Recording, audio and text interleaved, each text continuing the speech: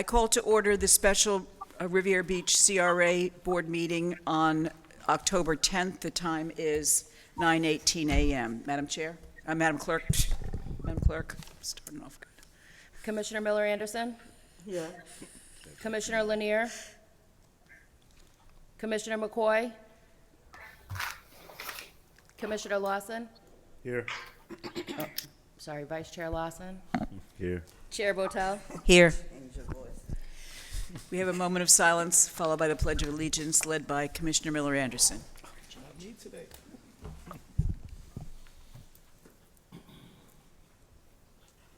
I pledge allegiance to the flag of the United States of America and to the republic for which it stands, To the Republic. one nation, One under God, indivisible, liberty and justice for all. Thank you. We are deciding which questions need to be eliminated because we have 21 questions, and that's too many. So, So we're here today because we're doing what? What are we here for? oh, yes, thank you. Well, we are going to interview candidates for the CRA director position, and we are currently looking at the questions to be asked. We have 7 candidates. We'll start the first interview in about 10 minutes, but we need to eliminate some of these questions first. And Madam Chair, you need to decide whether the individual board members are going to ask the questions, or you're going to allow the consultants to ask the questions. What's your preference? He can ask them. I'm fine with him asking. We're fine with Jim, with the consultants asking the questions. Exactly as they're written, nothing added. Yeah, exactly as they're written, right, but let's eliminate some. Maybe number 12, because if one of them talks about their various, things they've done in the past, that would probably include regional partnerships. Is that okay? I Correct. didn't hear you. Hold on. Yes, good. Regional partnership. Well, I think that's kind of important if we're gonna be talking about doing a P3 at some point, just knowing Yeah, how but they. do we not ask about a P3 somewhere else? I'm not really sure. Jim, is there a question about P3s somewhere else? There is not. Oh, well, in that case, yeah, we need to. Then I would like to have a question that specifically talks about P3s. But we're not adding questions to this, we're just going with what we have, right? Well, if we're eliminating, I mean, I would No, I'm like, saying we're not making up questions outside of what was given to us today. we could. Oh, yeah, we can. I Yeah, didn't understand that. You're welcome. You can add a question if Yeah. you're absolutely, you can add, edit, or delete. Yeah. Combine 3 and 4, I think, Jim. Successful project management is important. Tell us about the most complicated project and a project, and a project that didn't go well. Can do. So we'll combine 3 and 4. Maybe that's the best way is instead of eliminate, maybe we combine some and so you can Yeah. still make your point. So you're gonna put 3 and 4 together? Well, Yeah. yeah.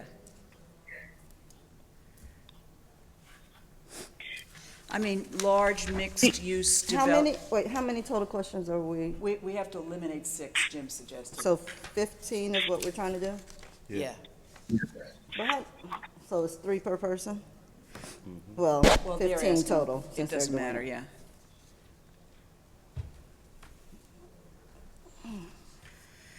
Maybe in 5, say, what experience do you have in leading large mixed-use development projects, especially ones that include complex real estate development?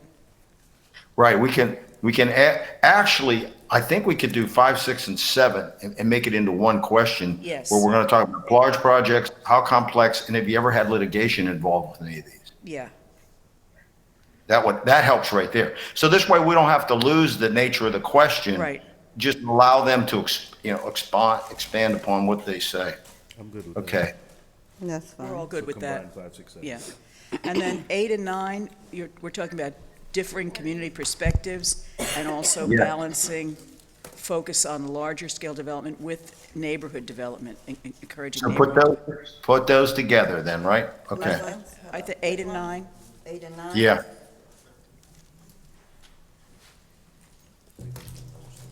Okay.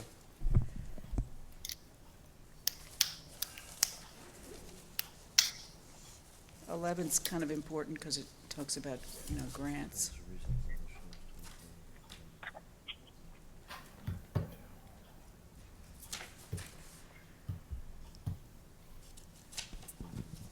Excuse me, council 14. members, please remember to speak into your microphones also. Thank you. Oh, sorry. 14 and 15, maybe. What experience do you have reporting to a commission? And at what point do you bring the commission in? Maybe Good. 14, 15, and 16, sort of, they all relate to the relationship with the commission? Put them all together. Okay. Do we agree? That's fine. And 17, as a matter of fact. But I think you're gonna lose part of the, that'll be a multi-question, that'll be too much, I think. Something's gonna get lost. So maybe Yeah, 14 and 15 Let's and leave 16 and 17. let's leave 17 separate, because you're 14. looking at how he or she does consensus building. What did he say? So- Actually, I would put 16 and 17 That's together exactly and what 14 Kashamba and just said. 15 together. Put There 16 you and go. 17 together, 14 and 15 together. Okay, that's great. Excuse me, Jim, is there a time limit on the responses from the candidates? That's something I think, Heidi, Well, what we'll do is we'll tell them we have 50 minutes and we have about, what are we going to end up with, 16 questions, 15 questions? And so they should gauge their responses 2 to 3 minutes, per question. And, that's- some can be shorter, some can be longer, and if they're running really long, we'll insert ourselves and say, we're going to run out of time, so, please make your answers as succinct as possible. So I colleagues, think do that's we- good. And I think we can tell them that they need to pay attention to their own clock, whatever Right. one they're Right. using. That's how, You- So- that's how I've seen it, where we'll give them 50 minutes, tell them they have 50 minutes to answer 15 questions, and so they have to gauge their own time. Yeah. Okay. Yeah. Right. So we're not going to Which set a is time all limit then? part of the skill you're looking for in people. What did you Okay. say? So we're not going to set a Exactly. time limit. We're going to allow for them to gauge it. Okay. I mean, we can set the timer for 50 minutes, yeah. Right, okay. Yeah, we could set it for we 50 set a minutes, timer but not per. all over, but not each, yeah. No, not each So- one. So to review, we have 1, 2, 3 and 4 together, 5, 6, and 7 together, 8 and 9 together, Right. 10, 11, we're going to leave 12? Yeah. 12, 13, 14 and 15 together, that's 10 altogether. 16 and No, wait a 17 minute, together. hold on, go back. So 18. 10, Hold on, which ones what are does it together say? on 10 and 11 here? We got it down to 15 if we combine all those. Well, tell me which one, the combinations on round 10 again. Okay. What are the ones at 10? 10 is not combined. 10 is and not 11 are combined, separate. 11 is not combined, and 12 is not combined. And neither is Okay, that's what I 13. need to know. Okay. And neither is 13, right. 14 and 15 are combined, 16 and 17 Gotcha. are combined, and that's it. So the combinations are 3 and 4, 5, 6, and 7, 8 and 9, 14 and 15, 16 and 17. That's it. So what we'll be asking is questions 1, 2, 3, and 4 together, 5, 6, and 7 together, 8 and 9 together. Right? Then 10, 11, 12, and 13 are separate questions. Right. 14, 15 together, 16, 17 together. Right. I think that's good. Okay. And we are only making notes, we're not making any numerical. Right, And that's we're taking important. we're taking our notes home with us until Wednesday, so that we have access to the notes that we've written, all of which become sunshine. Madam Chair. The other Got it. thing Mr. I think Evans? Heidi and I would make sure is nobody should go past the 50 minutes. Right. So no one looked like they had an extra opportunity. Please note that your notes are public records, Yes, we- so yeah. they have to be retained. Yeah. Did you say it on record, though? Also, for the record, I am personally known to one of the candidates, Mr. Glenn Spiritus, who is a Singer Island resident who has been active on many city boards and so on. So I want to make that public. Anybody else have any disclosures before we begin? Thank you, Madam Chair. Want to disclose that I know as well Mr. Glenn Spiritus. I know or have had conversation in the past prior to this interview process with a Kurtwood Russell, Heidi Siegel, and Philip Harris. Oh, I forgot. I have had conversations with Kirkwood Russell way in the past, quite some time ago, so thank you. Thank you, Madam Chair. Heidi, Yes. do you want to ask the first set of questions to the candidate, and I'll take the second, and we'll alternate? Sure. Okay. It's easier than going back and forth, I think. We'll just each take a candidate. Yeah, that's fine. Okay. Madam Chair, I am on the line. This is Councilwoman Shirley Lanier, and I have no conflicts as I have not talked with any of these candidates. Thank you. Neither have I. Thank you.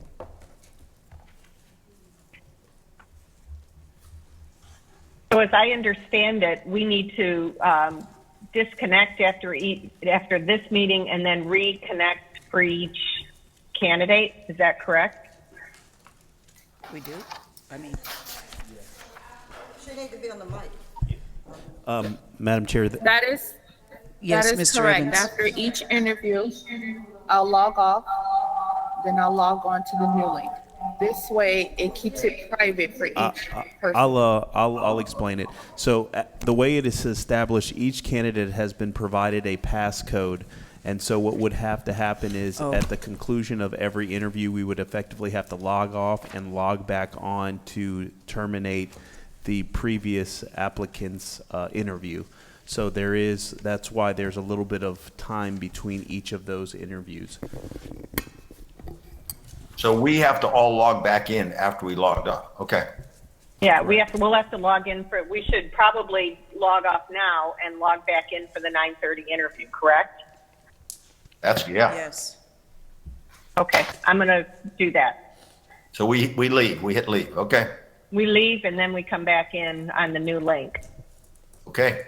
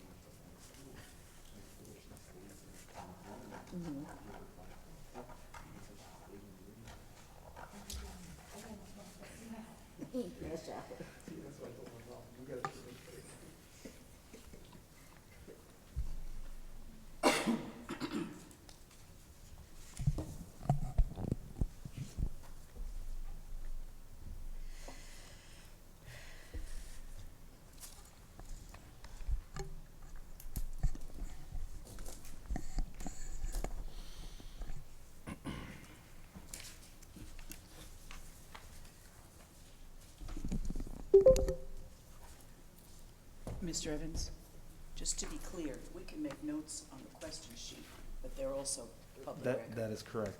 Well, that's probably what you want to make. Yeah, it more. rather Yeah. than, Where is that? Where that come from? that's the rating thing, Where is it? in the first part of the binder, I think. Okay, not behind it, okay. Gotta get settled here.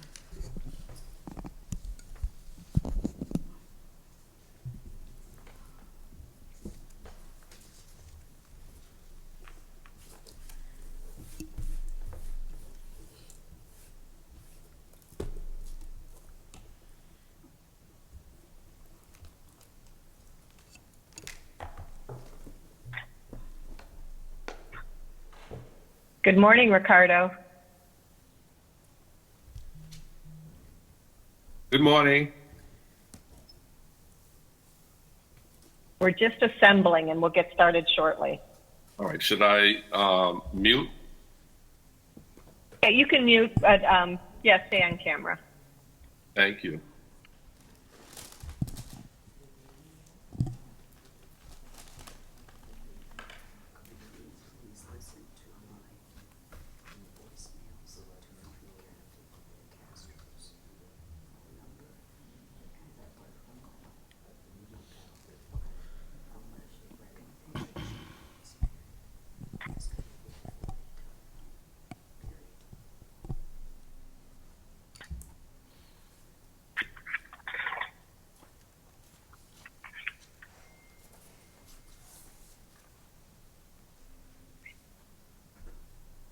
So are we ready to get started? We're not rating anything, so why are we using this? I'm not using this, no, I'm not using this. It's right down here. Okay, we usually do right on here. too much. Exactly, yeah, we usually just write everything on here. Yeah. And then that rating sheet will be for next time.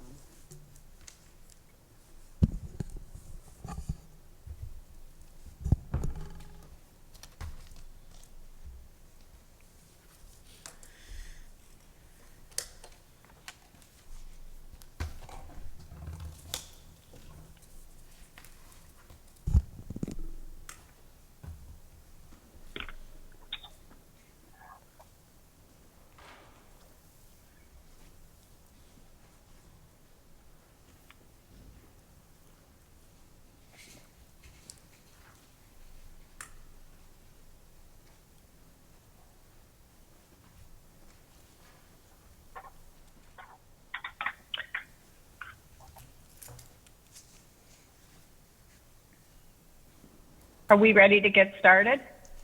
We're ready. All right. Well, good morning, Ricardo. Thank you for joining us.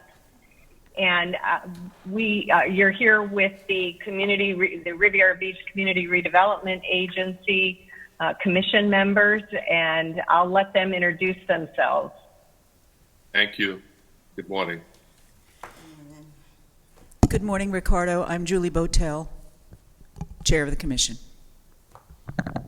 Good morning, Ricardo. Douglas Lawson, Vice Chair of the Commission. Good morning, Commissioner Kashamba Miller Anderson. She called me chair. No, Chair. I knew I wasn't that. Old habits. Just didn't know my name. You can see we're a happy group here. And Shirley? And Commissioner Lanier is there virtually. Yes, Shirley Lanier, Commissioner, Riviera Beach CRA. So this morning, Ricardo, we'll have 50 minutes to spend with you, and we have about 15 questions. So keep that in mind. You might want to, think about your answers in terms of 2 to 3 minutes. Some will be shorter or longer. And I'm going to ask the questions. So if you need anything repeated, feel free to go ahead and say so. But the first question is, thank you for your interest in the Riviera Beach Community Redevelopment Agency's Executive Director position. Heidi? Yes. We cannot see. Yes. We cannot see Mr. Noguera.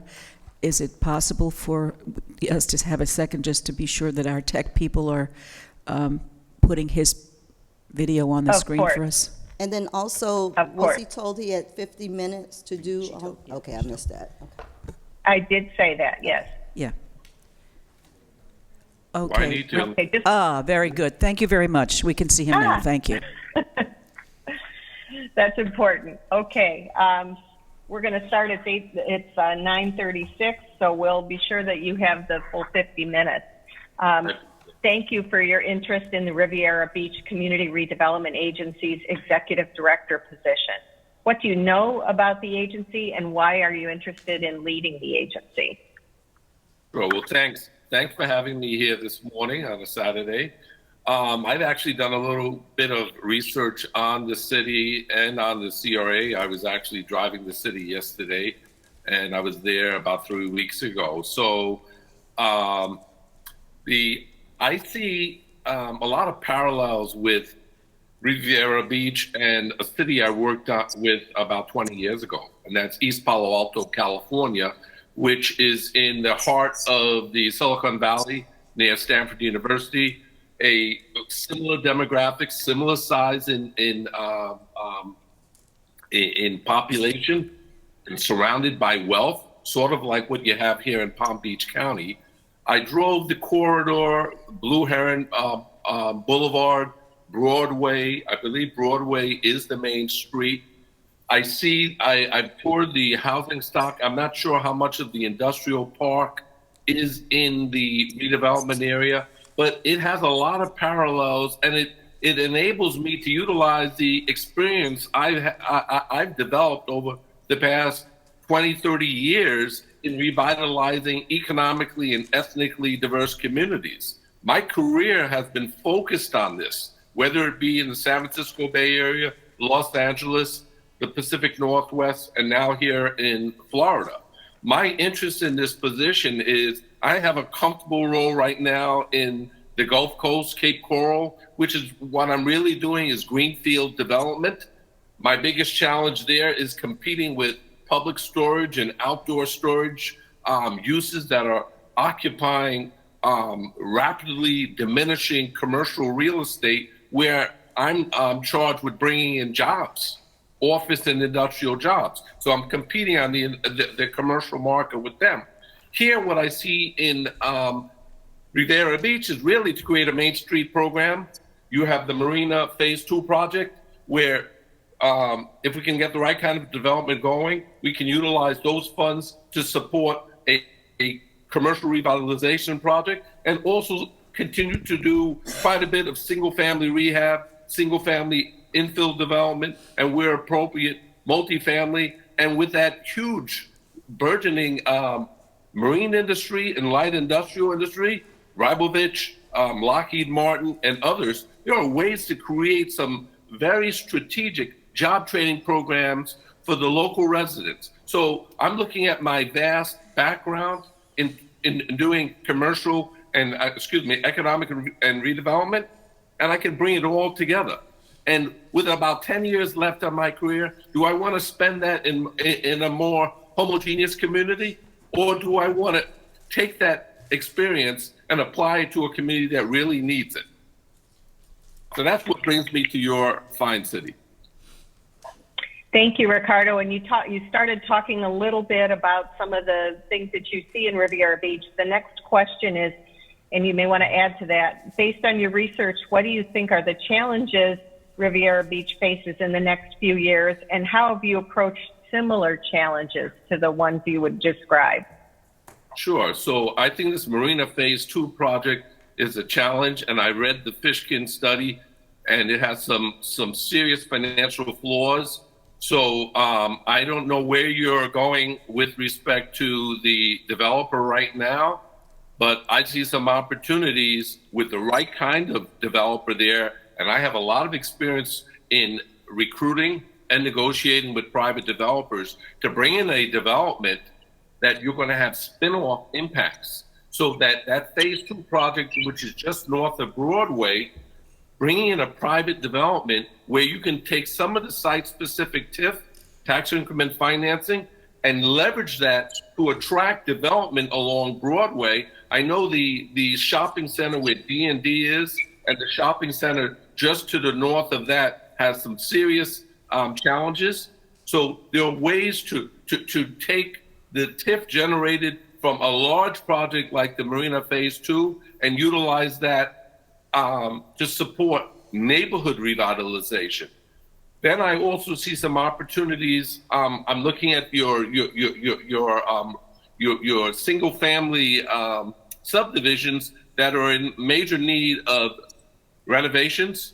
So taking some of the TIF, general TIF, to support and bolster your single-family rehab program. I know you're not an entitlement city, so you're gonna have to work closely with Palm Beach County to bring in more CDBG and home funds to address the affordable housing and rehab rehabilitation. So I say single-family rehab, making Blue Heron corridor more attractive for investment. When you come off the 95 right now, the west side looks very attractive, where Denny's is, and heading towards the Veterans Medical Clinic. But heading into the city past the auto dealers, it can need some sprucing up. So working closely with the city manager and Public Works to make it more inviting, so more investment wants to come to the city, I think is key, as well as doing a proactive Main Street program on Broadway that benefit the people who live and work in Riviera Beach. And then the industrial park, it's a very healthy industrial park. You have some underutilized buildings, but really partnering with those industrial firms. And if it is part of this CRA, I wasn't clear, but if it is, creating a robust job training program so that 8% unemployment you have in your city, you're creating opportunities and partnering with these employers, so the people, the 30,000 plus people in your city are able to get those jobs. And I've done that effectively in East Palo Alto, in North Miami, and in Tacoma, Washington. Thank you, Ricardo. The next question is, successful project management is very important to the agency. Please tell us about the most complicated project you've led, and then tell us about one that you were involved with that didn't go as planned and what you learned from that. Okay, so several. Let me think of one. I'll pick on East Palo Alto. In 1999, I, serving as redevelopment director of that city, was able to basically put out an RFP on a approximately 10-acre property that was privately owned. I also did an RFP as part of a master plan, brought on 2 developers, one being two major auto dealers and the other one being IKEA. And through the assemblage of a team of advisory members, was able to come up with a recommendation to my city council, serving as a redevelopment board, and selected IKEA. And we had selected IKEA, and I had to make the recommendation over the auto dealers because the auto dealers would be relocating from the neighboring town. And I knew that we would have to share the sales tax with Palo Alto in order to attract them. Plus, IKEA, there were only 2 IKEA. This would be the second IKEA in the San Francisco Bay Area. And I knew that if I brought in IKEA into that city, I would be drawing several million people to our city, and it would be a draw to the town. Plus, I negotiated a annual sales tax agreement with IKEA that they would generate $1 million a year in sales tax or make up the difference over 8 years. I also negotiated with them to do public infrastructure improvements as part of the development agreement. So that one worked out fine. IKEA is still there 20 years later.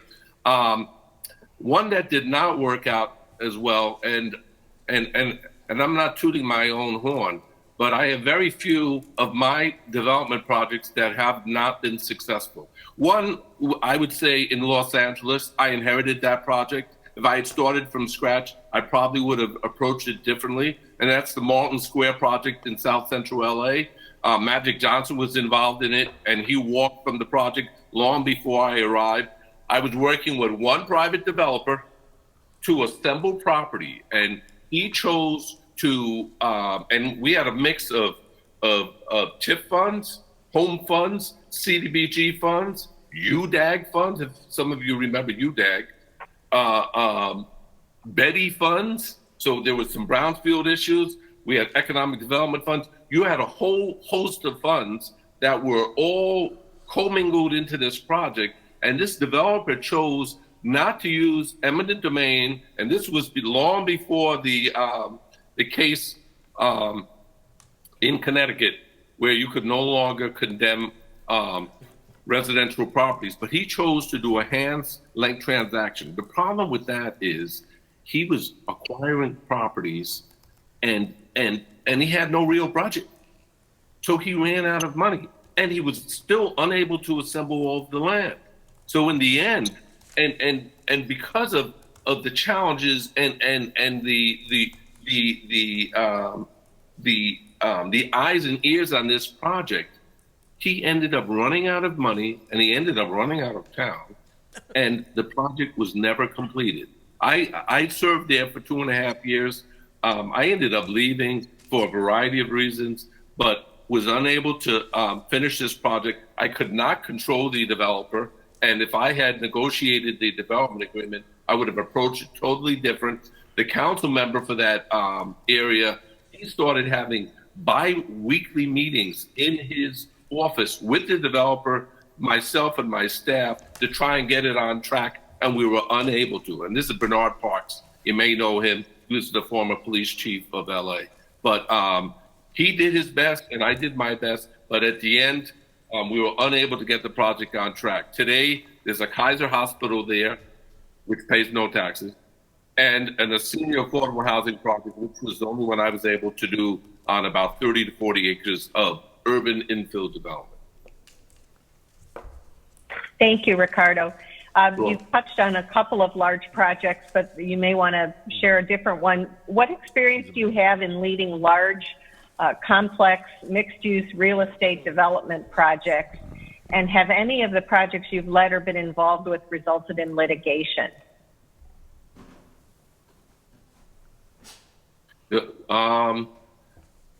None of them to date have resulted in litigation. Let's see. I can go East Boston. I can go Miami.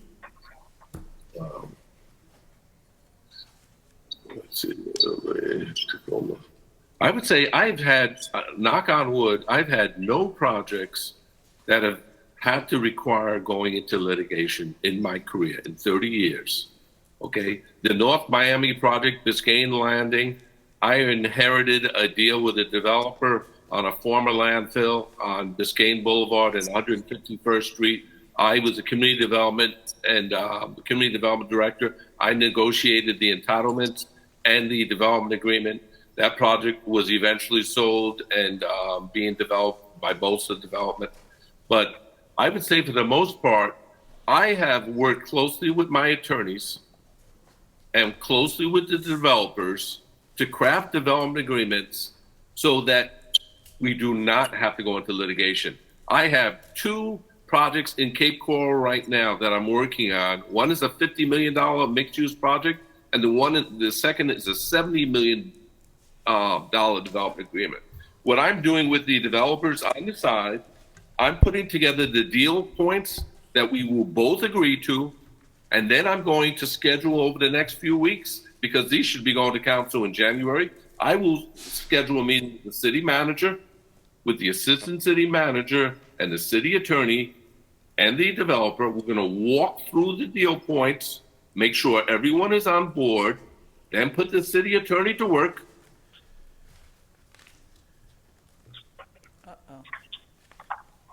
Oh, you've frozen, Ricardo. I don't know if you can hear us.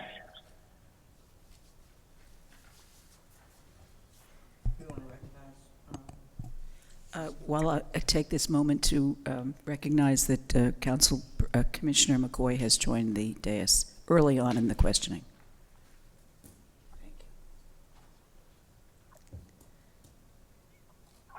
Let me text Ricardo and tell him that he's frozen. He's probably still talking.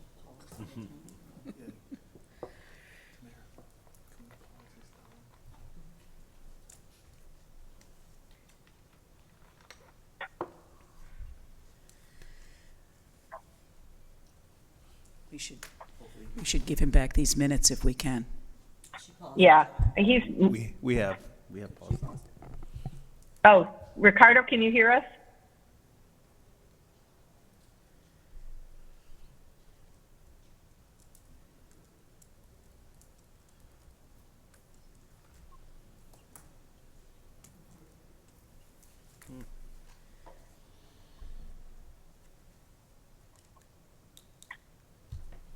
Hello?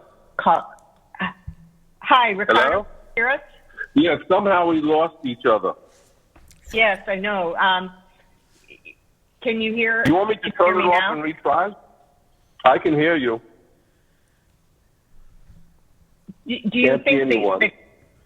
Right? Yeah. You have you put your? Did you call in or do you have your camera on? I have my camera on, but I'm talking to you from my cell phone. Do you want me to try and reboot it again? The computer? What does the control room think? Do you want him to go out and come back in? I would say whatever guarantees that we don't lose him again. It's fine for me if we just have the audio. Is it fine for you? But if you just go Do you want to just All right, stay I'm on gonna- audio? You could try. Oh. Can they hear me? We can hear you. Yes.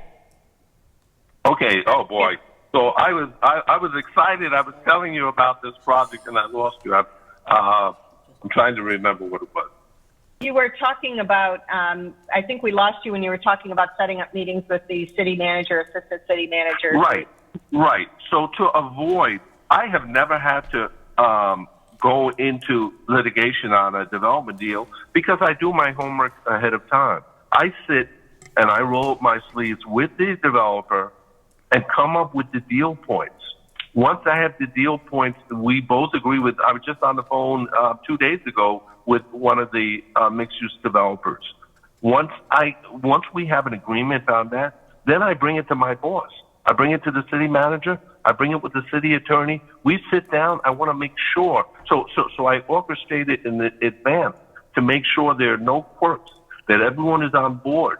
Then the attorney crafts the development agreement, inserts the terms, and then we take it to the CRA board.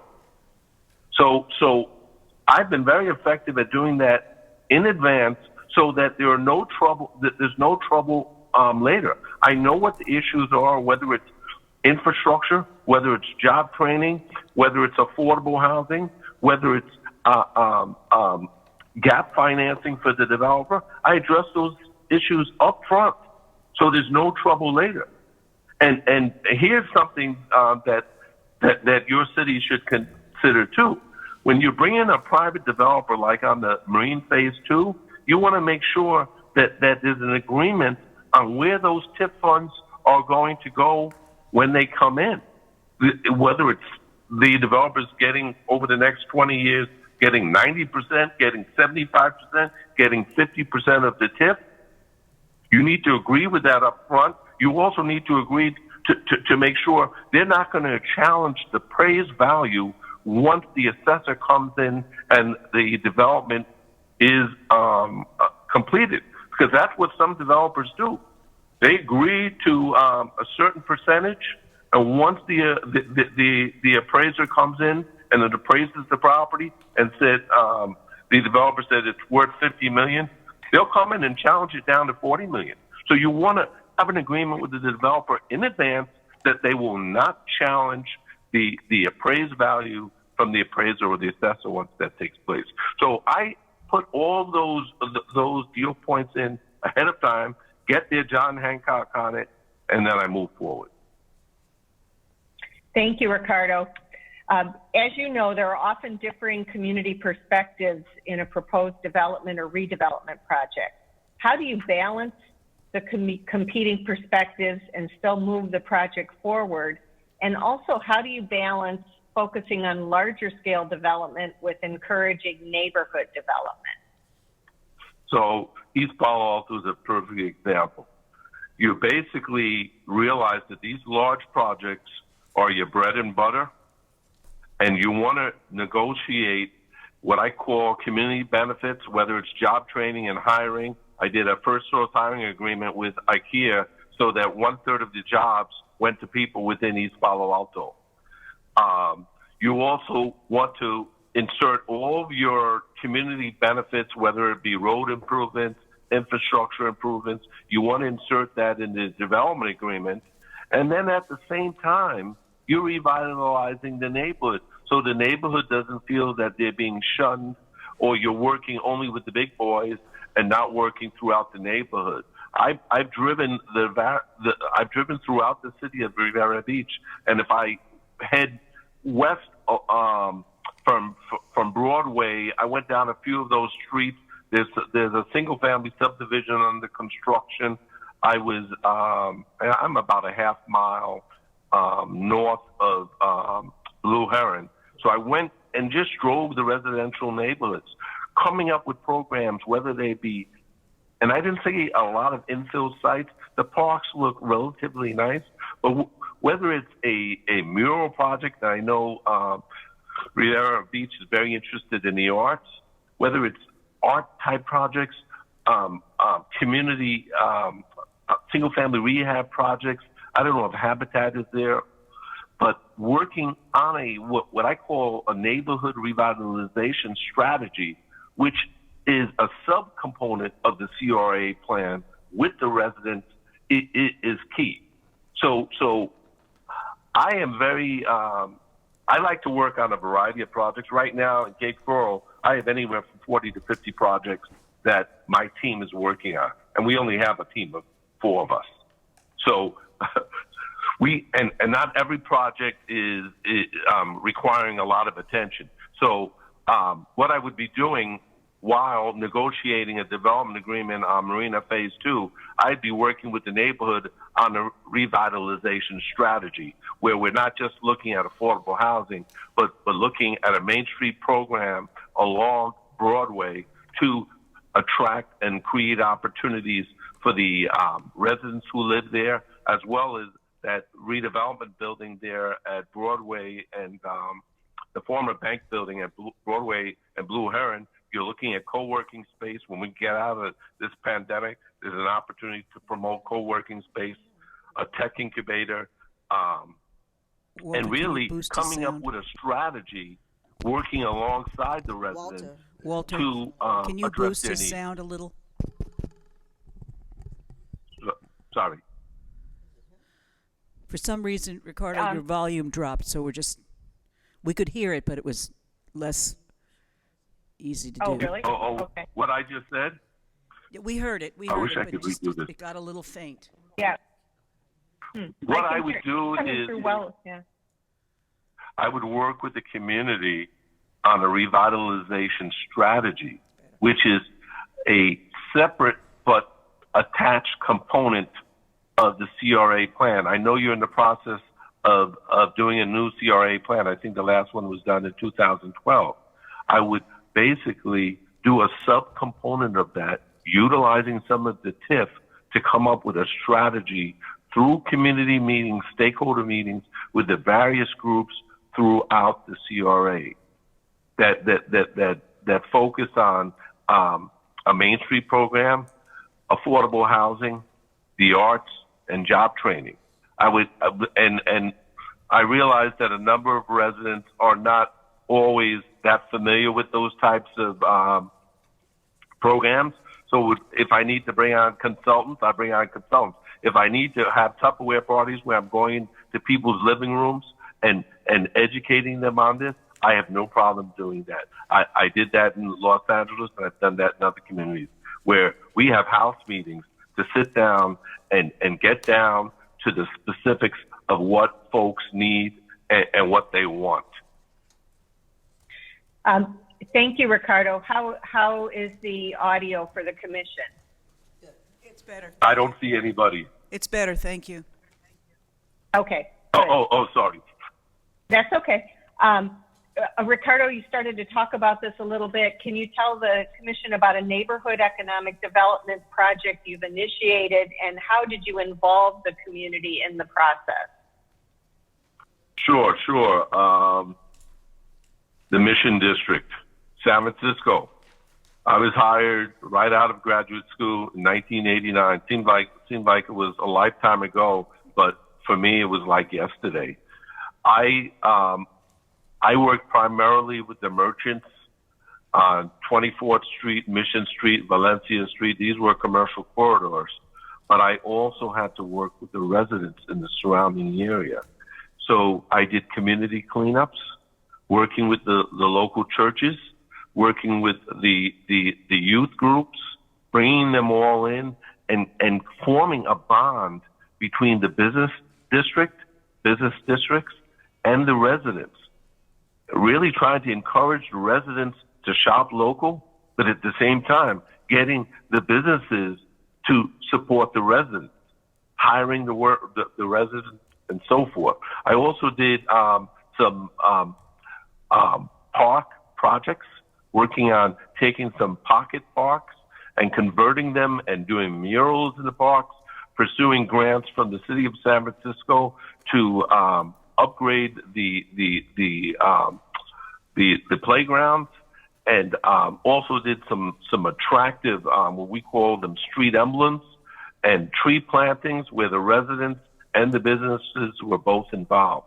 So San Francisco is one of the premier cities in the country when it comes to neighborhood involvement and neighborhood revitalization.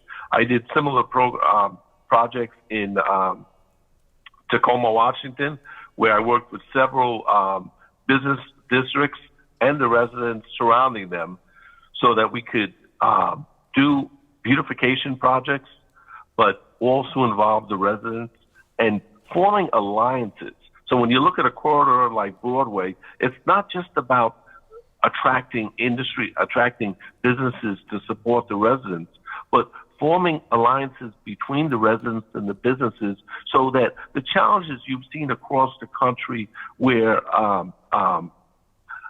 certain groups, and I'm from New York, there are certain groups in parts of Brooklyn and Queens and in San Francisco and in LA where you have certain ethnic groups that own these businesses and they have no relationship with the residents, creating these relationships, working side by side, and also creating opportunities where local residents can become entrepreneurs and set up shops along the corridors. That's how I would go about doing it. Thank you, Ricardo. Can you tell us about your experience in working with the state or federal government? Have you had success in securing grants or loans from the state or federal government? I prefer grants. I know in Visalia, California, I received 2 EDA grants, infrastructure improvements in the Visalia Industrial Park, received a $2 million EDA grant to widen the industrial core, spine, the major thoroughfare there. But at the same time, I had to count jobs. So for $2 million, I had to create about 200 jobs. So I worked very closely with the businesses there for all the new jobs created. I had to provide all and share all that information with EDA. In East Palo Alto, I also received a variety of grants, HUD, EDA, and EPA to support revitalization, to draw brownfield funds, as well as HUD and EDA funds to build parking structures, as well as to develop affordable housing. So very effective at doing that. And I know we're in a new day and age with the federal government these days. HUD it's tough to get money with HUD from HUD right now, as well as EDA. But in Cape Coral, I'm not looking at any federal money right now.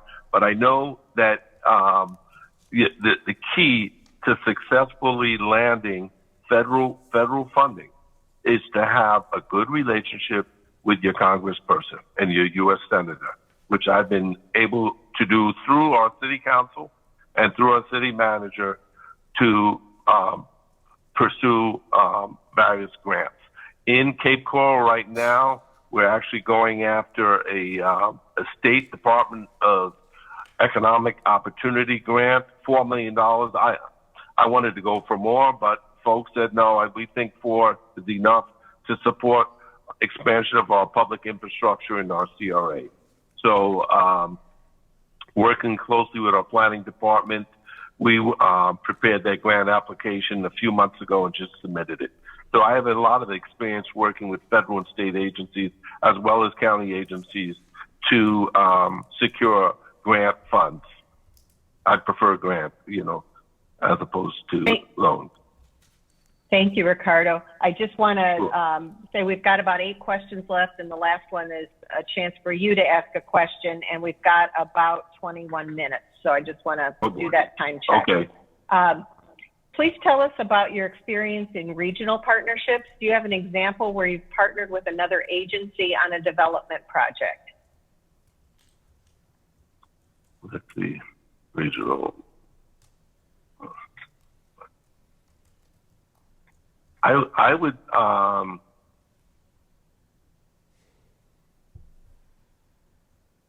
I know with H2Q, when we went after Amazon, that was a regional recruitment working with Pierce County and a few of the cities.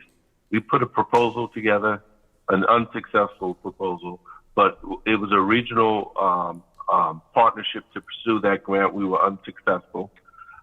Also have in Tacoma went after state and federal funds to expand our light rail. So we had a light rail and we were successful. My former mayor led that effort and we were able to get millions in funding to expand our light rail running through our neighborhoods. So very effective at collaborating and working with other cities and the county on that. And let me think of a few others. In Visalia, Central Valley of California, south of Fresno, was successful in, even though it hasn't been built, so I don't know if it's successful, in working on the bullet train that takes you from San Francisco to Los Angeles through the Central Valley, getting property owners and the various cities and counties on board to create nodes, N-O-D-E-S, where when these bullet trains make their stops, you can do these mixed-use town center type developments around it. A number of cities actually didn't want it in their town, but Visalia did. And I was, I played a critical role working with my planning director and my assistant city manager saying, listen, we can take advantage of such a development without adversely impacting our downtown by creating this TOD type project, transit oriented development.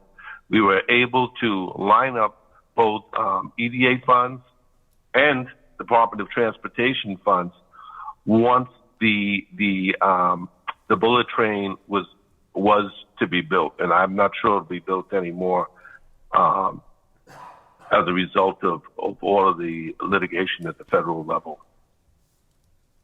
So, thank you. You know, in a I'm nutshell, sorry. I've had extensive experience collaborating with regional groups. Thank you. Can you tell us how you would get to know the Riviera Beach community and understand the Riviera Beach community issues? And what steps would you take to keep your finger on the pulse of the community? Sure. I think the first step would be to sit and listen to the executive board, CRA executive board, understand what their needs and issues are on an individual and on a group basis. Then I would meet with the city manager to understand what his interests are and what he sees as the challenges. Then I would meet with the other department heads to find out what they see as challenges, as well as the interim director who's, I think, returning as the planning director. I would want to spend a lot of time with him to understand what he sees as the issues and challenges. Then I would meet with my team. I would meet with the redevelopment staff to understand. I would meet with the managers first to understand what they see as the issues. Then I would meet with the group as a whole. And then I would ask the various internal stakeholders to identify external stakeholders for me, people in the community who I needed to connect with. So whether it be leaders of homeowners associations, business associations, I would meet with them, key business leaders, major employers. I'd also meet with Palm Beach County. I would meet with the neighboring counties, Palm Beach, Palm Beach Gardens, West Palm Beach. I would meet with the neighboring city staff members, my colleagues at my level in the other cities, and I come up with my own little strategic plan. My own little strategic plan that is not for public consumption, but it would be my game plan of what I plan to accomplish over the next 3 months, 6 months, and the next year. And by the way, I would get out and take care of these internal and external meetings over the first 60 days. I'm not one to sit at the desk. I spend at least half my time out in the field. So I'm going to be on the streets meeting with folks. And I'm not a 9-to-5 type person. I work early mornings and late evenings because I know the people I work with in the community have all types of lifestyles. So I have to adjust my schedule to meet with them. Just as we're having this interview on a Saturday, I meet with folks on Saturdays. I've given tours to developers. I had investors come here from China. I led them on a tour of Tacoma on a Sunday. I've given developers tours on Saturdays in the rain. So I'm not a 9-to-5 bureaucrat. And for me to be effective in my job, I have to be flexible and I have to be able to work, roll up my sleeves and go meet with the senior woman on the block and understand what her needs are, meet with the minister, and then meet with the person at Palm Beach County. So I realize, and that's been the most attractive part of this work for me for 30 years. I never have a dull day. And I'm working with a wide variety of people with a wide variety of interests. Thank you, Ricardo. What experience do you have reporting to a commission or other oversight board? How do you ensure the commission's kept apprised of what's going on in the agency and the community? And at what point do you bring the commission into development or redevelopment negotiations? All right, so I have extensive experience working directly and indirectly for boards and council. Shortly after I arrived here in Cape Coral, I was told by my city manager, he said, "You're heading to China last year." So I traveled to China with my mayor and community development director and a few other folks. They asked me, because I had been to China before, if they didn't want just a cultural trip. They wanted a trip that ended up with economic development. I had contacts in Shanghai, so I connected with them, and I expanded the trip to include a trip to Chengdu. Both the mayor and I made presentations to government officials and to business folks over a 5-day period. While in Tacoma, I traveled to China with our mayor back then too, and city manager, basically, he might as well have been there because I sent him emails. I kept him abreast of everything I do. And I know I'm not reporting to the city manager, but the CRA board can be rest assured when I'm out stomping the ground on their behalf, they will know in advance what the game plan is, because I will have checked in with them. I will check in with the chair on a regular basis. I plan to meet with them all, and be respectful of the sunshine laws and so forth. But I plan to meet with them all individually, weekly, to understand what their needs and interests are, and to ensure that I'm heading in the right path. When I'm meeting with developers, I want to have a game plan in advance. All right, so Marina Phase 2, what is your vision? What would you really like to see? The hotel market is asleep right now across the country. You're not going to get a hotel over the next 24 to 36 months. The residential, that's a tough market for residential and retail. So what would you really like to see? Maybe we should do a feasibility study, bring on a marketing consultant.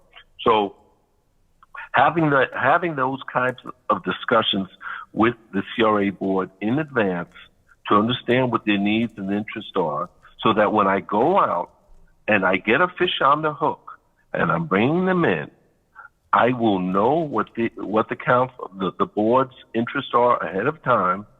I will be able to start setting the table so that when the time comes to do the introductions without getting myself in trouble legally, I can choreograph this so that there are no big surprises for the CRA board. And if the CRA board is expecting something that is beyond implementable, I will tell them up front, I don't think that's going to work.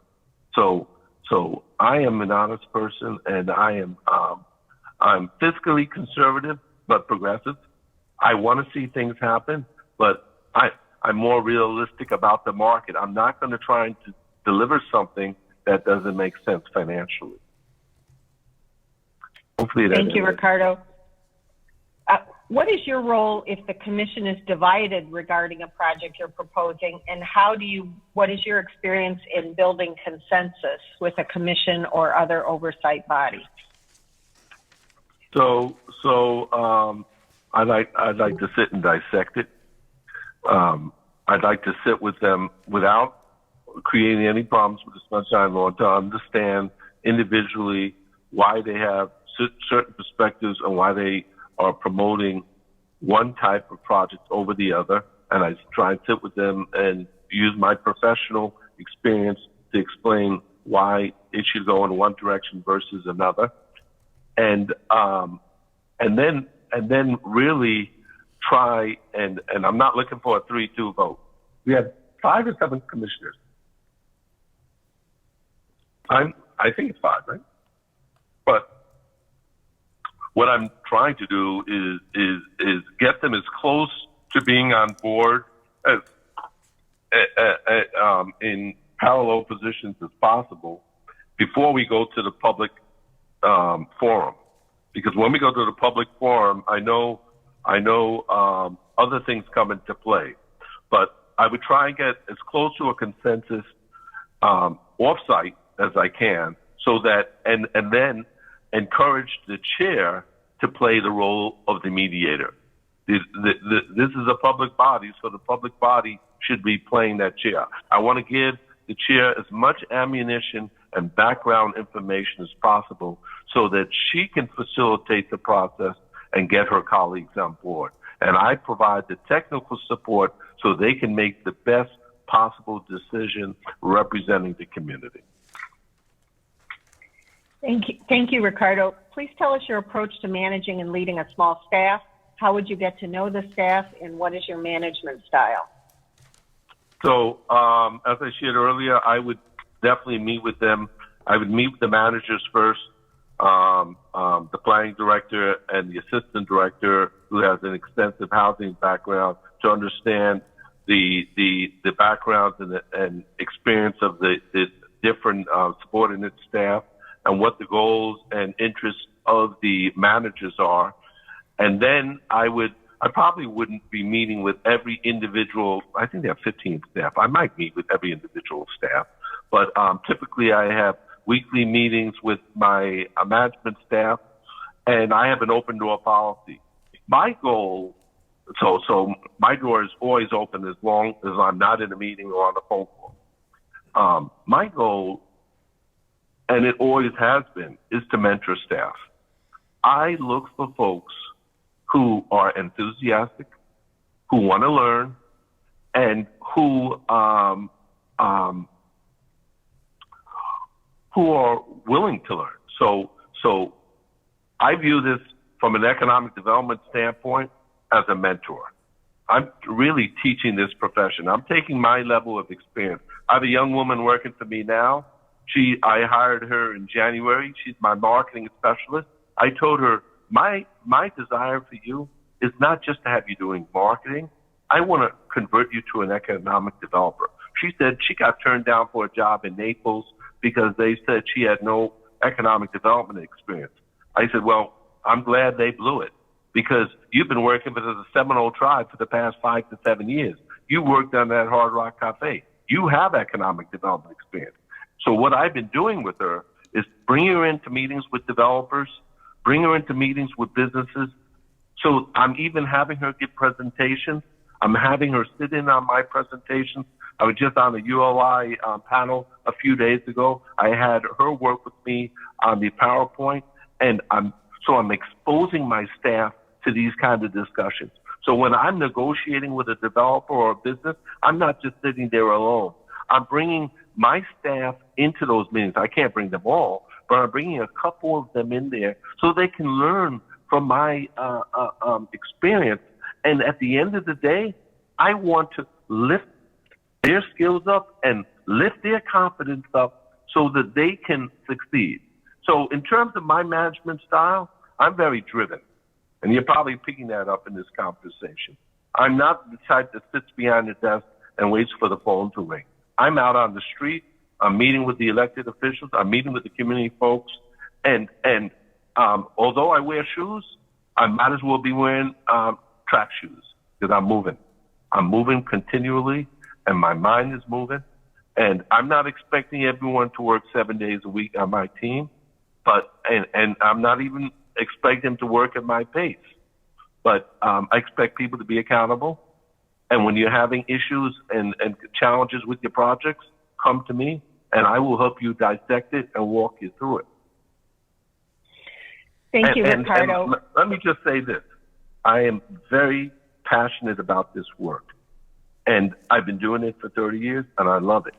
And outside of home life, this is basically what I think about on a regular basis. Thank you. I just want to let you know we have 5 minutes left and 3 questions. Once you have a feel for the agency's operations, how would you go about making any changes that you think are necessary? I would first sit with the managers and use the managers in my department and maybe managers beyond the city manager to play devil's advocate, to make sure I'm heading in the right direction. Then I would go to the executive board individually and as a group to make sure that they're on board with what I'm proposing, and then move forward. Thank you. We are doing a media search on all of the candidates. Is there anything that might come up that you want to explain or tell us about? Yeah, there's a lot of positive stuff. There's only one negative thing, and that negative thing is my departure from Tacoma. I probably had more effectiveness in that city than I have elsewhere, bringing over $500 million of private investment to that city between 2012 2017. I was hired by T.C. Broadnax, who is now in Dallas, Texas, as the city manager. Under his direction, who hired me, I brought in all this foreign and domestic development. I had 30 staff. I didn't realize when he left in February 2017, people said to me, "When are you leaving?" I said, "I'm not leaving." Well, I didn't realize the old guard was coming back. And despite all the cultural training, cultural sensitivity training he put us through, over the spring of 2017, I saw a number of people of color at my level and higher leaving. And I didn't know what was going on because I was just focused on my work. In September 2017, I get called in by the new city manager and says, I'm putting you on administrative leave because I have a complaint, a hostile work environment against you, and I'm going to do an internal investigation." Long story short, November she comes back and says, "You know what?" And this is the former city attorney. She says, "I've concluded my investigation and I'm removing you from your position, but since you're so good at development, I'm going to give you this other development director position." I said, "You know what? I should have accepted it because I was at will, and I chose not to. So then I was out." And they never even interviewed me, by the way. I then negotiated a financial settlement with them over the course of the next several months. When I was hired in Cape Coral city manager said, "You know what? I believe you and I think everything's good, but I'm going to have my police chief do his own internal investigation of you." He did, and he concluded that their dismissal of me was without merit, and I had it in writing, and then I was hired by the city of Cape Coral. So if there's any blemish on my 30 years of a successful career, it's that, and it's a sad shame.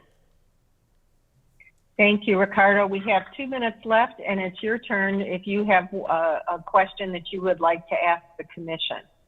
Yeah, a few questions. One, I see the CRA's life ends 2039. Is there interest in extending it?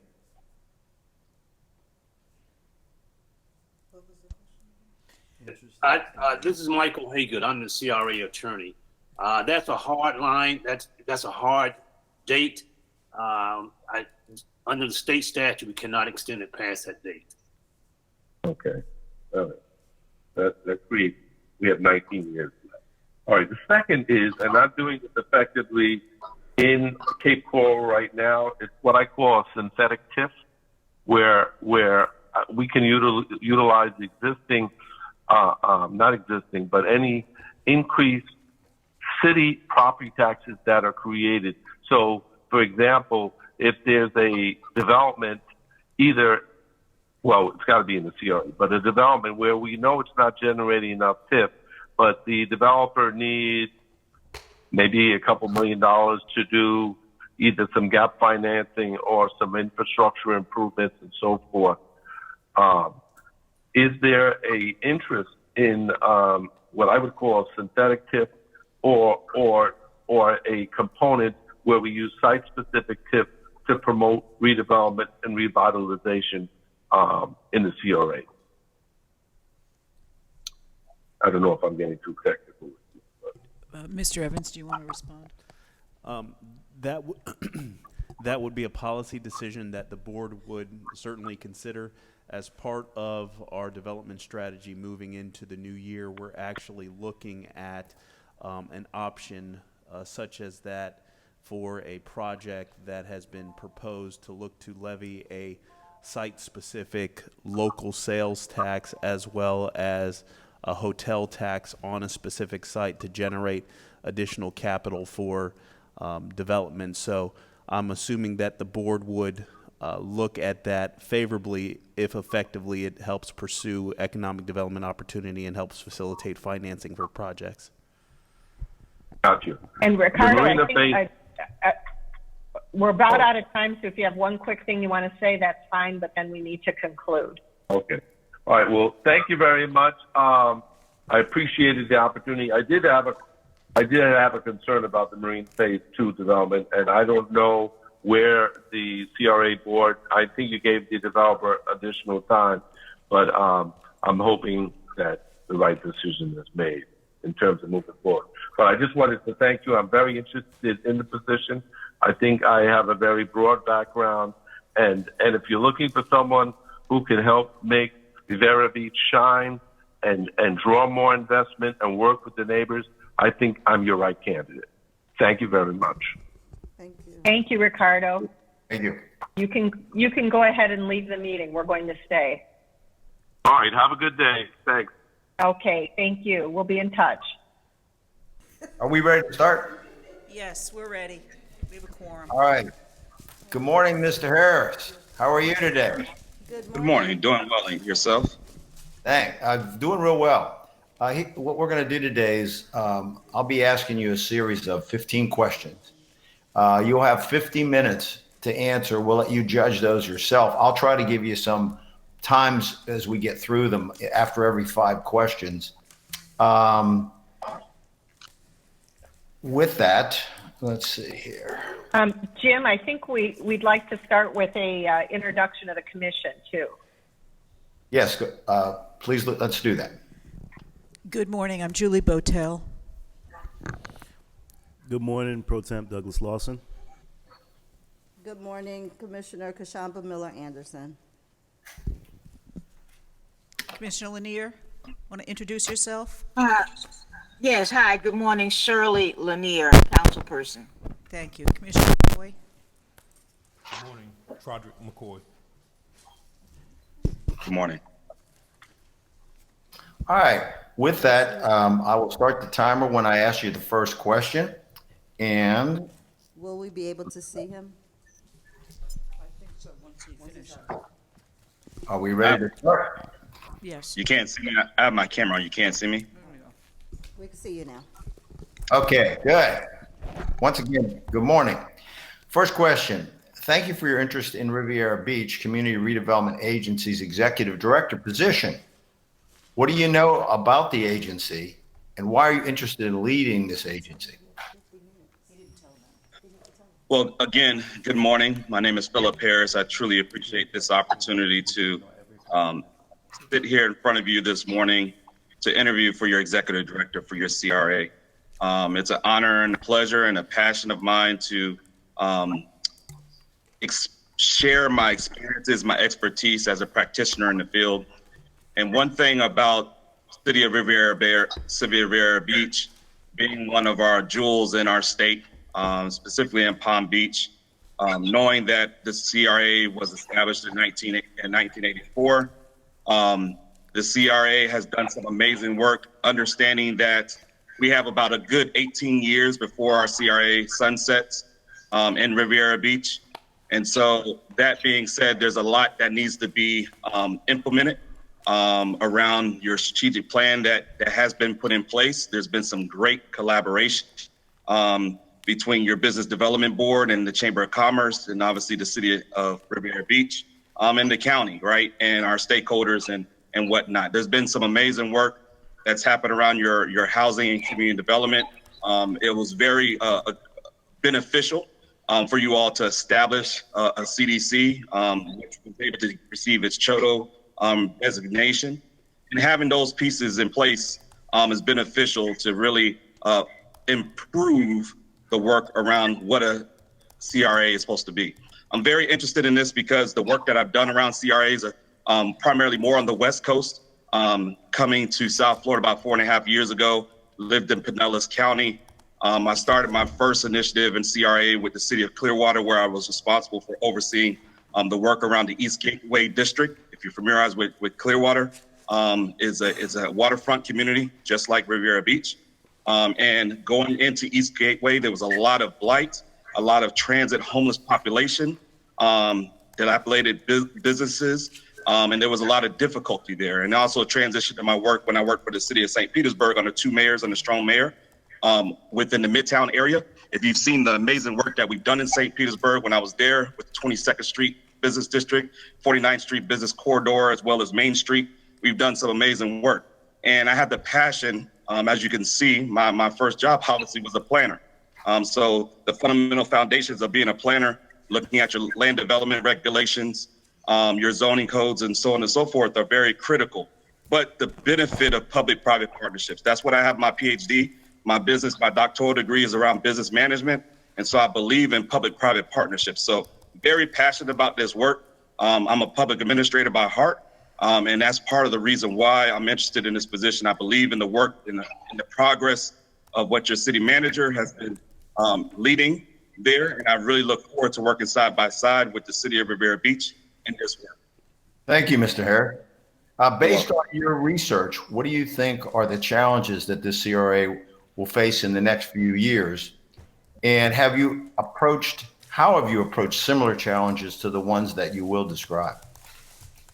Well, one of the challenges that I think that we'll be faced with is, currently where the CRA office location is right there on Broadwater and Blue Heron, that space it's very financially is a major financial impact. And so if there's a way that as a community, we're able to move together to actually maybe be able to do a lease option to sell the property, to be able to identify, because that's prime capital that's right there in the city of Riviera Beach. And so being able to utilize that as an opportunity as one of the primary areas. Another area of a challenge is really getting ahead of the game. So one thing about when you're in local government as an administrator, very prone to making sure that your story, your image, and your brand is portrayed in the way that the community and as well as your business community. So you want to be an attractive community in the city when it comes down to not just your businesses, but also your residents that currently reside there. And if your businesses are going to come there and want to establish themselves, we have to change that footprint. We have to get ahead of the story. And so as I shared with you, 18 years is when this CRA is going to sunset. So we have a good 10 years to really make some major progress forward, right? And so that may be maximizing on, not just your general fund dollars that's invested in housing and community development that has there's been some really good infill housing projects that I've done, but also look at other areas related to partnering with NeighborWorks of America. NeighborWorks of America also is another leveraged entity, private entity that we can look at. The aspect of workforce development housing, right? So City of Riviera Beach has made some great strides in trying to implement that effort. But if specifically in Broward County, in Fort Lauderdale, there was an initiative with the AIDS Health Foundation. And AIDS Health Foundation was looking at doing a very large 110-unit facility for workforce development, affordable housing, and it did not pass based on certain permits and zones and so on and so forth related to its social services agency. But it was in place to actually provide workforce development and housing. Well, we have to look at those different types of incentives, maximizing on state dollars that we have for our SHIP dollars from the state of Florida, obviously other federal dollars that could help leverage that work. We've almost maximized on the work around NSP. So we really want to establish that. And sometimes when you're looking at your workforce housing, you have to look at your neighborhood development work that you've done. So incorporating your investing in your small businesses, again, the collaboration and what the business development board can bring to the table, the conversations of big contracts and corporations that can come in our city. And we need a signature hotel, right? That's a missing link that we can really maximize on that. So that's one of the areas in which we want to maximize, want to come to Riviera Beach. We do, but we want to make sure we're able to maximize it further. Our port that's there is a major asset. There's a lot of assets, and putting my planner hat on around the asset mapping, there's a lot of assets that we can really leverage. So within that time period and within a few minutes that I have to answer that question, I'll stop there. All right. Thank you. You're welcome. Successful project management is very important to the CRA. Please tell us about the most complicated project that you've led. And as a second part to this question, please tell us about a project you led or were involved with that did not go as planned and what you learned from that. Okay. So that kind of goes back to your previous question that I didn't have a chance to conclude with that. And that was, challenges that I may have faced, and it kind of leads into this question. So thank you for asking that question, James. That, again, I'll start with the effort that we had, a great successful project that I had, and that was in the city of St. Petersburg on the 22nd Street corridor.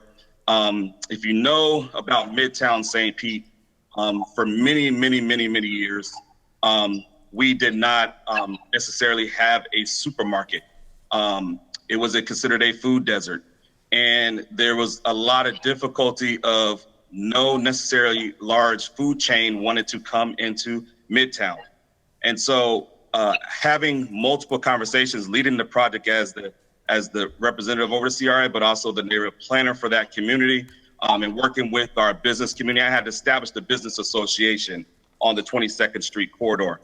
This in itself was a lot of work, a lot of time, a lot of investment with one another. We had over $430 million that had been invested in the work around our CRA in St. Petersburg, and getting our business partners to really understand that this community had gone so long without actually having a food supermarket. You would think that in 2006, 2005, we would have had a supermarket there. And so we were able to establish a relationship with Sweet Bay at the time, and being able to establish a Sweet Bay who wanted to come in there, and the incentives that they received with hiring residents within that community, right? Creating succession planning opportunities for young people in that community, with partnerships with St. Petersburg College, who had established themselves in that community. And we knew that we were going to be able to leverage some federal dollars with our TIP funds, potentially to bring in a Job Corps on the 22nd Street corridor. So as a great success in that area, we were able to, one, create jobs, create and address the issues around food insecurity, create better health and wealth and nutrition from a human services perspective for the community, and be able to, again, invest those dollars back in the pockets of that city. And I was very pleased and proud to lead that initiative, that charge, to be able to see that happen. Going back to, it was another successful project, but we had some barriers and challenges. When I was with the city of Clearwater, we had did some great work in Clearwater, but we had a major project that was known as the Palmetto Park Apartments. And with the Palmetto Park Apartments, it was really difficult to identify a way that would have allowed us to be able to invest in our existing community, be able to allow those residents to be able to stay in their homes.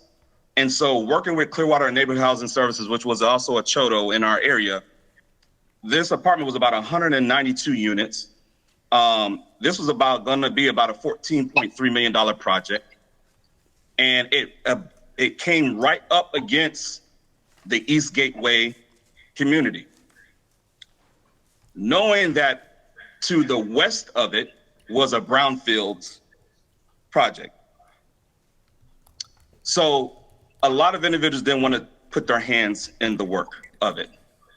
And so there was a lot of controversy, and this is primarily an African-American community. And there was a lot of challenges to do this work, but there came out some great success.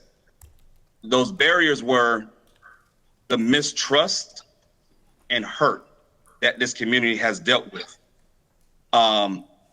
The city and the CRA is not being as transparent with the residents in this community. And that's where, maximizing on my leadership skills and work ethic and building relationships with folks to change the image, but rekindle and refoster the relationships between our CRA, our city, our county, and this community. And there were families that were misplaced, that did not have the opportunity to go back into their homes once this project was done. And so that was something that was probably not one of the most successful projects that I worked on. But we did have majority of the folks that were able to come back in their homes. But that was something, James, that was difficult to deal with. But we were able to identify housing in other places in the city for them for that housing project. Okay, I appreciate that answer. And this next question is a little complicated. It's a three-part question, so I'll go through it fairly slowly. What experience do you have in leading large mixed-use development projects? We'd like an example. Can you tell us about a complex real estate development deal you led or played a significant role in? And last but not least, have any of the projects you led been involved or resulted in litigation? Okay, thank you for asking that question. So I was actually just talking about that project that I was just referring to in Clearwater, the $14.3 million project. I was part of that project. It wasn't used because we were able to have efforts that surrounded small business shopping, obviously housing that was available there. But I really want to talk about the work that I was engaged in and involved in St. Petersburg that recently has come to fruition in Pinellas County. And that was in the Main Street area where we were able to maximize on a multiple mixed-use development. And so this was a collaborative effort that I was able to see come to fruition with providing affordable housing that allowed the opportunity to have St. Petersburg College placed there as well, to be able to allow businesses, small businesses that were able to establish from dry cleaning to having our community policing office that was in there, to be able to have what other businesses that we had in there. We also had tax collectors. We had a various series of different types of businesses, but the housing piece was able to have individual single bedroom house units to be able to have 3 to 4 bedroom units for families. It was a very successful project right down in the heart of St. Petersburg in our Midtown area. As you related to a project that was complex, is that what your question was? James, can you repeat that question? I want to make sure I have it right. Yeah, we were looking at whether, if you've been involved in projects that are, let me go back here, that involved a complex real estate development deal. And has there been any litigation? And no. You're at about so 15 any of the products. Go ahead. You're at about 15 minutes so far. Okay, so I have not had to deal with a product that, believe it or not, that went into litigation in my career, and I'm glad that I have not had to deal with that because of the fact of crossing our T's and dotting our I's, following actually being able to eliminate barriers around our land development regulations and coming up with a very successful strategic plan and following that plan. So none of our major complex projects that we have had to do, and as I was talking about the North Greenwood project, again, that was a 192 unit facility, and believe it or not, if you remember the Olympics in Utah, Bank of America was the major financing funder for that project, and it was actually highlighted during the Olympics when we had it here in Salt Lake City, Utah. So it was a very, very successful project. Believe it or not, even though we had challenges of misplacing other residents to other parts of the city, it never came across as a situation where it came across any type of litigation. Again, we treated people with respect and dignity. And our business partner, Bank of America, who was a major partner of that, and myself being a Bank of America Local Heroes honoree, I was able to leverage that relationship that I have with Bank of America. I work with a lot of different partners, so I'll answer those 3 questions. I'll conclude that response. Thank you, Philip. I have another, it's a 2-part question. There are often differing community perspectives in a proposed development or redevelopment project. How do you balance the competing perspectives and still move the project forward? And also, how do you balance focusing on larger scale development while also encouraging neighborhood development? Before neighborhood development, what did you say before that? I said, how do you balance focusing on large scale development while also encouraging neighborhood development? Okay. So thank you. I really like this question because the fact that it allows me to share with you all from the empathetic type leader that I am. If you have ever did the Strength Finders assessment, one of my top #1 areas of strengths that I have is that I'm a restorative individual. And being a restorative individual is being able to look through the lens and the eyes of different perspectives. So I'm very good at handling, as people would say, handling stressful situations. I look at that as being able to execute opportunities. And so that means if I'm having to work with multiple projects with, as we were talking, very, very large scale business development, as well as maximizing on the neighborhood initiatives at the same time, I've been there and I've done that. And being that close, utilizing the grassroots approach, connecting with residents and having conversations with our business partners and understanding what our assets are, having a conversation with our business development board, working with our Chamber of Commerce on these very large multiple projects that we have in the city, to be able to maximize on the dollars and the financing that we have, to be able to leverage other incentive dollars to make these major multiple projects happen. But at the same time, having our work group working with our neighborhood initiatives. So here's this part of one of my leadership strategies and tactics. I have a team. And it's not just me alone. We all collectively have to work together. I have a board that's here in front of me right now, right? Our policymakers and our board who makes decisions. We have to come in consensus on how we're going to move forward. We lay out our plans, our strategies, and we implement those plans and strategies. We delegate, in other words, I delegate my responsibilities to what my staff would be doing when it comes down to neighborhood groups, working specifically with our business partners. But as a leader, I'm the type of person, I have no problem with rolling up my sleeves, right? And getting my hands dirty and working to make a very positive win-win situation for all parties. Now, there are going to be some disagreements, but in essence, in true leadership and making the city and the CRA move forward, you have to work through those difficulty situations because it's going to do nothing but make us better, right? It's not something that we're going to win every situation, every case. But one piece that I'll mention is around my great management oversight. I'm not going to leave money on the table. I'm not going to find ourselves returning dollars if we have federal dollars or grant dollars that are coming in. I have a very good track record of utilizing all funds that we utilize. And I have a tracking mechanism on how you go about doing that, and it's important that the tone and the message that's delivered to my constituents, that they understand that, right? That we're doing our checks and balances, that we're communicating openly with each other. We're having those crucial conversations. And the last piece that's important is when you're looking at having these conversations from a different lens, and another lens that I come from is from the disparities that we have with our minority when it comes to race and diversity. You have to be able to open and have those open dialogues, discussion, underlining issues that may be in place when we're talking about racial and social injustice and how that also affects business.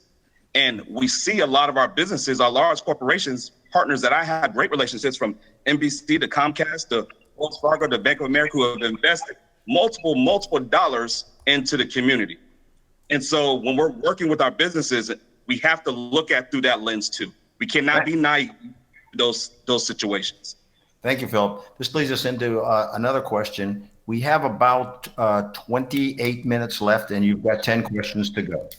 Can you tell us about a neighborhood economic development project you initiated, and how do you involve the community in the process?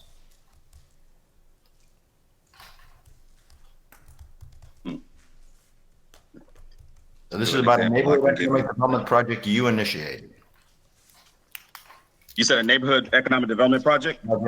That you initiated. And how do you involve the community in the process? Oh, absolutely. A great example of one I did was with the Westminster Heights neighborhood, which was off the 49th Street corridor of St. Petersburg, Childs Park community. I started that planning process. I had about $175,000 to work with. It was a penny tax funding source that I used to build this project. And just like in CRA, we're looking at the aesthetics, we're looking at landscaping, we're looking at sidewalks, we're looking at parks, we're looking at all those various different things. And so I started the process, and I'm trying to be fast because when you're going through a planning process, you have to start off with your focus group and discussion with those residents. So I started that process, 4 different phases of that process, and getting the top areas of focus for that community, which were crime, housing, business, infrastructure and dollars, and parks. And so we were able to establish a park in that community. We were able to establish sidewalks because, believe it or not, the businesses that were in that area and the school that was located in that area was not a safe place for children to walk to be able to go to school. Wasn't a safe place for people to walk to be able to go to the local businesses that were on the corridor of the 49th Street area. We wanted to change the appearance, so we added signage, aesthetics, landscaping to make that community look good. So it was a very transparent process, and leading that plan and that charge that I initiated, brought that to our CRA board. It was approved, went back to the residents to make sure checks and balances. We had monthly meetings to check on progress. We had included our police chief in the process. I had a lot of dialogue, inviting the community policing officers to the area to address the situations, brought code enforcement to the table. So we were able to pretty much created a task force group that was internal as well as external with the residents. It's part of my everyday work. Thank you. Can you tell us about your experience in working with the state or federal government? Have you had success in securing grants or loans from the state or federal government? Yeah, absolutely. So right now, believe it or not, working for Broward County School District, I work for the 6th largest school district in the country, the 2nd largest in the state of Florida. Mr. Runcie, the superintendent who hired me on board, I'm overseeing, I brought in about $5.7 million that I'm overseeing by the federal government under the Department of Education, and overseeing those federal dollars that are providing support around, 1, development, 2, helping for mental health support, 3, helping dollars around the academics components, as well as the 4th one, which is providing the safety and security for our businesses, but our schools place. State dollars, I've oversaw when I worked for Pasco County government as the executive director over believe it or not, the Community Homeless Coalition, as well as the Project Supervising Housing and Community Development. I oversaw the Continuum of Care funding for supportive housing, Shelter Plus Care, home funds, the SHIP dollars. I oversaw all those federal dollars. So I have a lot of experience with federal grants, as well as state grants on the state level, from ESG to SHIP funds, you name it. Can you tell us about your experience in regional partnerships? Do you have an example where you partnered with another agency on a redevelopment project or a development project?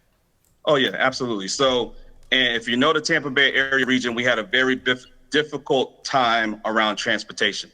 So working with the Regional Planning Council and Transportation, we were trying to pass a penny tax, Green Line Pinellas, where we were trying to leverage the dollars across both sides of the bay of Tampa and Hillsborough and Pinellas County for more adequate transit and transportation.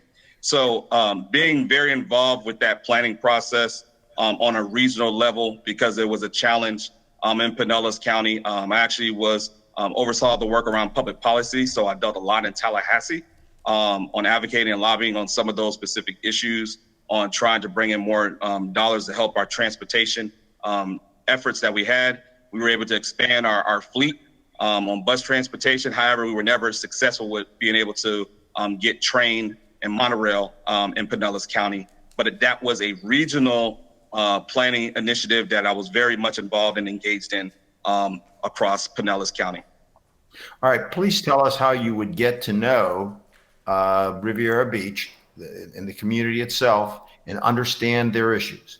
What steps would you take to put your finger on the pulse of the community? Oh, absolutely. That's one of my strong suits and passions.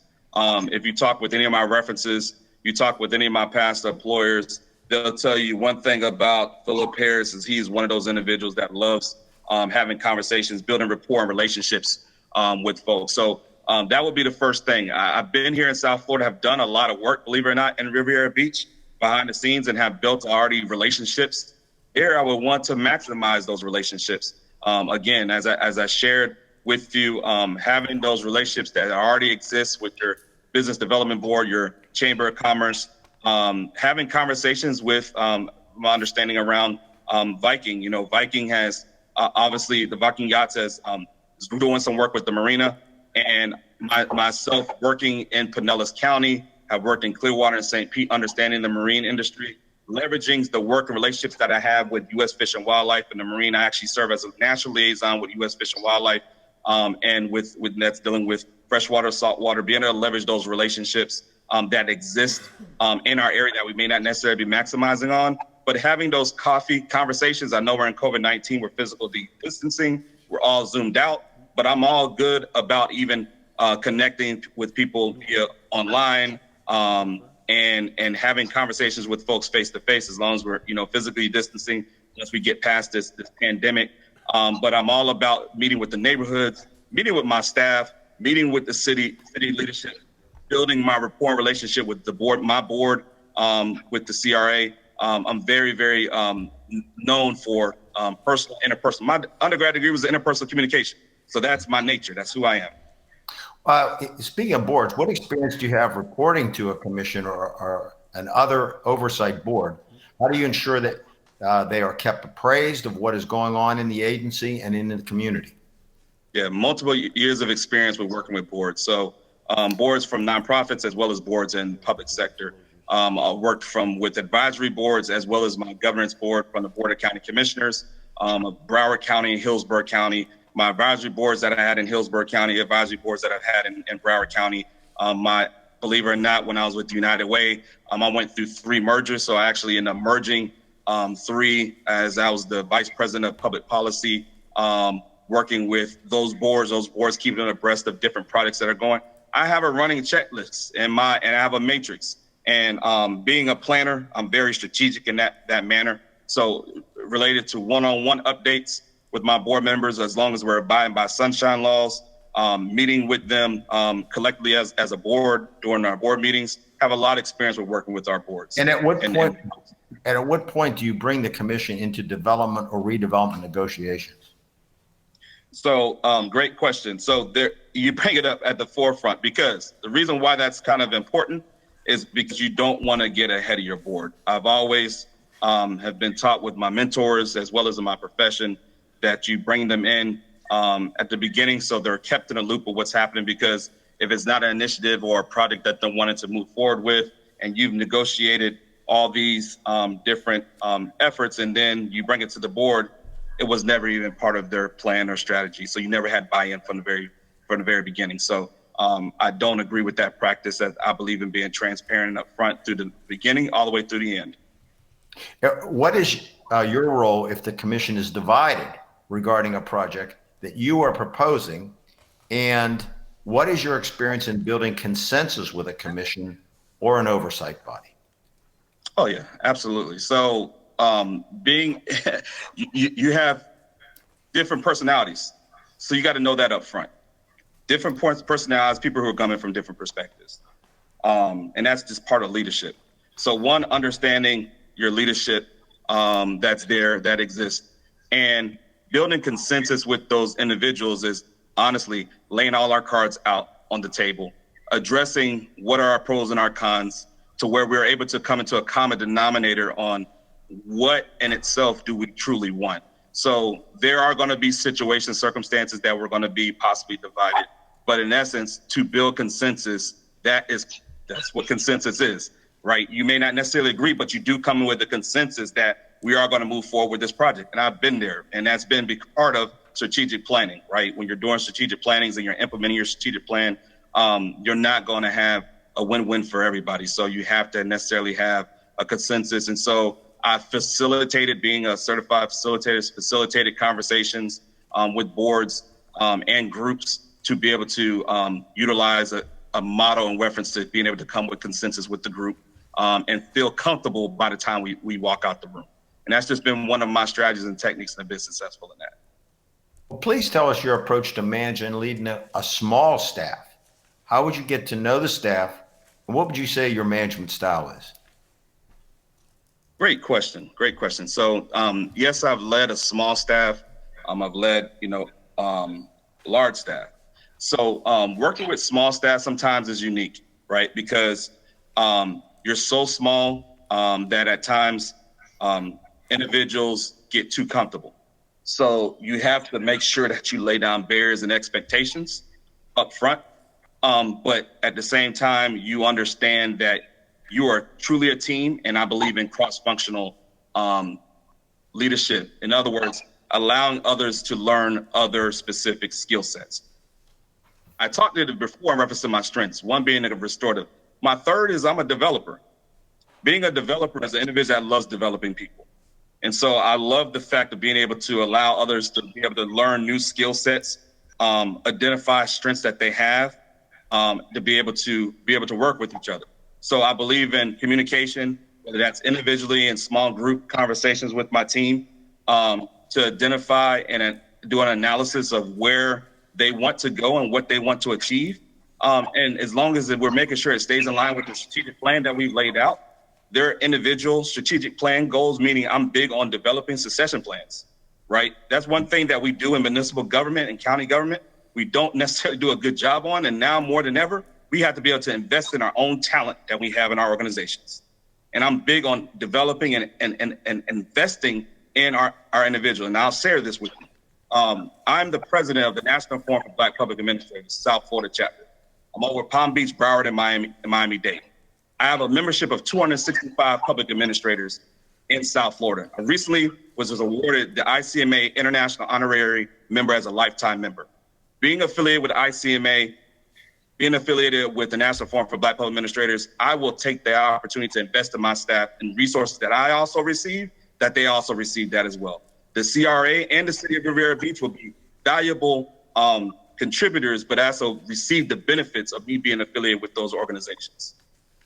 Well, this next question will dovetail directly into what you just talked about. Once you have a feel for the agency's operations, how would you go about making any changes you think are necessary? Great question. And yes, you're right. It does lead into the next question. So one thing I'm keen on is, again, identifying what's actually working well, not to disrupt the progress of what's happened. And there's already a plan in place. The Chamber of Commerce of North Palm Beach obviously has a strategic plan too as well. And their strategic plan has been doing some great progress. The City of Riviera Beach has been engaged and involved with that strategic plan and making sure that we're providing prosperous businesses, that we're investing in our leadership, our regional leadership in our community, that we're maximizing on our public-private partnerships that we have within our city and within our county, building upon those specific relationships. So that's one thing that I would do. If we're not identifying where our gaps are, as a planner that I am, is to figure out how can we close those gaps. How can we close those gaps to be able to leverage the resources to help us be more efficient in the work that we need to do and accomplish with our taxpayers' dollars. Again, we have 10 years, and that's my goal, 10 years, because our CRA will be sunsetting at 18, potentially, that we're able to maximize on. That being said, the city manager, Mr. Jonathan Evans, the city manager of Riviera Beach, that we're aligned with what the city is doing and that we are working together collectively. We have to work together as fist and glove, right? We can't find ourselves isolated. I don't believe in working in silos. There's no need. And I want to be able to accomplish some great successes, low-hanging fruit, but yet along those long-term initiatives, because here's what we're up against. We're dealing with a pandemic of something we've never dealt with ever in our lifetime period. And that's in the forefront. We haven't even hit the area of recovery on that yet. We're looking at economic recovery, but we're planning on that. So that is what is going to be where I will be coming from, in addition to what's already been put in place, from coming from an economic recovery phase of the work. And we, as I said, have to work fist and glove with our city. All right, at this point, we have two more questions, and you have about 12 minutes left, which will give you time to answer the two questions and also give us any final statements about yourself or about the job. Sure. We're doing a media search on all the candidates. Is there anything that might come up that you would like to explain or tell us about? Media search? You said media search? Media search.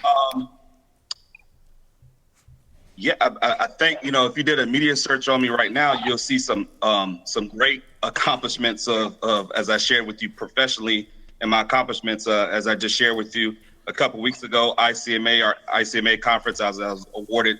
There was only 2 awarded that prestigious award, and I was one of those recipients. That I was recently recognized from South Florida for the top 40 under 40 honorees, recipients of South Florida.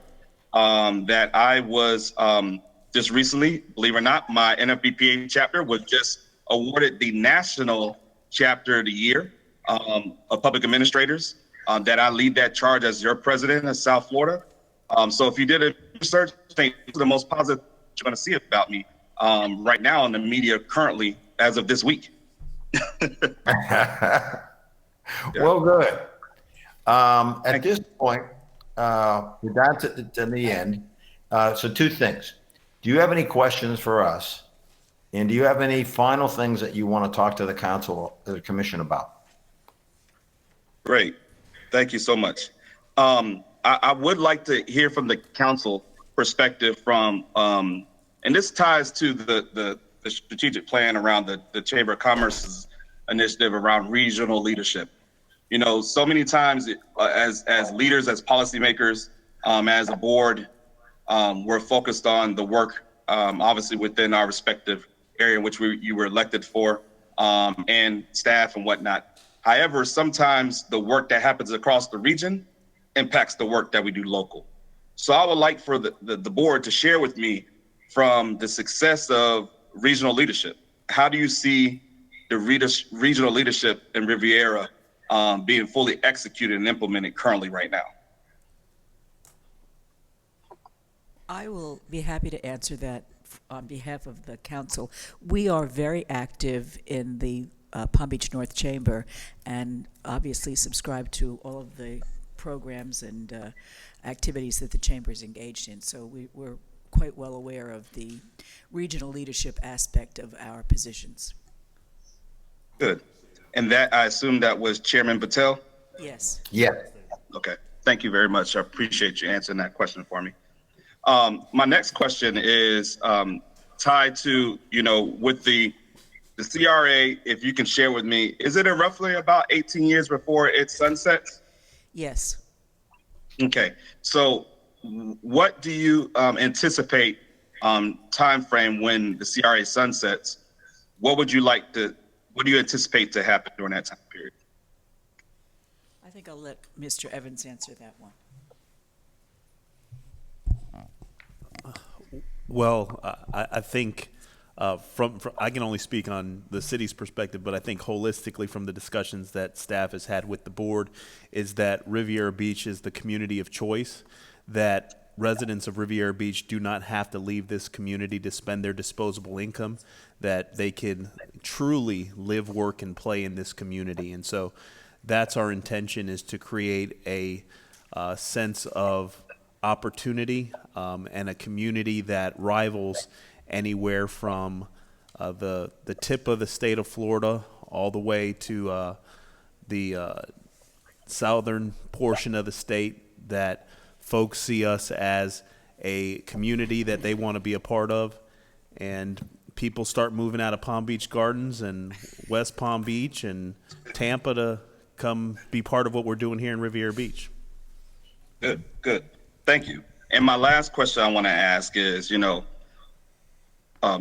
Brown, your former CRA director, did some great work. And one thing that I applaud him on, as well as the staff that were there, was around your ambassador program.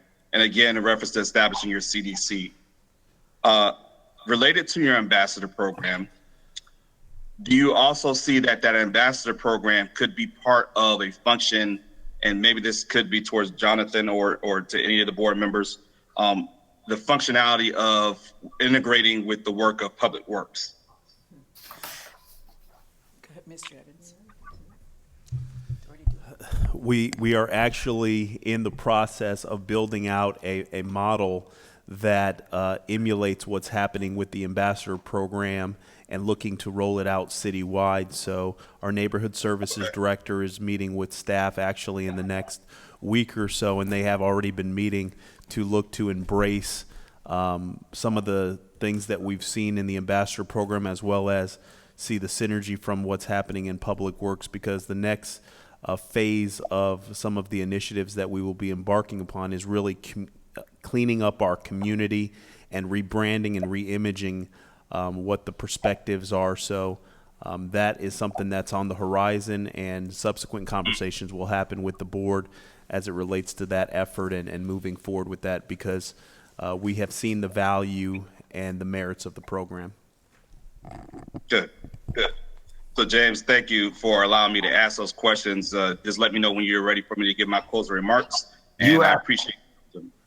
You have been very efficient on how you use your time. You have saved yourself 5 minutes to do a final wrap up with any final comments you want to make or anything you want to say to the commission. Thank you very much, James. I appreciate that.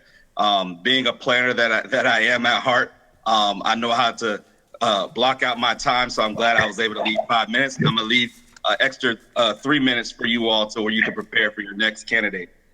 So one thing I want to share with you all is, you heard my passion around this work.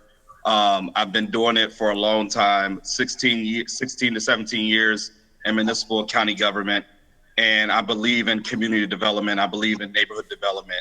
And I feel like as the ideal candidate for you all, I will hit the ground running. Right now, we don't have probably as much time to, try to train, or you need an executive to come in. And I am that executive, have that experience as a city management for years. And I've worked fairly close with your county administrator too as well. Great relationships with your county administrator in Palm Beach. And I think that's important because of the relationships, and also adjacent municipalities. Great relationships with Faye Johnson, the new city manager of West Palm Beach, because when I talk about regional work, sometimes, we may lose business of our business partners that may not want to, do business in Riviera, but they'll go over to West Palm. Well, what are they doing over there that we can perfect here? Big on asset mapping. I'm really big on development. And as I talked about the 600 Broadway and Heron, Blue Heron, the shopping center, there's something that's a major asset we got to look at collectively. And so I'm looking forward to this next opportunity, going to the next phase. And I pray, and with my faith, that I'll be able to proceed forward with the next phase, with hopefully meeting you all face to face. I'm just right down the road, not that far away. So I look forward to this opportunity. So thank you so much for your time this morning. I'm going to leave you with 3 minutes left so you guys can prepare yourselves for your next candidate. So thank you all so much. I truly appreciate it. Thank you, Philip, for meeting us today. Thank you, Philip. And it was a real pleasure talking to you on the phone the other day. Thank you. Oh, thank you, sir. I appreciate it. Again, your customer service has been great. You all have been a great partner with us with NFPPA too as well. So thank you all for your great service as your firm has been doing some great work. And Chairman Patel, thank you too for your leadership and leading this board. And I look forward to working with everyone and seeing you all again soon. Thank you. Have a great day. All right. Heidi and Jim. Walter, are we? Yeah, Philip, okay. I just want to make sure he's gone. Okay, Philip Harris is gone. Good morning, and thank you for joining us, Artie. Artie Jones is our next candidate, and we're going to start with the commission introducing themselves. Thank you. Hi, I'm Julie Botel, Chair of the Commission. Hey, good morning. Douglas Lawson, Pro Temp Commission. Nice to meet you. Good morning, Project. Shirley Lanier, councilperson. I don't think Morning. you heard you. Commissioner Kashamba Miller Anderson. Project. Good morning. McCoy. Good morning. Go ahead, Heidi. All right. Well, thank you. And this morning, Artie, we have about 15 questions, and the last question is an opportunity for you to ask the commission a question or two, and we have 50 minutes. So just kind of keep that in mind as you gauge your answers, but we'll make sure that you get a full 50 minutes. Our first question this morning is, thank you for your interest in the Riviera Beach Community Redevelopment Agency's Executive Director position. What do you know about the agency, and why are you interested in leading the agency? Okay. I've lived on the coast of Georgia most of my life, and I've worked in community and economic development most of my life on the coast of Georgia, in both Brunswick, Georgia, and St. Mary's. And whenever my parents and I would go on vacations when I was younger, we would, of course, vacation along the coast. If it wasn't Orlando Beach, it would be Miami Beach, it would be Boca Raton, a number of areas. As I became an adult and going to college, I also had an opportunity to visit in Riviera Beach as well as along the coast, and I've just liked the coastal area. I'm a coastal boy myself, but at the same time, I love economic development, and I saw the opportunity available, so I researched the community, and I saw that I felt that it was a good fit for myself and my family. Well, that goes right into our next question. So based on your research, what do you think are the challenges the agency faces in the next few years, and how have you approached similar challenges to the ones that you will describe? Okay. A lot of the challenges that I see for Riviera Beach are some of the same challenges that I see in my current position with the city of College Park, and also with the coastal communities I've worked with. Everyone is gravitating to the coast, either east or west coast. Most people are actually being attracted to the east coast because they want to get out of the busy cities. They want they want nice weather year round.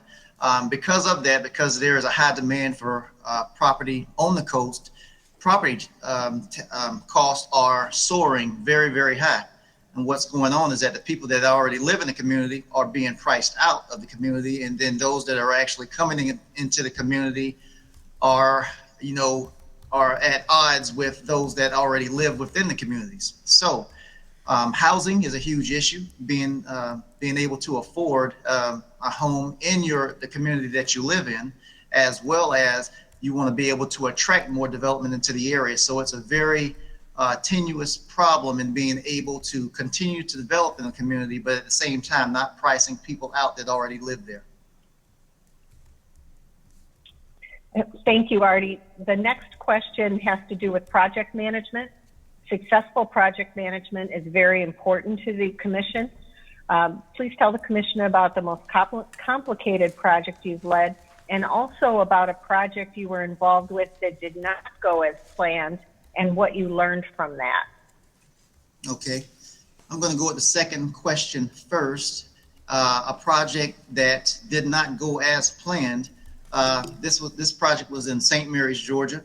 I was working on a redevelopment of an 830-acre development site, which happened to be the old home of Gilman Paper Company. That was the second largest paper company in the continental United States, and it closed in the mid-90s due to it being bought out and going through bankruptcy.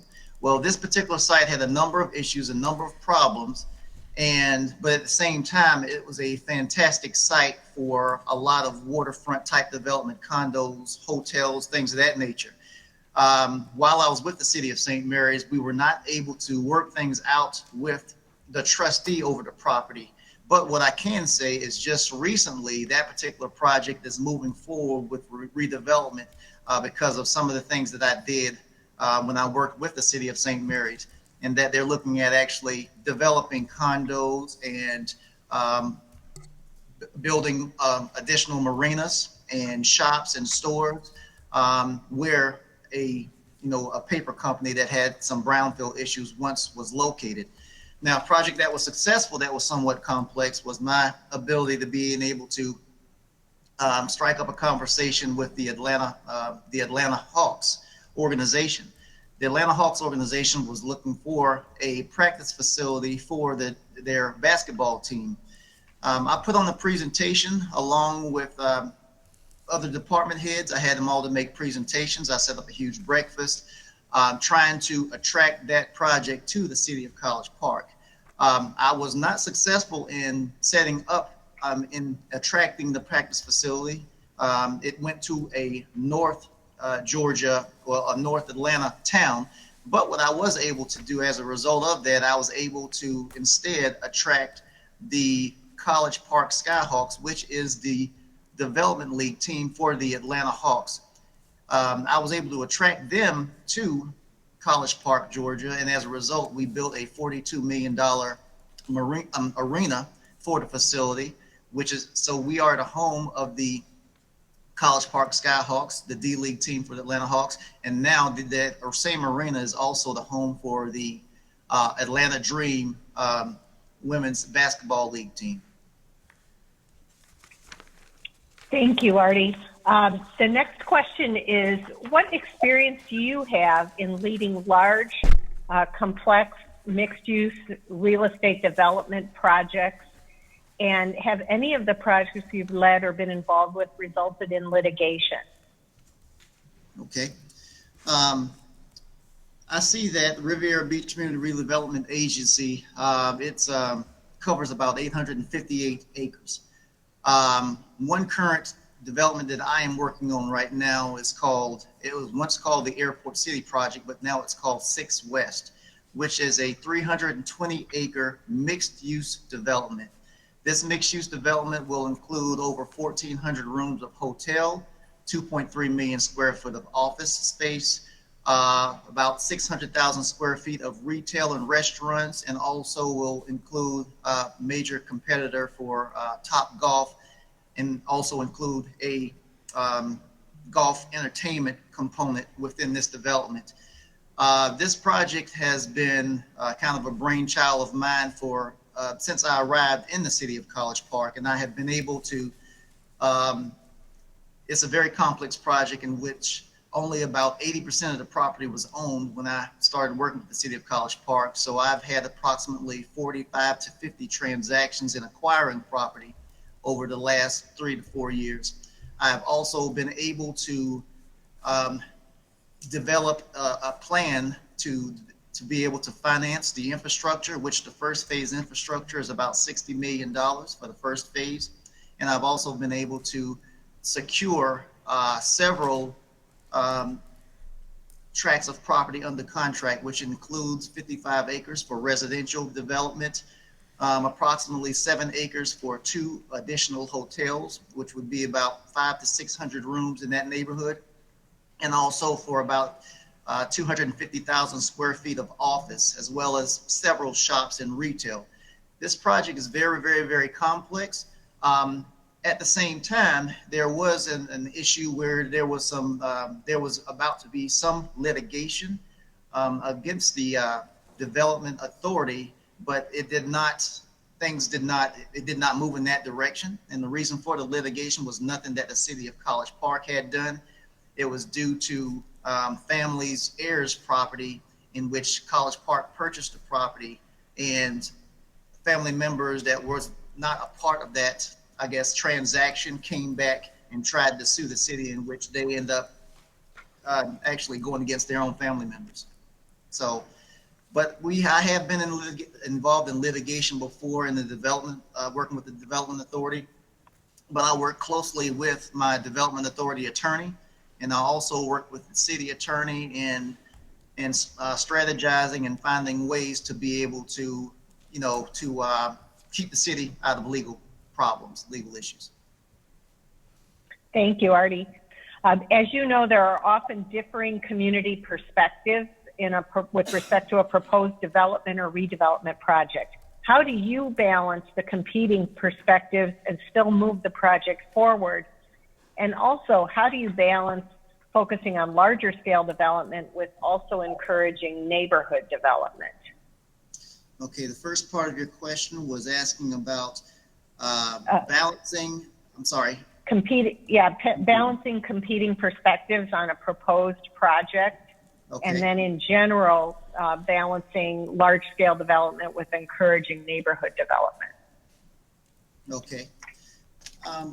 What I do is, in the first place, whenever development comes to town, more than likely, I would say 85% of the time, I'm the first person that larger developers come to. But whenever larger developers come to the community, I feel that I have a pulse of what the community wants, because I work very closely with the elected officials as well as the boards and organizations. And I'm out in the community and I do a lot within the community.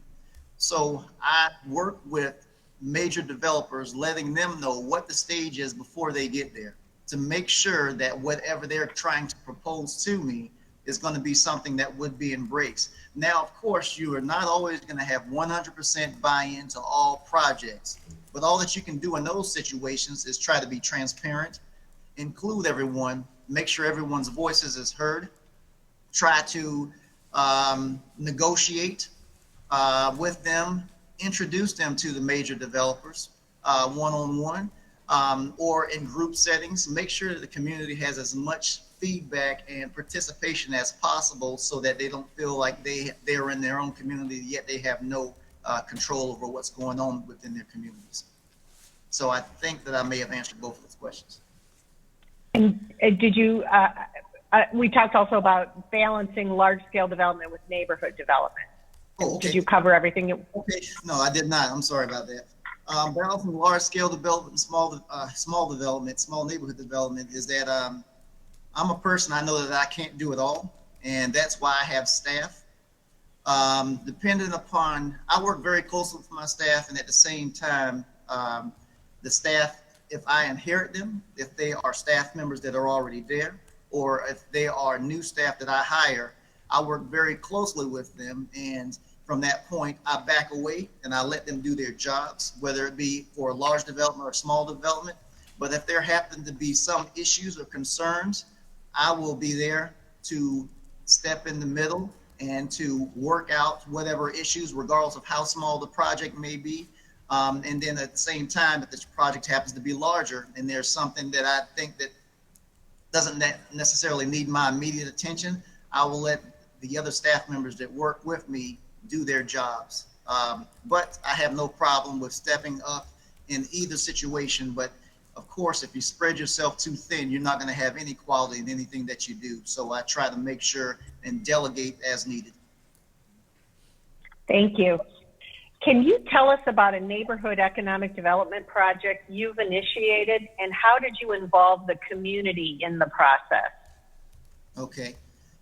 I can talk about one recent project in that, of course, with COVID-19, a lot of your restaurants were hit really hard. And they said that 1 out of 6 restaurants that closed during COVID will not reopen.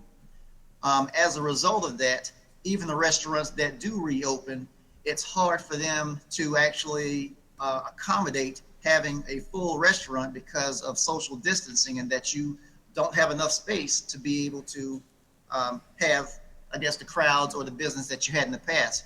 So what you have to do is you have to have takeout, and you have limited, probably 50% of the clientele in your restaurants at any given time. Most restaurants are on a razor sharp budget in that it's very hard for them to, I guess, continue to operate at reduced budget. So what we did in College Park, we have a number of shops in our downtown area. And of course, there are parking spaces in front of those areas. So what I did, working with my Main Street manager, is that we set up parklets. Parklets is our outdoor dining that is set up in the parking spaces in front of those restaurants. We set up parklets. We had a a fundraising campaign in the community where we were able to raise $25,000 from the community. The city chipped in $25,000, and we were able to set up parklets, which are outdoor dining in the parking spaces. And then you have tables set up. Of course, you have barriers set up. You have nice lighting. In the wintertime, there will be heaters outside. But what we were able to do is to create a very synergistic environment and where people are eating outside. They're still able to social distance. People are eating in the restaurants. People are walking by on the sidewalks, and it makes it a very festive, environment. That's just one example of what I did to, be creative. And I can't take 100% of the credit for it, but it was on my watch because I'm the economic development person and the development authority person. But my Main Street manager and I worked very closely in that project. Thank you, Artie. Can you tell us about your experience in working with the state or federal government? Have you had success in securing grants or loans from the state or federal government? Yes, ma'am. I've had success in securing grants and loans. I've been doing economic development since 2000. And during that period of time with the city of Brunswick, I've probably secured in the neighborhood of about $2.5 million in grants, everything from the weed and seed program through, which is a federal program to weed out, crime and to plant, positive projects within communities, to brownfields grants to clean up environmentally problems with environmental issues.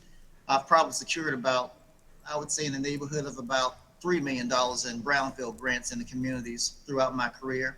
Of course, there's lots of other smaller grants and programs. Most of these grants and programs are actually completed by the developers that are actually trying to develop within our communities. Is through, in the state of Georgia, it's the Georgia Department of Community Affairs, which these are tax credit programs, low-income housing tax credit programs, historic tax credit programs. But I have worked with many different programs as far as grants on the federal and the state level. Thank you, Artie. Can you tell us your experience in regional partnerships? Do you have an example of where you've partnered with another agency on a development or redevelopment project?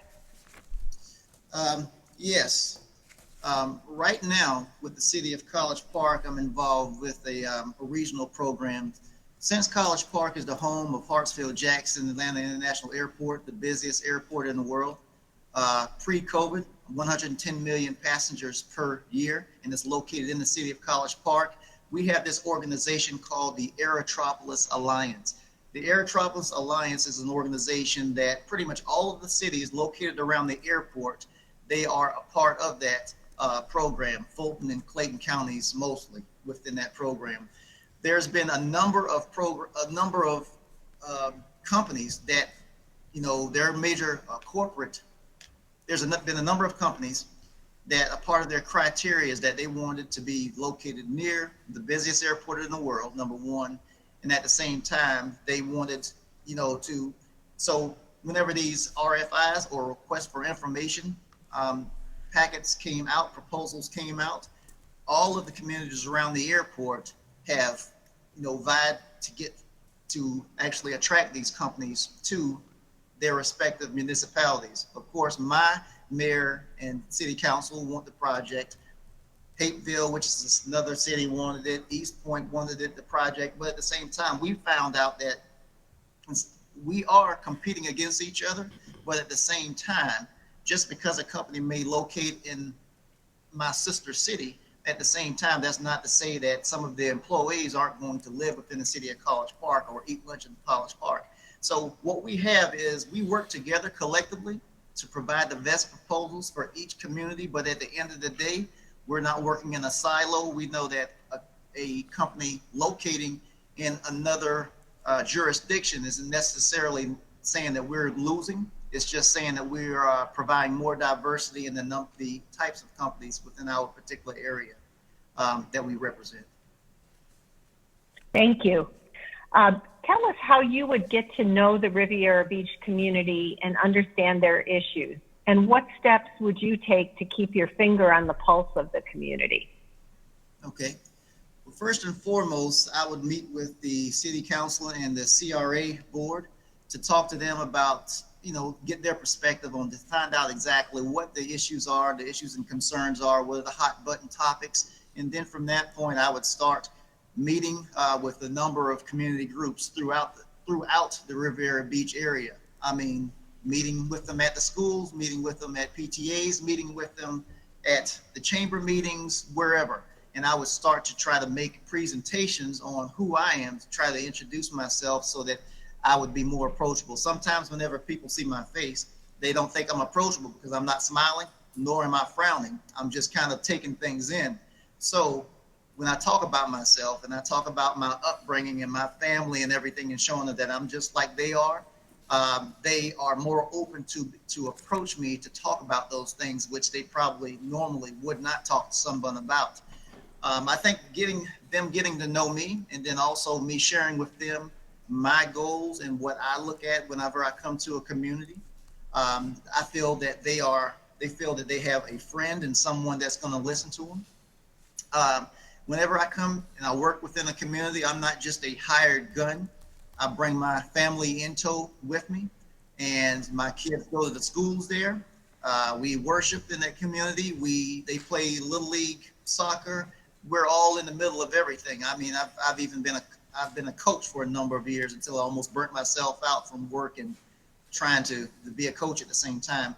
But that's what I would do, strategize. I would have a number of meetings and try to meet with as many organizations as possible to get a feel for the area. And then from that point, I would start to try to identify priorities, low-hanging fruit, things that need to be addressed, that can be addressed almost immediately, and also set up long-term goals. Thank you very much. Artie, can you tell us what experience you have reporting to a commission or other oversight board? How do you ensure that the commission is kept apprised of what is going on in the agency and in the community? And at what point do you bring them into development or redevelopment negotiations? Okay. In most situations where I work with various deals, what I ask the councils that I work with, city councils that I work with, as well as CRA board members or development authority board members, is that you guys are the ones that will make the final decisions. I don't want to put any information, anything in front of the CRA board that I don't have that I'm not, I guess, really 100% behind. And I don't want to put incomplete information in front of my board. Yet at the same time, to take that first major step in any particular direction, working on a major development, I will provide the CRA board or development authority board with information to get their feeling on, hey, is this the direction that we want to move in? Yes or no. I'm the type of person that if a developer brings me something and I know it's not something that the CRA board or development authority board isn't going to embrace, or something that they're adamantly against, I'm going to tell the developer up front, hey, don't waste your time. If you make this proposal, you have a pretty good chance of it not going anywhere, and I want to save yourself time and myself time also. Yet at the same time, if it's something that can be adjusted or salvaged, or if I think it's right on the edge, I will definitely share that with the board and let them know what it's about and the pros and cons. I'm always looking at pros and cons, and I'm a chess player. Now, I'm a lousy chess player when it comes to chess, but I'm a chess player in that I look at 3 and 4 moves ahead to what are the pros and cons to doing various types of projects and various things. I also do a lot of research, a lot of due diligence on developers. Most times developers, whenever they come to your community, they're looking to invest as little as possible, but they get the highest return on investment. At the same time, if I'm the CRA executive director, I'm here to protect the citizens' investment and at the same time get as much return on investment from those investors. I believe that you end up with what you start with, and that you have to put a firm foundation of what you want up front from developers before moving forward, just to make them make it clear that we're just not going to give the baby away with the bathwater. Thank you very much. What is your role if the commission is divided regarding a project that you are proposing? And what is your experience in building consensus with a commission or oversight body? Okay. That happens all the time. I mean, that's a continuous thing. What I do is, if there's a particular project, first thing is that I don't wait to get to a board meeting to talk about a particular project. I would talk to various board members one-on-one, and I would put out in front of them, I feel that you're going to have a huge problem with this. What can be done with this particular project? I would say this to the board member, what can be done with this particular project that you would become more comfortable with?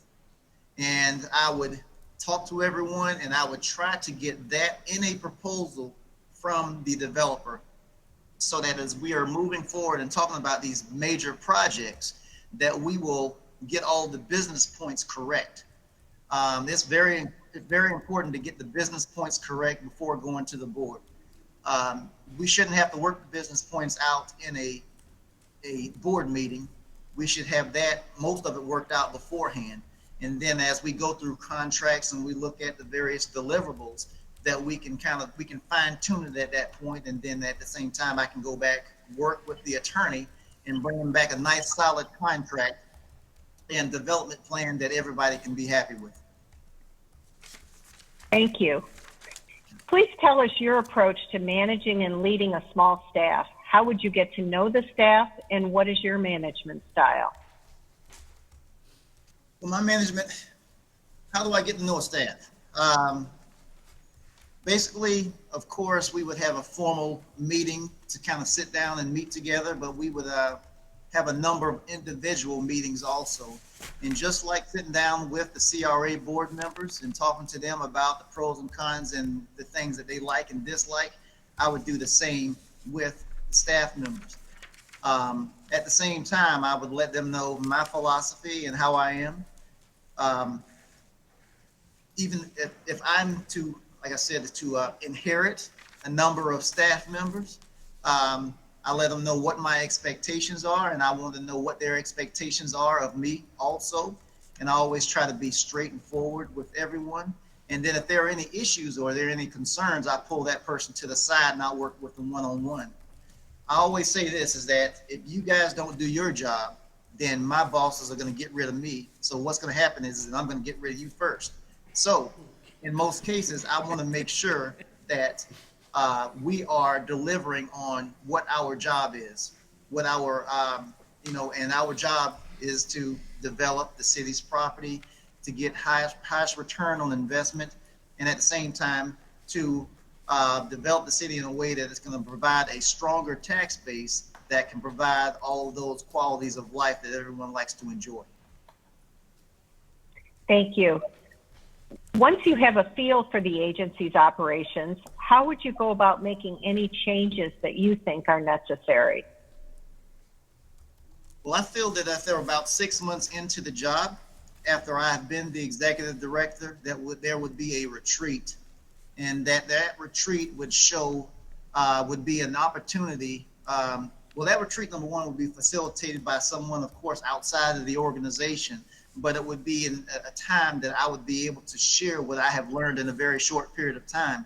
And that would be a time also that the CRA board would be able to identify those goals, and at the same time that I would be able to add, more information, or I would be able to provide more to the strategic planning itself.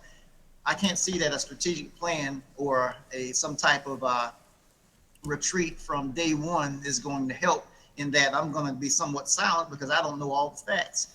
And even 6 months in, I don't know all the facts, but I have a pretty good grasp on what's going on at that time. So I would say that we would work together in trying to come up with a strategy. And regardless of what has been done before, of course, we're going to use that documentation on new strategies, but moving forward with a new leader at the helm, I want to try to bring my expertise and also think outside the box on ways to get things done and to get it done efficiently. Thank you. We are doing a media search on all of the candidates. Is there anything that might come up that you want to explain or tell us about? No, ma'am, you shouldn't. Everything should be good. No issues. Okay. Do you have any questions for the commission? I looked at the executive director search materials, and it says that your next executive director, that you wanted to have someone that was able to, of course, take on high-profile projects. And another one of the questions that was asked during the interview was being able to handle small-scale or community neighborhood type projects at the same time. Other than those two things, what would you like to get out of your next executive director for the CRA? Unless anyone wants to answer, I'll punt to Mr. Evans, shall I? Or we can ask Commissioner Lanier who's upstairs. No, stop. Mr. Evans, would you like to help us with the response? What do we want, in addition to developing our communities and managing these large projects, what do we expect of our next executive director? That's a question for you all.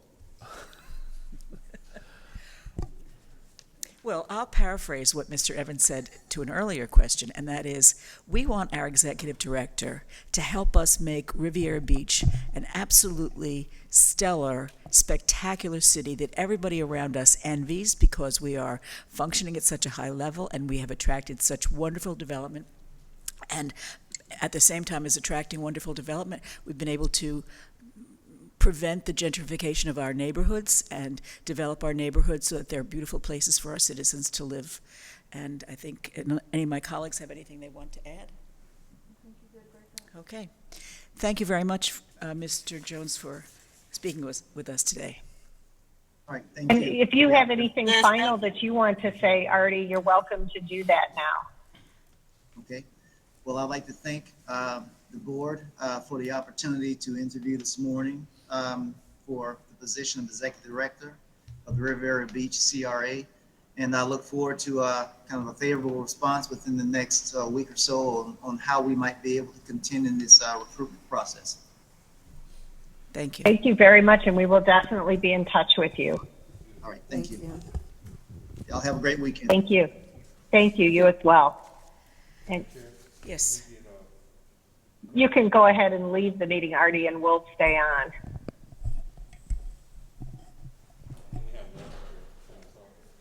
Walter, we're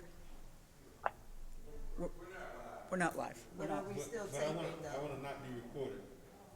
Hold on, Artie is still on the meeting, I think. Just let's make sure he's gone. Hi, Mr. Wallace. How are you today? I'm doing well. How's everyone doing? I think great.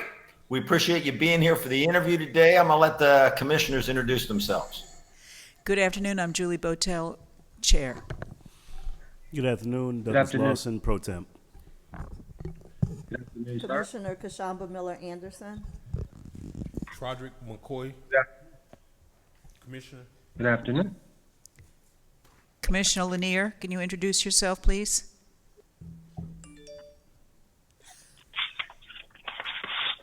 Or not? Okay, we'll move right on. All right. Well, Mr. Wallace, what we're going to do is I'm going to ask you a series of questions. You'll have 50 minutes, so you have to sort of monitor your own time. I'll try to help you with that. That comes out to a little over 3 minutes per question. There'll be 15 questions. Some of them have more than one part, so I'll go through them slow enough you could write some notes down if you want. So first, thank you for your interest in the Riviera Beach Community Development agency's executive director position, and we'd like to know what you know about the agency and why you're interested in leading this agency. Start. Thank you. That's a fair question. Good afternoon again, everyone. Regarding the actual agency, back in 2015, I was part of a consulting team looking at doing some redevelopment projects within the state of Florida. Riviera Beach was one of those that we explored at the time. So I have a very strong and historical knowledge of the community. When I kind of looked and assessed some things, at the time we decided to present in Port St. Joe, Florida, but that was doing a renewable energy project that we thought was a little more conducive to that community. But always had Riviera Beach on my mind. When I look at it now, it is a kind of a destination environment. You have all of the organic assets that allow you to really maximize the return on your investment. And those are the type of projects and those are the type of opportunities that I like to be part of. All right. Forgive me, can everyone hear me okay? I can. Can everyone hear him? It's a little muddy. Maybe if we had a little more volume, it would be easier to hear. It's just a little difficult. Not too bad. I mean, we could deal with it, but a little more volume would be good. Okay. Is that Walter? Yeah, I'm all the way up on Can Walter put his up a little? Walter, can you enhance that at all? No? Okay. Well, we'll be okay. Okay. All right, next question. Based on your research, what do you think are the challenges of this CRA in the next few years? And how would you describe, or how have you approached similar challenges that you'll be describing to the ones that you're going to tell us about?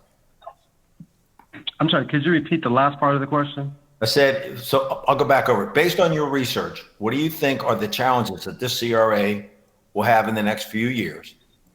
And how have you approached similar challenges, okay, to ones that you will be describing? Regarding the pertinent challenges, I think first and foremost, post-COVID, communities and decision makers are going to have to reassess truly what are their assets and how are they positioned in the future. I do believe there will be a scarcity of resources from the federal level to some degree, but I think those communities and those municipalities that are able to really kind of reimagine what the priorities are based on the COVID situation and look at the various funding streams. I mean, TIF financing is a great tool, but it should not be the only tool utilized. I'm of the opinion that EB5s and EB3s, where you get some more foreign investment, might be a relative, pathway to be able to bring, resources within local communities. And I apologize, I did not write down the second part of the question. And it's really about how you touched on this, but it's how you would approach similar challenges. Yes, and part of my current role, I am part of the Urban Land Institute's Atlanta Council, and we're looking at, various zoning opportunities, as well as when you talk about neighborhood revitalization, one of the key components there, and of course, it's the universal conversation, and that's affordable housing. How do we make current destinations more viable and more stable so that we'd have a kind of a diversity of mixture around funding streams and targeted audiences? The next question is actually a two-part question. We're getting feedback, Jim, from yours. Jim, can you turn your own volume down, or we're getting feedback when your mic is open, Jim? I don't understand why. Oh, that's better. That's better. Okay. This is a two-part question. Successful project management is very important to the CRA. Please tell us about the most complicated project you've led. And second, please tell us about a project you led or were involved in that did not go as planned and what you learned from it. Well, let me start with the project that I'm involved in. It's kind of multifaceted, very challenging, and it is a total gut rehab of about 2,300 square feet of a historical preservation building. Now, let me just give you a backdrop of this building. The building has probably 3 different entryways that are on 3 different levels. It is not officially on the historical register for the state. However, it has been deemed a historical site. Prior to me getting involved in the project, the architects and the powers that be had created a budget of about $8 million for the project. Upon reviewing, going out and visiting, being part of putting together the RFP, I made the recommendation that twofold. One is, if we're going to invest the number of dollars of $8 million into this building, we need to ensure that we can reactivate every square foot. I recommended that we utilize the roof as a component for revenue generation, as well as retail space in terms of catering space and being able to rent it out. It was deemed to be a very bad idea in the beginning, but once we went through the scenarios, we realized by doing that we'd bring probably another $1 million annually to the project. Got involved, was part of the RFP process. We did 3 different site visits with developers. We had over 60 developers who actually came to the property, said they were interested in the property. Only 2 responded to the RFP. And those 2 that responded said that there was no way we were going to be able to do this for $8 million. I had already developed a contingency plan, taking the budget up to about $12 million, and it allowed us to kind of very easily pivot and be able to share with the 2 that responded. Here's our kind of our contingency plan. How does this contingency plan work with where you are? And we were able to kind of really move this forward, where the board will be reviewing it this coming, I think it's Wednesday of this coming week, to move forward on the project. If that were not to have happened, we would have had to, of course, revert back to going for step 1, being able to have to put together another RFP and sending it out, and that would have further delayed closing on the funding, and also the final construction project, which would have probably taken us into 2022.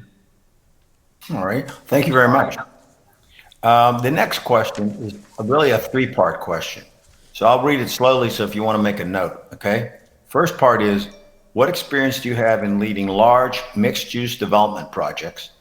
And we'd like an example of that. So it's large mixed-use development projects. Second part, can you tell us about a complex real estate development you've led or played a role in?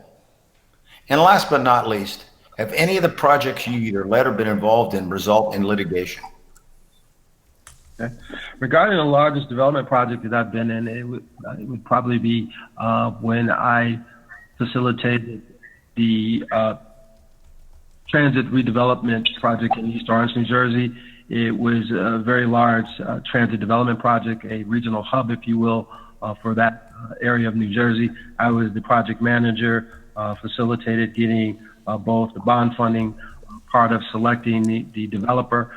The project included, and forgive me, I don't remember exactly the square footage for retail, but over 300 units of affordable mixed-use housing, as well as another 600 units of market rate housing. So it was a very large project. Was able to get the Transit Authority of New Jersey to provide a dedicated line from this part of New Jersey into Midtown Manhattan within 20 minutes, which was the real catalyst and selling point for the project. In addition to the mixed use piece, we did work with a number of our community development organizations and local merchants to bring anchor institutions into the project. So the total was I think it was about 9.5 acres of prime urban property. We were able to solidify capital stack well in advance of what we needed. In addition to that, we were able to make some local retail space available for some of the local residents. So it was a win-win project. I think I believe you asked me, the other part of it was the complex. Yeah, but whether you've been involved in a complex real estate development. Yeah, none of the real estate projects I've been involved in have ended in litigation or trended in that direction. I think one of the great things that I'm able to do regarding that is be very transparent in understanding both sides of the wheel. So many times when you're dealing with construction projects and different individuals, the first step is how do we garner a mutual understanding of what a successful project will be. What are the characteristics? What are the circumstances? What's the time frame? And then what are our resources? So I think I've been lauded for being able to bring people together and be, if you will, a connector. The other part of it is I think I'm a very analytical and meticulous person, so I probably give too many copious notes, too many updates, too many reports, but I think what that does is allows everyone to be informed and be able to make more informed decisions based on where we are at the juncture of the projects. All right, the next question, for some reason, the next question is a two-part question. There are often. We're getting that feedback again, Jim. I don't know where it's coming from, but.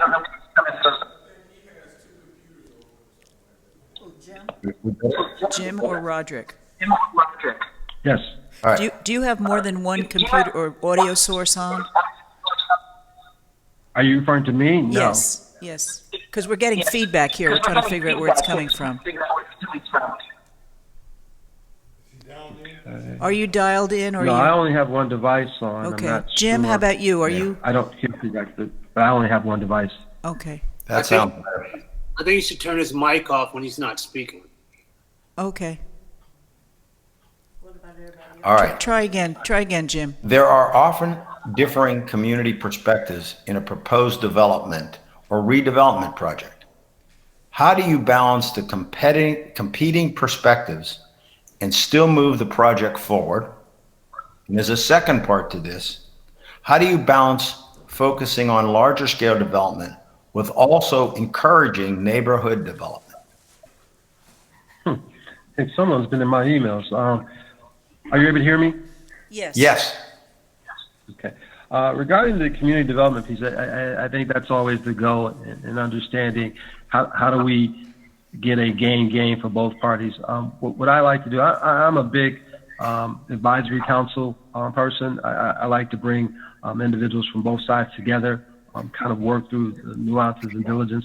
What I always attempt to do from both sides is to get an understanding as to how this project will benefit the community. I'm involved in the project right now on the west side of Atlanta, where there's a competing organization that's pretty much paying market rate for property acquisitions. What I've been able to do there is help craft legislation that allows for anti-displacement funding, where the tax rate will remain the same today for Infinity as long as that individual owns the house. If in fact a legacy resident decides to sell that house, then of course the taxes will be more applicable to the market rate. But what that did immediately was it kind of quelled the fears of the individuals, where they felt that they may be being displaced, or they may be in the midst of situations where we're not going to be able to afford to stay in their homes. The additional part of that, in terms of the balance, we're always looking at, how do we work together to, one, preserve if you will, the character and the characteristics of the neighborhood, but also bring in additional resources and funding that might aid that. Same project I'm working on bringing a small-scale grocer into the particular community, because it is a food desert. It does not have the resources that will allow some of the senior members of that community to have a food outlet within 3 to 5 miles of the community. So I think with leading with that, bringing in and establishing an advisory council where we had folk from both sides being able to articulate and advocate for what was important, and then coming together to prioritize what we would work on and how closely we were able to pull that together. Well, this next question is doing it again. Mr. Wallace, mute yours while I'm asking the question. Yes. Okay. See if that helps. All right. This will dovetail into the other question. Yeah, that works when we do that. Can you tell us about a neighborhood economic development project you initiated, and how did you involve the community in that process?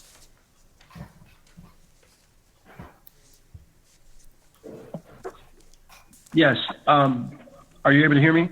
Yes. Yes. Actually, that works well when you shut it off when I ask the question. It seems to work well. Good enough. The community neighborhood development project that I would share with you that I'm most proud of is in the community of East Orange, New Jersey. When I arrived there was a particular part of that community that was really disenfranchised. The infrastructure was poorly maintained and was not necessarily generating the tax revenue that the city had targeted. What I was able to do was work with our local and regional banks using CRA money to create a very vibrant first-time homebuyers program. Not only was Layer 1 the first-time homebuyers program, but we instituted a what I would call a municipal employee layer to that, where we were able to transform over the memory serves me, it was about 150 completed, totally new, brand new construction when I left at the end in 2018. So I'm sure it's morphed in more of that. But what I was able to do there is to utilize a lot of the REO properties that the banks own that were toxic on their books, and was really able to kind of reinstitute that for them. In the city, working along with other community development corporations, we really created a comprehensive development program. Again, was able to bring in some of the anchor institutions, such as a local grocer. Was also able to get New Jersey Transit to reopen a train station in that particular community. That kind of then allowed for it to be more of a higher demand community. In addition to that, and one of the things that I would, if in fact I were selected as the the executive director for the Riviera Beach Development Corporation, would be one of the ways we kicked it off was a music and arts festival. So now they actually have a revenue generating entity for that local communities. Every year they're able to kind of tout and tell their story through a music and arts festival. And it's my understanding that they're going 3 years strong now, and they always send me pictures that I'm no longer there, but they thank me for the opportunity to seeing how you can reinvent organic assets to leverage them to maximize their earning potential. Thank you. Thank you. Can you mute your, there you go. Can you tell us about your experience in working with the state or federal government? Have you had success in either securing grants or loans from either the state or federal government? Good question. And probably what's not reflected on my resume, and I don't really like to tout it because it reminds me of how old I'm getting. But back in 1996, I worked for the Atlanta Olympic Committee, and I was responsible for bringing in a number of the federal grants at the time to coexist with some of the local grants. Most recently, I'm working with three different entities here, the Atlanta Housing Authority, the Invest Atlanta Development Authority, and the City of Atlanta, working on a HUD Choice Neighborhood $30 million grant. In that regard, I do a lot of I really assist their liaisons in doing a lot of the neighborhood redevelopment, where we're taking federal funding, kind of leveraging it with state and local funding to do owner-occupied rehab programs. To date, I think there's been about 30 of those. We're using some of that money to do property acquisition, where we're finding blighted and dilapidated properties, where the combination of these funds and resources are able to acquire those and then, rehab them and put them back on the rolls for active affordable housing units.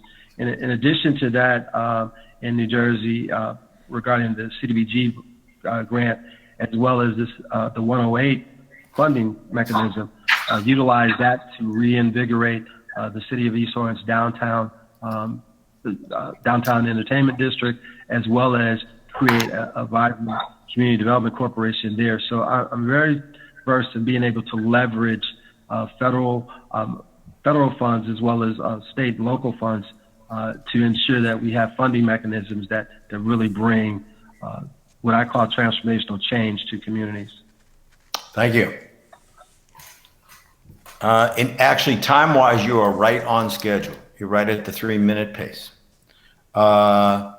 Please tell us your experience in regional partnerships. And do you have an example of where you partnered with another agency on a development project? Regarding regional partnerships, yes, I work very closely with the Atlanta Regional Commission and Orlando Regional Partnership, and part of, and I'm sure you may have all heard of this this grandiose plan here in Atlanta called the Atlanta Beltline. Well, I'm part of a commission, if you will, that's looking at how do we develop X number of affordable housing units along this corridor. And part of what we're looking to do is define incentives where we're using local developers to really kind of bring this to fruition. Part of the challenge is, and of course I don't have to tell this body, when you talk about affordable housing, developers always want to understand how are they going to be incentivized. And we're looking at both some zoning legislation and ordinances, as well as some creative financing ways to be able to kind of bring this to fruition. I think where I'm really good, and I think I'd be a tremendous benefactor to the Riviera Beach community. Not only do I have experience with the urban environment such as the Northeast, I'm also very familiar with the challenges that are happening in the southeastern part of the country, and understanding that the accumulation of land and understanding the best use of land and planning and being able to leverage relationships is really what I would say that I do extremely well. In understanding and leveraging those relationships, again, how do we position our organic assets that they are positioned to maximize the return on investment? So I would say that the project that I'm most proud of in doing that is the current project where we're touting over 300 units of affordable housing. We've accumulated 12 acres on a very pristine site. It's not necessarily developer ready, but it has the infrastructure needed where there'll be a very small investment there. And I think we'll be able to acquire and attract a number of vested developers who'd be very interested in the project. Thank you. Tell us how you would get to know Riviera Beach and understand the community issues, and what steps would you take to keep your finger on the pulse of the community? Excellent question. And the three questions I asked: what's working, why is it working, and how can we leverage what's working to get more of the things that are not working. I'm kind of a very behind the scenes kind of person, and what I would venture to say for Riviera Beach is to really look at some of the priorities of the community. I did take a look at I think it's the Marina Park development project, as well as some of your home ownership programs and investments. And I think that's a tremendous way of getting buy-in from the community. Would really like to see and hear from commissioners at the appropriate time and leadership how, regarding the community redevelopment plan, do they envision going from where they are now to where they would like to be? And then finally, what are our top 3 to 5 priorities that we feel that we would be able to accomplish, and you know, being able to bring some very tangible examples of how we may be able to do that. I think the one thing that I'm kind of curious about for that community is knowing where it is, knowing the pristine and very desirable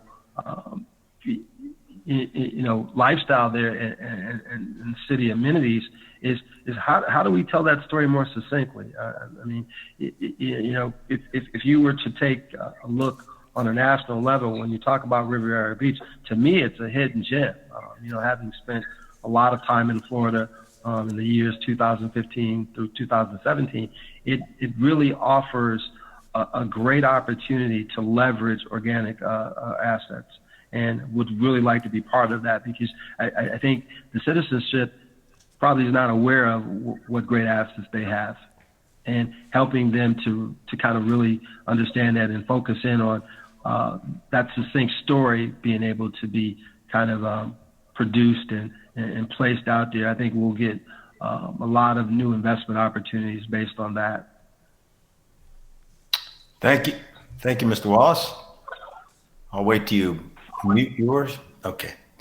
I know you've touched on this a little bit in earlier questions, but I'm going to explore it a little deeper. What experience do you have reporting to a commission or other oversight board? And more importantly, how do you ensure that they are kept appraised of what's going on in the agency and in the community? I'm an extremely active person utilizing 30, 60, 90-day action plans. What I like to do, and let me retract that. Regarding reporting to boards, when I served in East Orange, New Jersey, I was the redevelopment and development, if you will, chair, and had a responsibility of reporting to a 9-member board on both zoning, redevelopment, and economic and community development. So I'm very versed in being able to provide pertinent information to board members and commissioners so that they can make more informed decisions. With that being said, I am a big 30, 60, 90-day action plan person. I like to put things on paper where we all can kind of see, and I articulate the salient points to be able to help you know, senior management and decision makers to understand repercussions of both positive and things that we might want to consider as decisions are made. In addition to that, I really am big on what I call subcommittees. Coming into this situation, I would probably like the opportunity to sit down with each commissioner, talk through what are their priorities, what are their agendas, and then bring that back together in one unified document to say, hey, here's where we are, here's where we're saying we're going, what are the necessary steps we need to do to get there. I also like to do what I call mini retreats, where we spend 1 hour, maybe an hour and a half, dedicated to moving us from, say, point A to point D. And I know that I skipped some points in between, but what I really like to do is to kind of migrate it out on through document. You know, now with Zoom, which is a great tool, I'm really able to succinctly tell the story of where we are at any given point during our development. The other thing that I like to do is I like to involve my staff in understanding why it's so important that they understand what each and every team member is doing and the contribution they make. My managerial staff. As a subsection to this, what point do you bring the commission into the development? I'm sorry? As a subset to this question, at what point do you bring the commission into the development or redevelopment negotiations? What I would say at the appropriate time, what I like to do is to get us to a point where we're united on what the obstacles may be. You know, what are the 3 to 5 things that are keeping us from moving forward? Would probably do kind of a one-pager for commissioners, understanding here's where we are, here's some of the ramifications that the decisions may have, and also here's where the developers feel that they need additional assistance. And helping to understand that, it'll be able to help me to formulate a position and a strategy to get us to fruition. All right. Thank you. This is a two-part question. What is your role if the commission is divided regarding a project you are proposing? And second part, what is your experience in building consensus with a commission or other oversight body?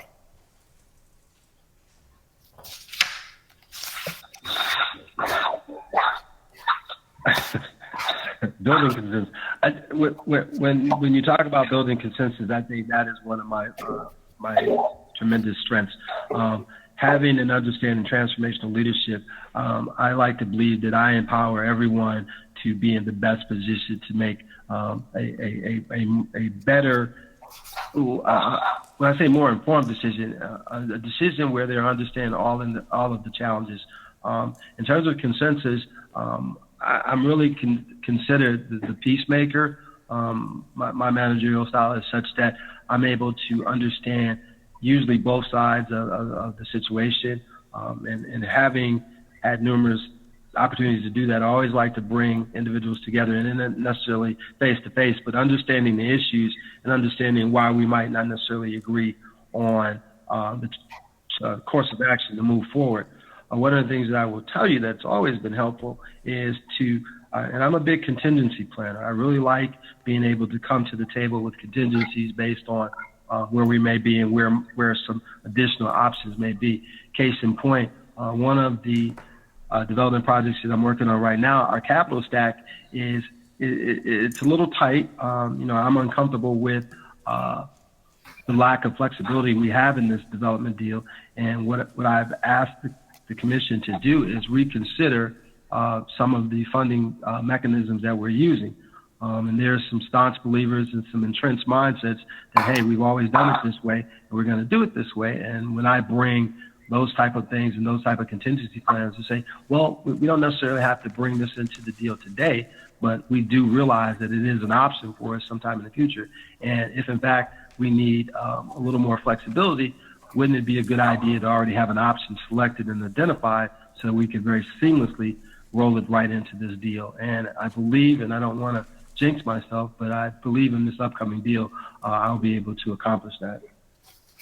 And you asked me about my role, and again, I believe that my role is really to be the depositor of pertinent and accurate information, and to be able to articulate exactly where we stand to gain and where we potentially may be putting ourselves at risk when we're selecting and making decisions.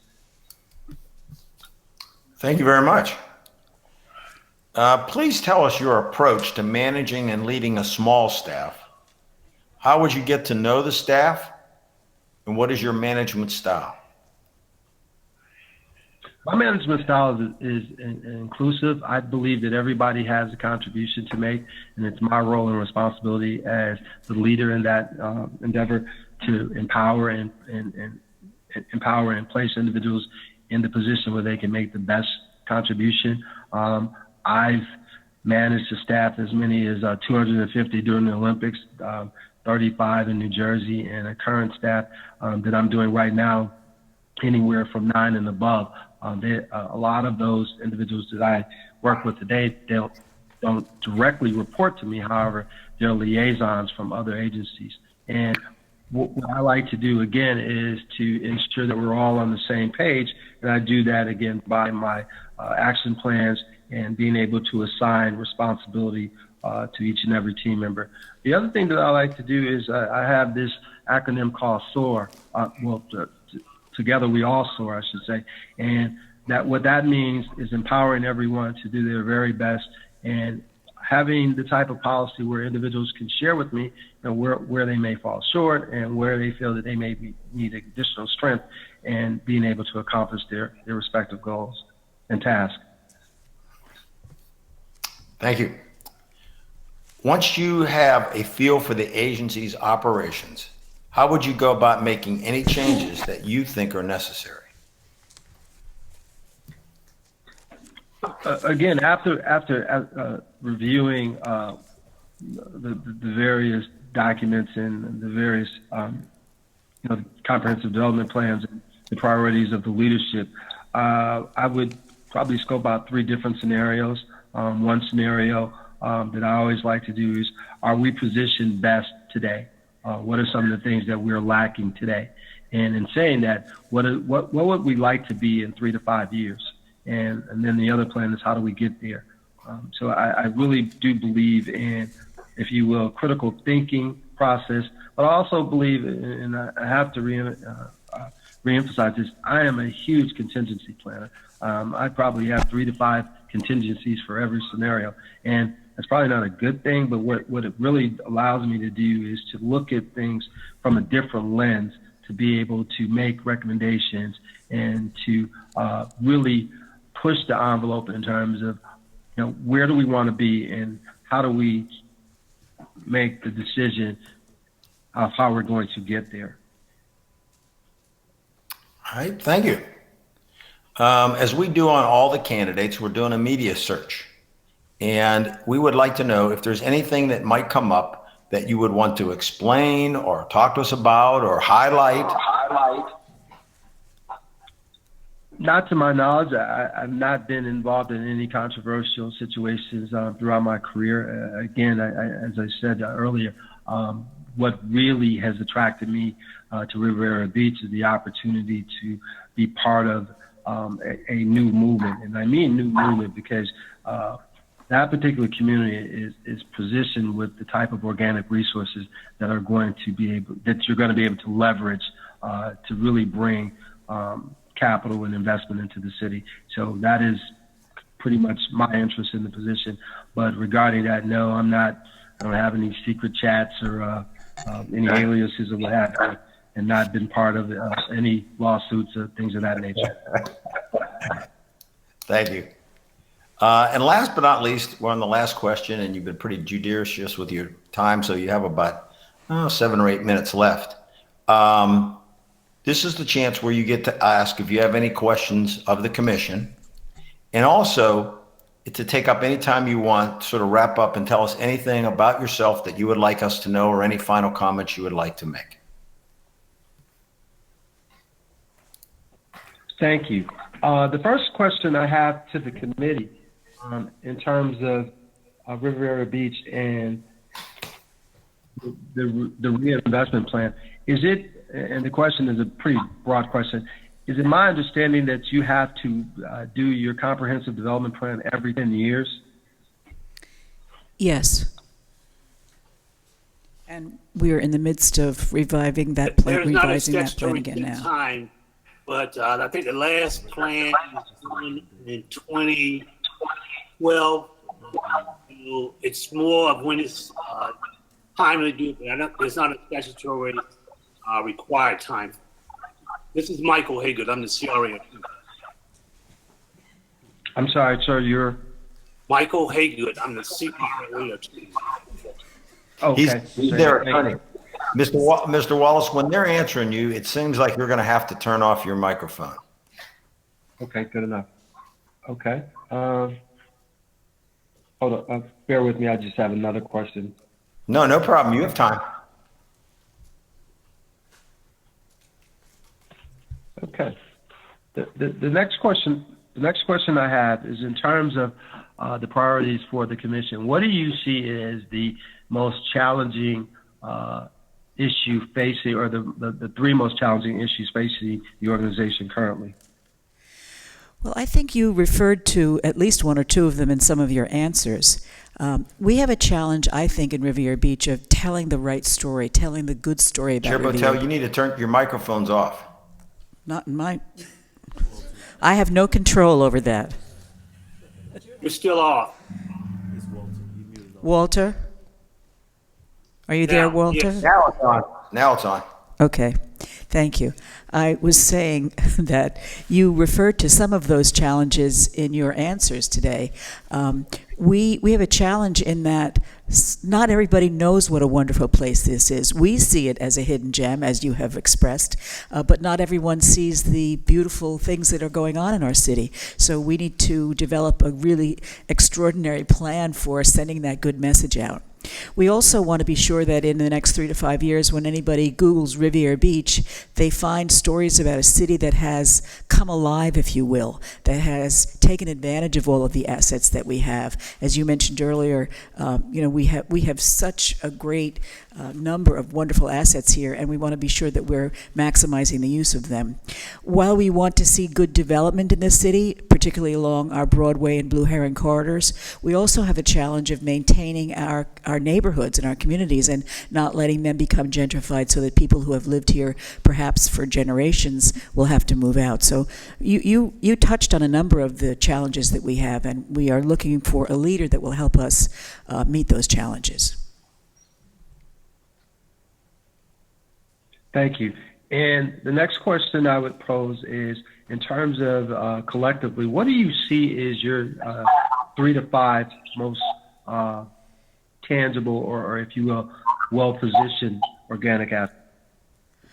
Well, as I said, we have a port, we have the beach, we have not only the ocean, but we have the intercoastal, that we call it the Lake Worth Lagoon up here, which has absolutely fabulous, internationally known dive site. We've got access to rail, access to I-95, so we are literally poised to become a paramount community in Palm Beach County. Okay, and my last... Mr. Evans would like to make a remark. And we have the most committed residents that you will find anywhere in the country to see this city be the shining city that it is. Thank you. And of course, we have an outstanding commission here. Well, of course. That's a long, hard laugh. Jim, was that you?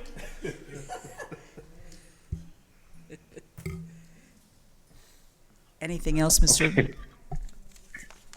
I'm sorry. Thank you. I concur. Last question. The Marina Village Phase 2 development opportunity. Could you share a little more in terms of what you're looking for? I understand you're looking for a master developer, and I'm kind of surprised that you're not offering residential condos at that location, and maybe it's because in your the district that you've not disallowed that. But I'm really curious as to what you're looking for when you say master developer. Are you looking for someone who has kind of more of a, if you will, international flavor? Or are you looking for someone to keep it point? Well, we actually are working currently with a developer who responded to the RFP. We're in the midst of analyzing their financial capacity to get the deal done. And I don't want to say too much about that right now because we are in the midst of conversations with them. But we are clearly looking for someone who can make that another gem, another piece of what we have to offer as a community. It originally, we were looking for a hotel there, but as at least you or maybe one of the other candidates said, the hotel industry is in flux right now too, so it may end up that we have housing over there rather than a hotel. And again, it's something that we're in negotiations with right now.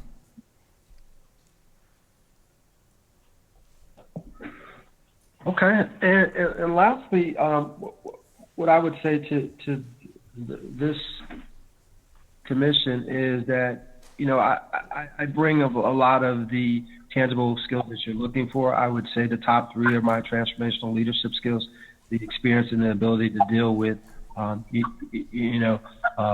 the political landscape, as well as understanding who I represent and ensuring that the developers are held accountable to what they say they're going to do. And then the third thing is being able to really get community buy-in. I spend a lot of my time in the community doing various activities. Case in point, after today, I'm actually going to a land use meeting within the community to really talk about what that means in terms of potential changes. And I spend a lot of time talking to legacy residents to ensure them that, no one's going to come in and take their property. They're going to be informed and understanding what they need to do and how they need to do it. And case in point, the reason why I'm going is I brought in an organization called On the Rise Financial Center.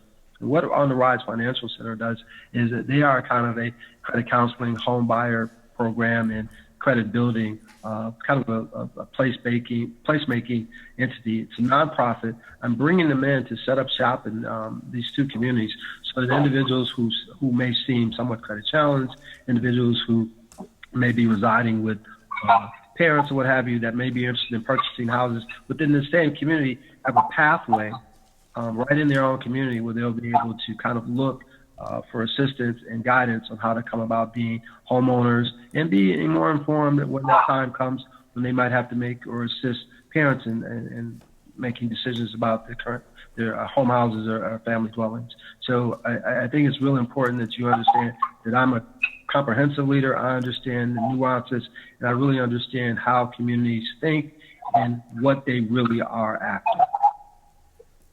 Thank you. All right. Well, thank you, Mr. Wallace. This has been a pleasure to hearing from you today. I think that'll conclude the interview with you. So if you'll click off, we will move on to the next candidate. And thank you very much. Thank you, everyone. I appreciate your time. Thank you. Bye-bye. The meeting is resuming, and we have our next candidate, Heidi Siegel. Jim? Okay, well, welcome, Heidi. We're very pleased to have you with us today. And we're going to start with the commission introducing themselves to you. Hi, Heidi. I'm Julie Botel, Chair of the Commission. Hello, Heidi. Douglas Lawson, Pro Tem. Good afternoon, Commissioner Kashamba Miller Anderson. Hello, this is Trodrick McCoy. I'm on the CRA Commission. Commissioner Lanier? Afternoon. Thank you.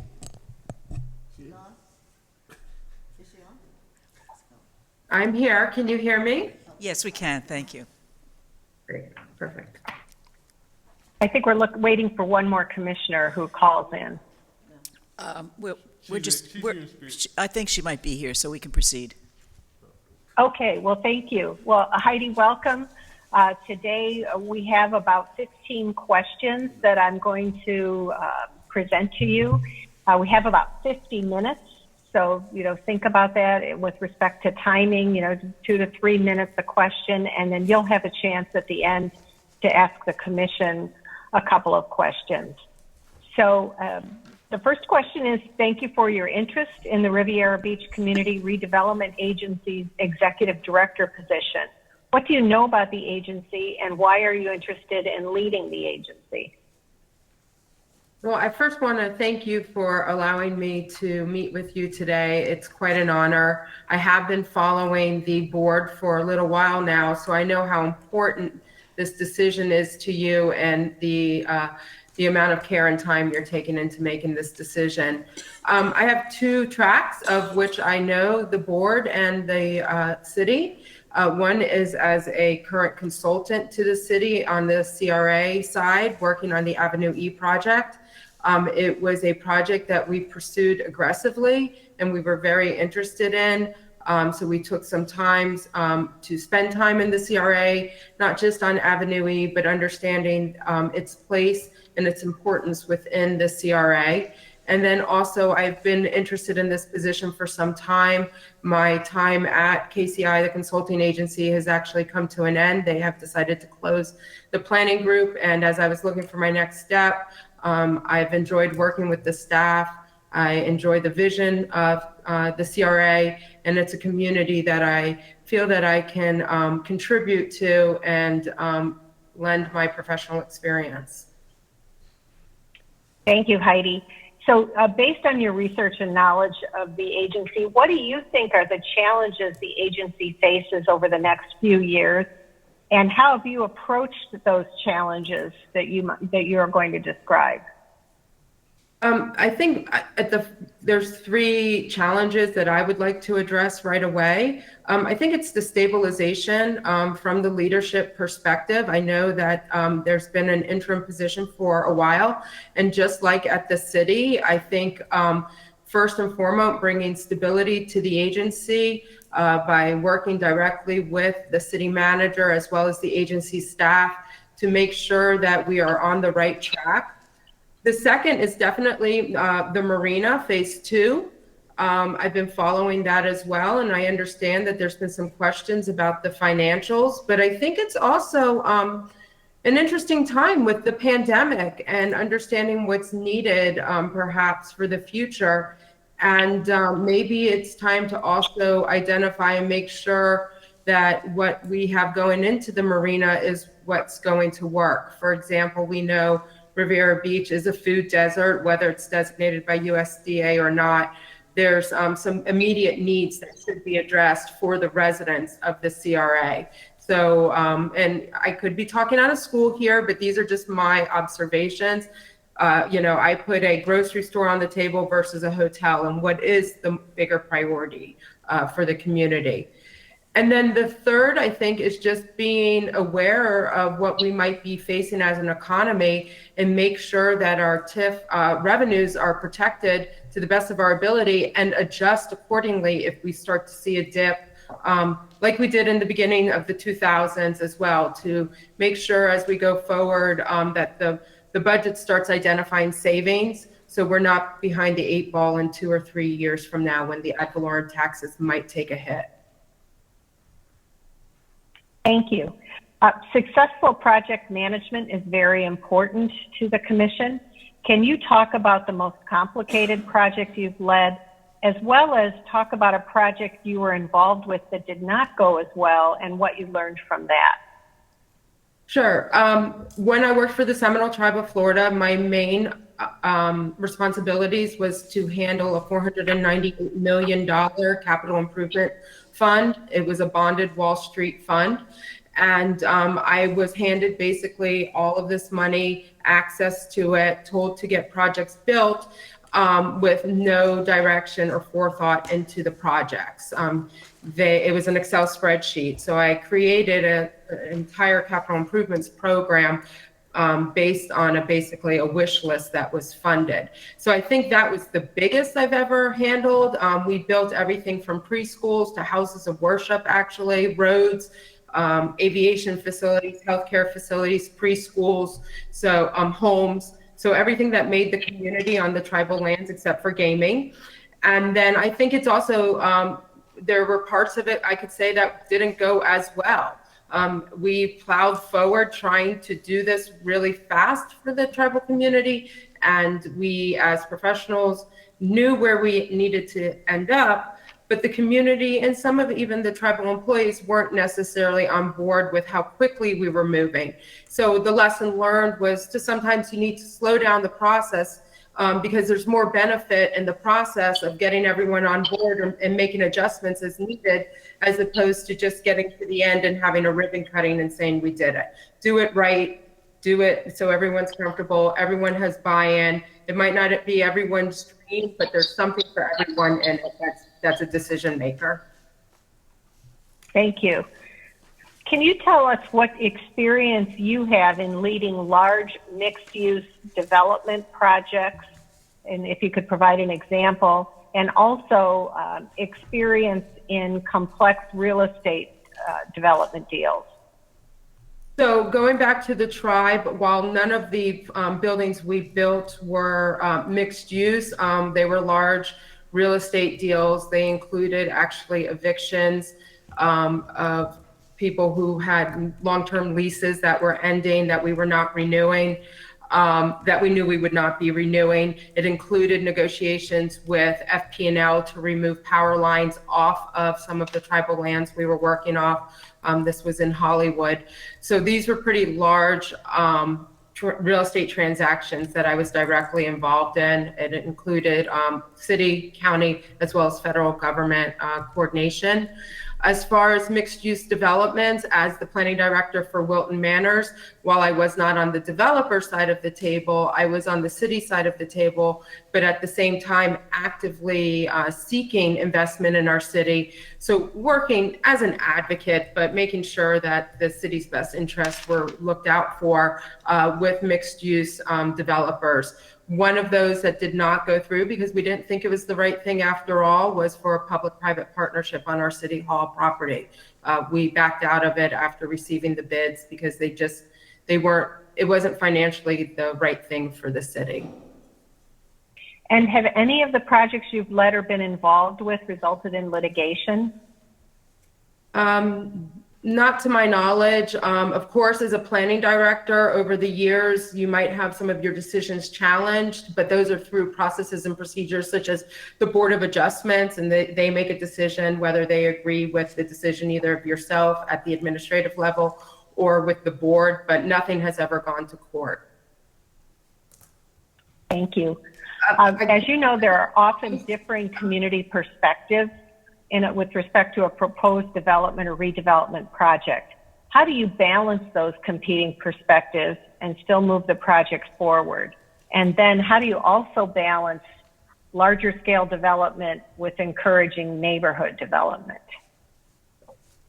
Can I just jump back to the previous question real quick? Because Sure. just because the Miami Herald, and I think we're talking about development, but as city manager, I turned in about half of my police force for civil rights violations, which resulted in it went from FDLE all the way to the U.S. Department of Justice. So I have been involved in court cases, but I was not a defendant. Actually, I was on the side of the good guys, I guess you would say. So I just wanted to clarify that. Sure, thank you. All of a sudden I remembered, wait, I have been in depositions, and I remembered what it was, but it wasn't for any development or decisions I've made. So fine. how do I engage with the community and try to balance the need for redevelopment in neighborhoods? This is what I love about my job. And I actually used the Avenue E community meeting that we had back in November when I talked to people while searching for a job and during my consulting days looking for consulting work, how we were able to get 80 people in that room and have a lot of buy-in and energy about the future of Avenue E. And there was so much energy for that project that when we, during the pandemic, did the online survey, we actually had 70 responses, which is amazing when you had 80 people originally in attendance. I believe the number one, and I've done this within this community, is to listen and to give everyone a voice. You don't go in with your ideas. It's not my idea, but you really go in and you listen and you do activities where the community feels that they're being heard. The balancing is always going to be the struggle.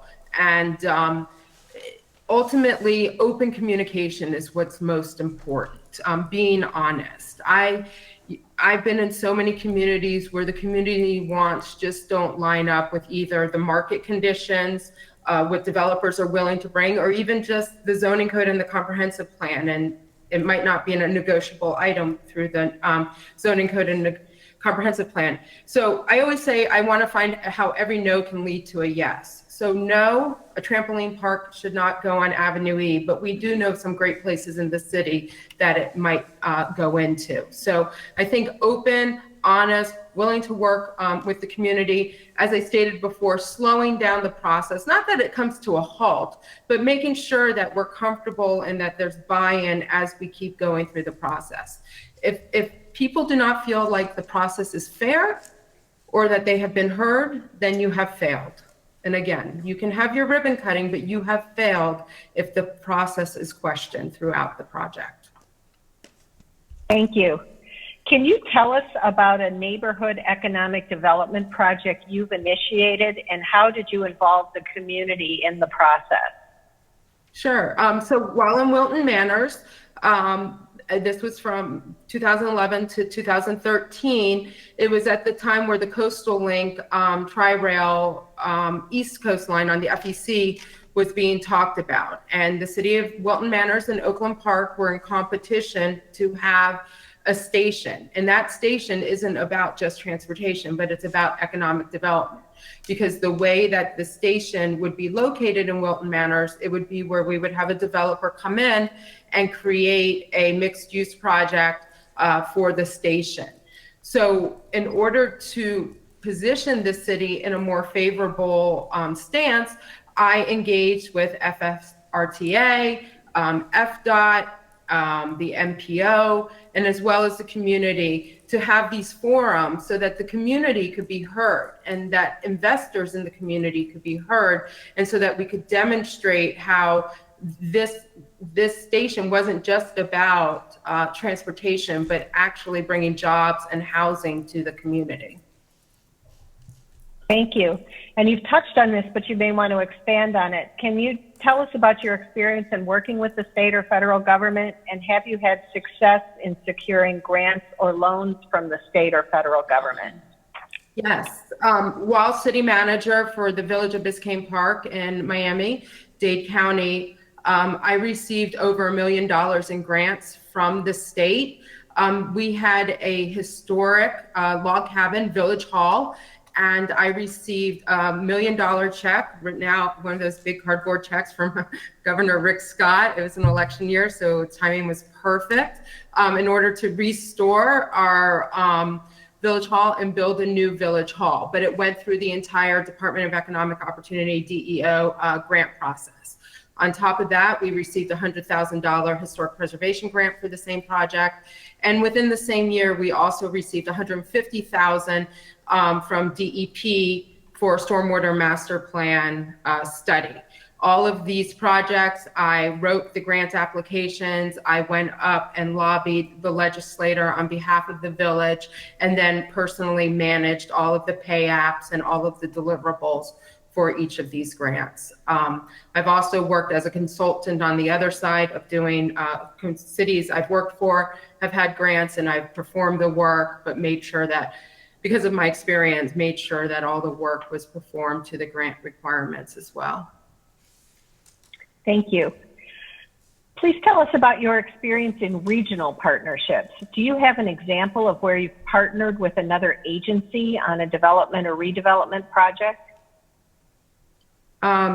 Sure. So I mentioned FSRTA, that was for the station in Wilton Manors. Another project that was also in Wilton Manors was we called it the 2-lane initiative, which was basically a road diet or a complete streets project, however you would like to call it, along Wilton Drive. And it was it's a county road that had some state components to it. It was a very confusing thing. And the state was not agreeing to allow us to narrow the road. But through my partnerships, serving on the MPO staff committee, and just being involved in the community and with my professional colleagues over the years, it was whispered into my ear that perhaps we could propose to give up some of our lane mileage in exchange for some lane mileage that was needed out in the western suburban areas of Broward County. So I was able to broker a deal that ultimately led to the 2-laning that's there now. It's a very recent project by where we gave up mileage to the county, and in exchange, we're able to have our project and they were able to widen it. So it was a multi-agency using professional contacts and just finding the best solution for everybody's problem on a regional level. And of course, as city manager in Miami-Dade County, always working with county and regional, and as well as state, as I mentioned, the grants, but even at the county level, in Miami-Dade County, the road dollars, the penny tax that comes back into the community is called CITT, and working all the time with the CITT group on how we can bring money into our small community and do some road improvements. It was a small town. They had no commercial real estate at all. So there was all the ad valorem taxes came 100% from residential. So it was very challenging. So we lived a lot off of grants, as well as just leveraging any rights that we might have to money, pots of money that were within the region. Thank you. Can you tell us how you would get to know the Riviera Beach community and understand their issues? And what steps would you take to keep your finger on the pulse of the community?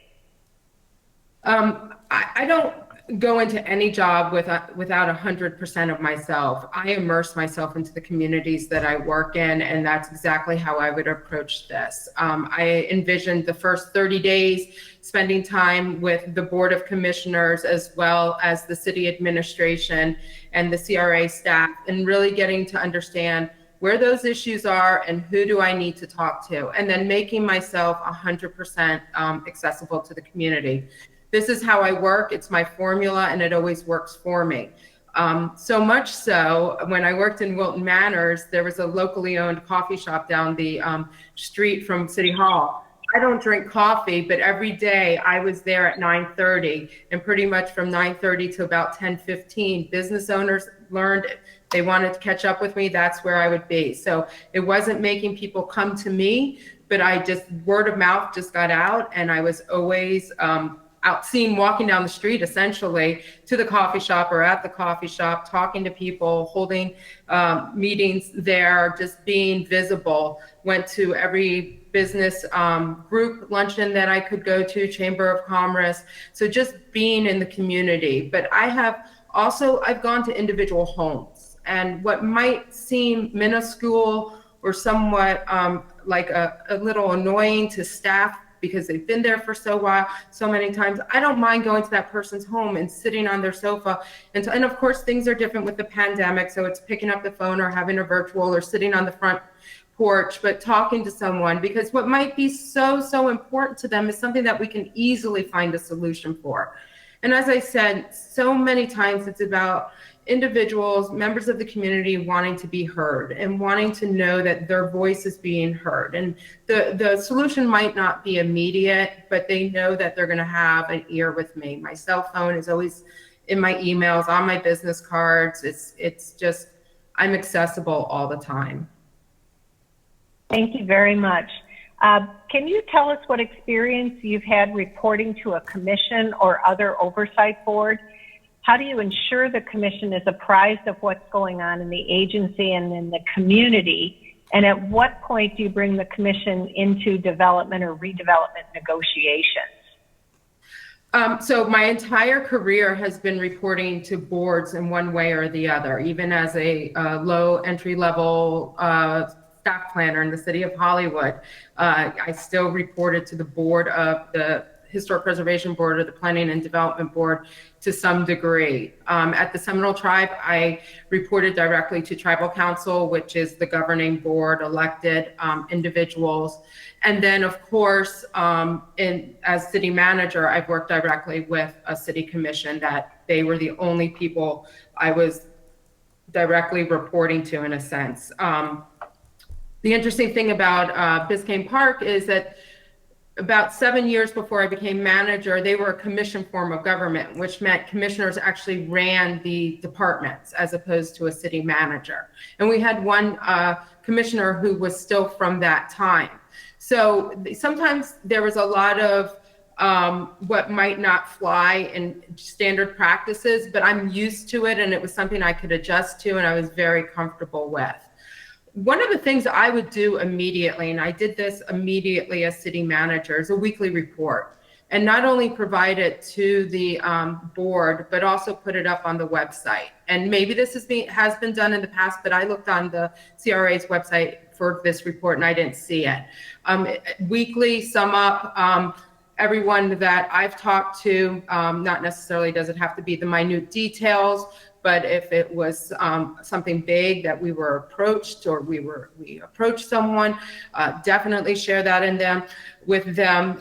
At the city manager level, we would always include police statistics, code compliance statistics, building permits. So at the CRA, what I would do is for clean streets, include any interactions our ambassadors might have had, any updates on Marina Center, be it rentals or visitors, any tallies that I can give to the board so they know what's happening on a week by week basis. There's no surprises. So when do I bring the board into a negotiation? Well, they're going to know before it gets to the board, because I'll be keeping them abreast every step of the way. I am really transparent with that. And I think it just comes from being a city manager in a very small town with a very hands-on commission. I had to do it there. It was what was expected. And it's just, I am very outward in my communication and sharing. I might not necessarily, I know it's my job. I'm not necessarily looking for day-to-day direction or to burden the board with small issues, but they will know everything that is going on, so they are not surprised, because when it comes down to it, they are the ones that they're at the gas station on Saturday morning. And I always say this, I don't want one of my commissioners at Dunkin' Donuts Saturday morning getting their coffee and hear something from a resident that they didn't hear from me first. So that's how I operate. Thank you. What is your role if the commission is divided regarding a project you are proposing? And how do you build consensus with a commission or other oversight body? Sure. So this comes up all the time, and it's a hard issue to walk into as a staff member, because ultimately it is the board's decision as policymakers to make that decision, and your job is to effectuate whatever has been handed to you. So you don't want to influence in a way that might be seen as swaying the board just because of your own personal preference. But at the same time, my job as staff is to provide that information. So if we have a commissioner who is just not comfortable because maybe they just don't see enough in the financials, my job is to go get that information for them and to make sure I work with them to get them. Now, when they see the financials, they might still be a no, but if my job is to get them everything they need to make that decision. There's always sunshine laws, and we have to be careful as staff when we work around sunshine laws, but I'm not going to share just those financials with one commissioner. I'm going to share them with everyone. Everyone will have the same information and be able to make those decisions together. So if we have five commissioners, so if each one has made a special request, each one is going to get those 5 pieces of paper, and hopefully that will bring the board a little closer to an understanding. 5-0 votes are amazing, but sometimes we move forward with a 3-2, and we do it with pride. Thank you, Heidi. Can you tell us your approach? No, we're getting feedback now.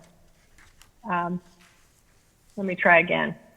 Can you tell us your approach to managing and leading a small staff? How would you get to know the staff, and what is your management style? Sure. So in Biscayne Park, I had a very small staff for a city, including our police department. I believe it was 38 employees, and some of those police officers were part-time. We outsourced some of our services.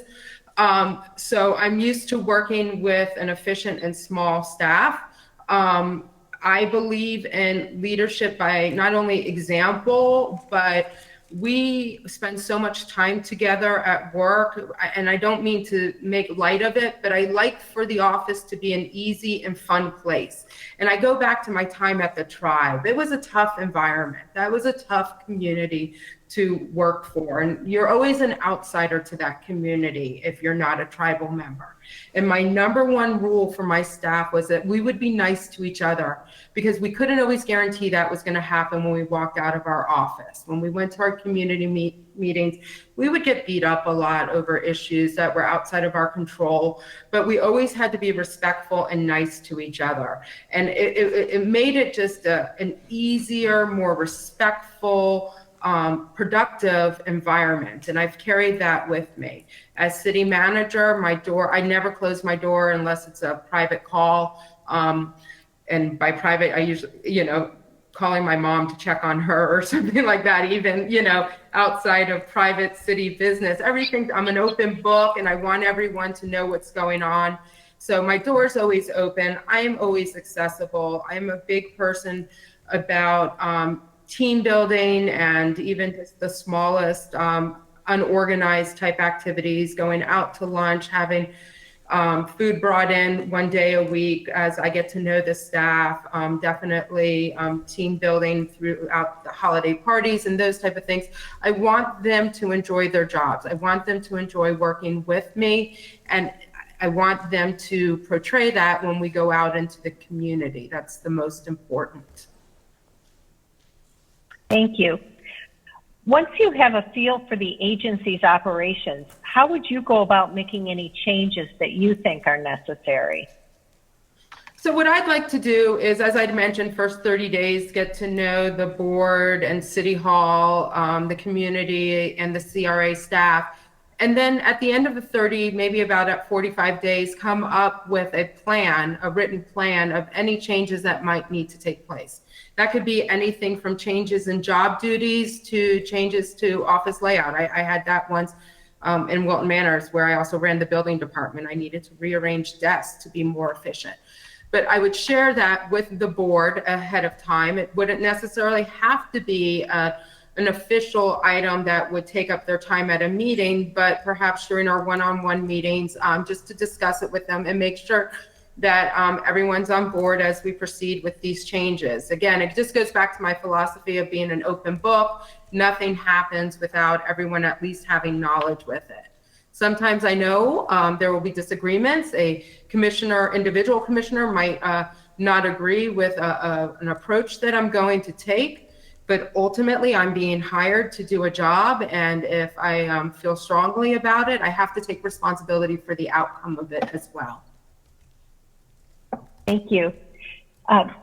We're doing a media search on all of the candidates. Is there anything that might come up that you would want to explain or tell the commission about?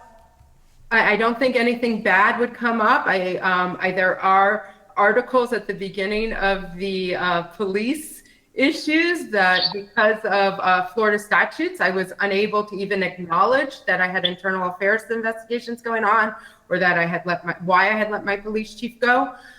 So there's some snarky Miami Herald articles that say, you know, city leadership is mum. City manager Heidi won't speak to us about what's going on. But it was a 3-year process, and I think I felt a little vindicated when the Miami Herald article came out and said why I couldn't speak. So it was a pretty tough issue to go through, but ultimately you won't find any poor articles about me. Well, you've been very efficient with your time today, and this is now an opportunity for you to ask the commission a few questions. Great.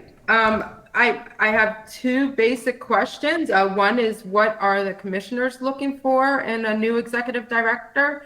And also, if they just have any follow-up questions for me, I'm happy to answer. Thank you, Heidi.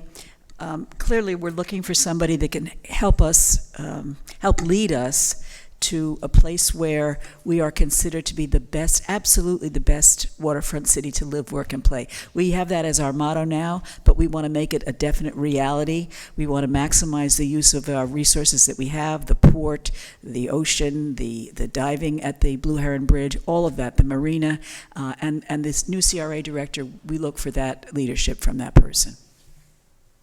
And I don't think we have any other questions.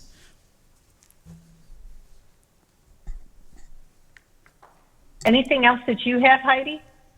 I'm very interested in this position. I think that I bring a lot of local and regional knowledge and enthusiasm to the CRA. I am not scared of getting out there and getting my hands dirty as far as going out, knocking on doors, talking to developers, bringing them into the city and the CRA, working directly with the city leadership. I know that there's been a lot of changes, and I think my experience as being a city manager, I understand all of the pressures and responsibilities that go with being on Mr. Evans' side of the coin. So to be able to negotiate some of the deals that take place between the CRA and the city, I think I go into it with empathy, but also firmly being on my side of the table and understanding what needs to be done. But I speak the same language. I understand how the budgets come about. I've written CRA plans, which I know is in the future, as far as state statutes and those type of things that need to take place. And I'm just ready to get to work. Well, thank you very much. It's been a pleasure listening to you, and we will be in contact with you. Great. Thank you. Have a great day. You too. Bye-bye. It's 3:10. We'll resume our meeting. Heidi and Jim. Hello, Mr. Russell. How are you today? I'm doing well. How about yourself? Good. It's good to see you again. Here's how we're going to do this. First of all, let the commissioners introduce themselves. Hi, I'm Julie Botel, Chair of the Commission. Hello, Douglas Lawson, Pro Temp. Actually, I think you're the vice chair of the CRA commission. You're president of the city council. Commissioner Change Kashamba your Miller hat. Anderson. Pleasure. Trodrick McCoy, CRA commissioner. Right. And Commissioner Lanier, do you want to introduce yourself? Go ahead, Shirley. Okay, thank you, Jim. All right. What I'd like to do, Mr. Russell, is I'm going to ask you a series of, I'll say, it's actually 15 questions. A couple of them have several parts to them, and I'll go through it slow enough so you can make a note if you want, okay? You have approximately 50 minutes, a maximum of 50 minutes to answer. That's about 3 minutes a question. I'll be keeping an eye, but you need to monitor yourself a little bit, okay? All right. With that, here's the first question. Thank you for your interest in Riviera Beach's Community Redevelopment Agency's Executive Director position. What do you know about the CRA, and why are you interested in leading this agency? All right. Well, first of all, I would like to thank Chairwoman Botel and the rest of the commissions for allowing me to move forward in the process. I know you all had a lot of qualified candidates to select from, so I would like to thank you for allowing me to move to the second round. But as it relates to what I know about the CRA, I've had the opportunity to do a little bit of research. And I found out that the CRA was established in 1984, and it encompasses roughly 850 acres within the city of Riviera Beach. From the most recent CRA meeting that I watched, I believe you all had a proposal. Uh-oh. We lost him. Mr. Russell, we lost Can your you hear me? sound. Oh, it's back, yes. Okay, sorry. So roughly about $13.2 million, I think, in proposed budget that is comprised of TIF funding, where both Palm Beach County as well as the city of Riviera Beach is contributing.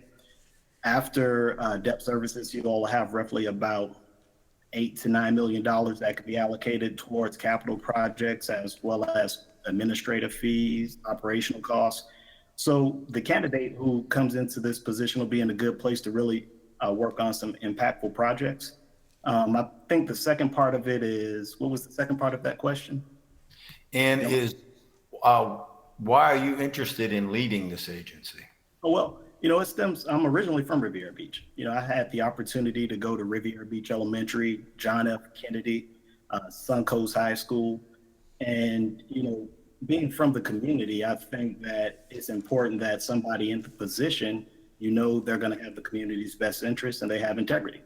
And I think coming into this role, when I left to go off to college back in 1996, I had all intentions on coming back to Riviera Beach, but there wasn't that many opportunities really available for me.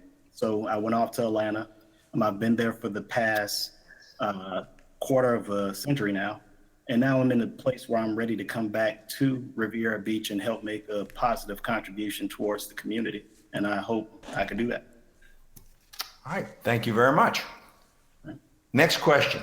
Based on your research, what do you think are the challenges that the CRA will have in the next few years, first?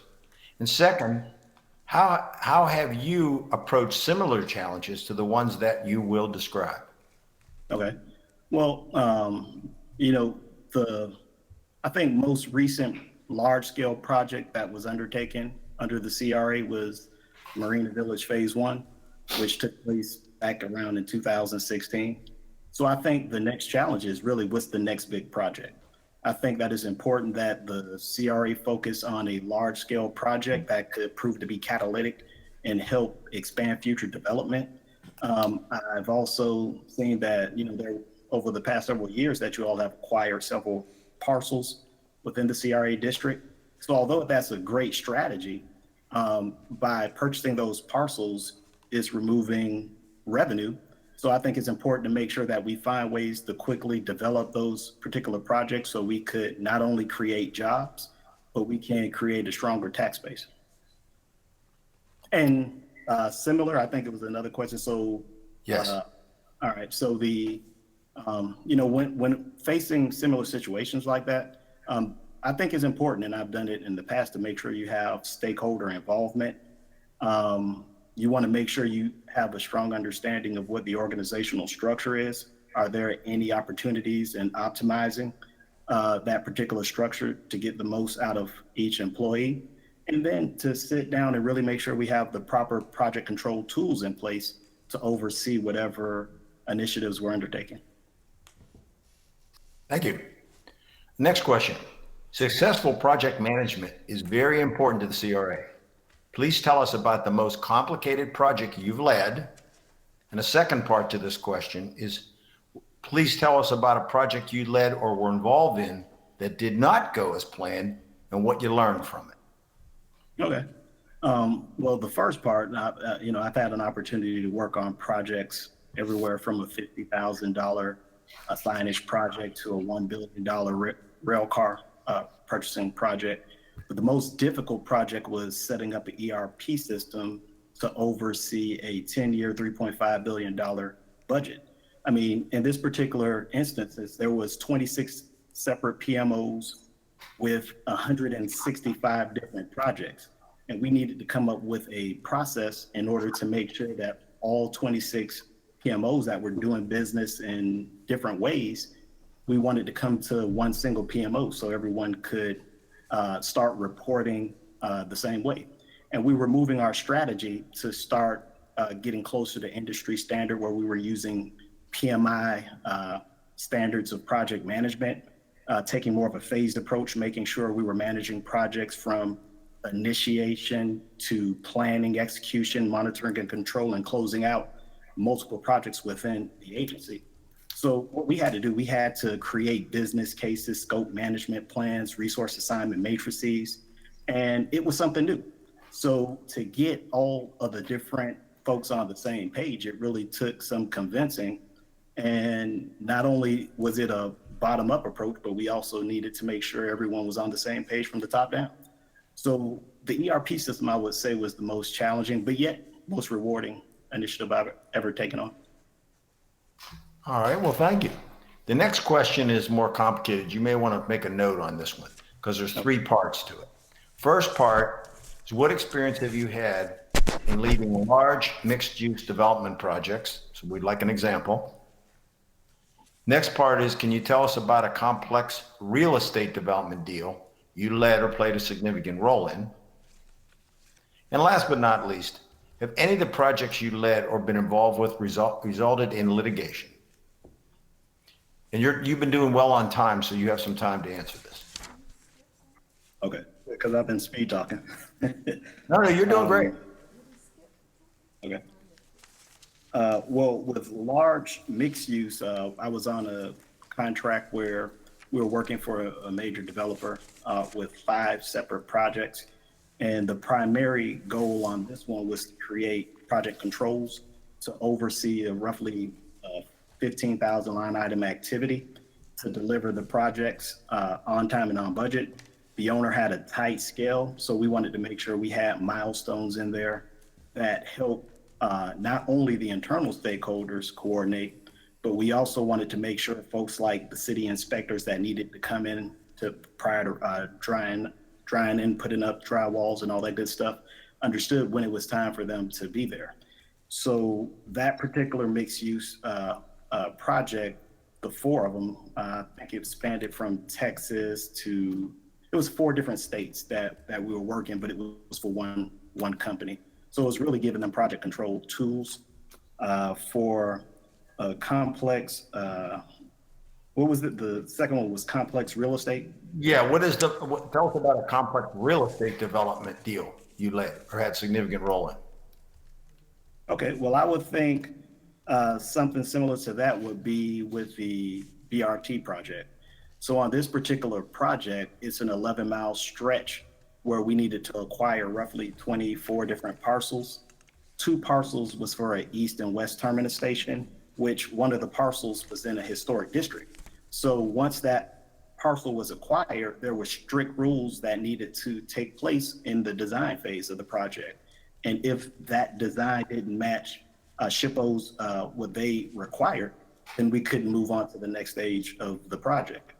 And then with the remaining parcels, it was mainly for bus stop shelters.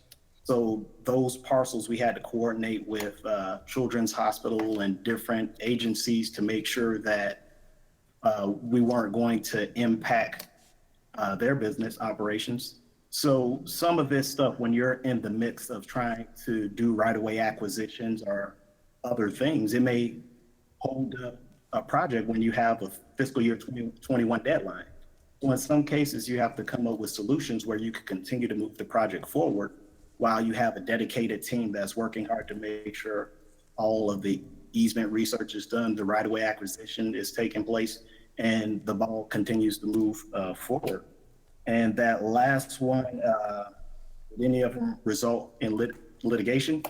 I've never been in a situation where I had to go into arbitration or litigation. And I think the reason being is because typically throughout the course of the project, there are changes and there are things that happen. But I think the most important thing that you can do is try to negotiate a resolution prior to it being expedited or it becoming a bigger problem than what it is. And typically I tell folks that, you know, when you enter into negotiations, there's going to be pain on both sides.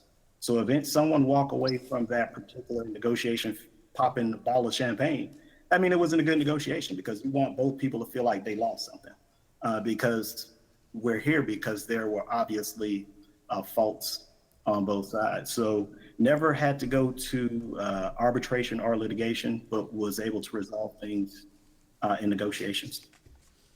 All right, the next question, once again, is a two-part question, so you may want to make a note here for yourself.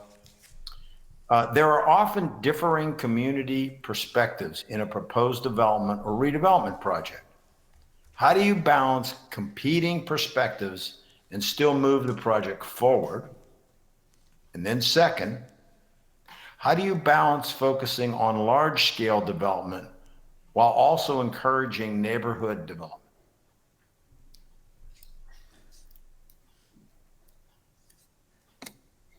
Well, with the competing perspectives, I mean, that's, you know, always part of you know, the overall vision. No one's always going to see things the same. So I think the first and the easiest thing to do is to pull out everything we agree on, push that to the side, and then focus on the particular elements of that design or the project that we don't agree on. And then put them up side by side. Show pros and cons to using one method over the other. And if we can't come to an agreement at that point, then I think that it's my job to make sure that there's alternative solutions that could be presented.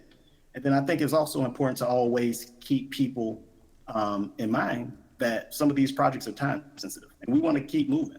So as long as we tie that, you know, decisions have to be made within a respectable amount of time in order for us to keep pushing the needle forward, I think that's extremely important because when we don't make decisions, there's a cost to that. Whether you get an increase in soft costs because you have additional time that's being billed to a specific initiative, or if it's a loss in confidence from the market because they see that folks aren't pushing the needle forward.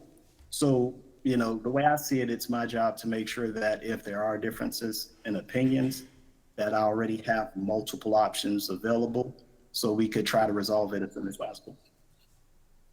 All right, thank you. Next question. Can you tell us about a neighborhood economic development project you initiated and how did you involve the community in the process? Okay, well, you know, when we think economic development, I think people only think about big buildings, right? And they only think about fancy restaurants or not new restaurants within the community, but they don't think about having the structural capacity to be able to support these businesses. And one example was on a project I was working on in Atlanta, in Buckhead. There were several high rises going up and the sewer systems could no longer hold the current capacity based on all the new high rises that were going up. So we had to create two access roads, one on both sides of Nancy Creek. And, you know, when you think about this, you're going through a community where each home is anywhere from 800,000 to $2.5 million in value. So now imagine telling them that you're about to cut a couple of roads through their backyard in order to help on a project that's down the street from them. So part of what we had to do was have public involvement, make sure we informed the community on what the project was about and how it was going to benefit them. And then we also made sure that I had constant communication with the homeowners. I gave them my personal cell phone number if there were any issues during construction, where they could call and we could resolve the problem as soon as possible. But not only that, you know, when you're clearing on both sides of a creek, typically, you know, the arborist, you'll either pay a recompense fee or you could come back and replant trees. So we allowed the residents to be part of the process to select what trees we came back and planted along Nancy Creek. And instead of just leaving 54 stone and crush run in their backyard, we came back through and we turned it into a trail. So now the residents not only, you know, after 6 months of having dump trucks, front end loaders and heavy equipment, or 6 weeks, sorry, in their backyard, now they had a nice trail with new trees.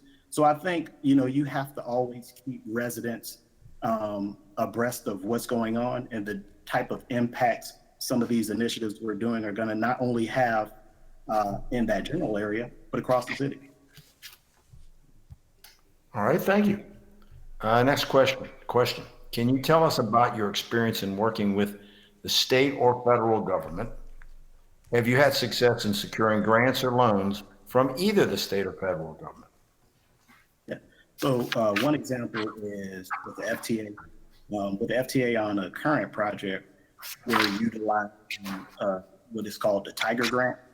So with this particular grant, the Tiger Grant, the FTA, they require strict oversight as it relates to drawdowns.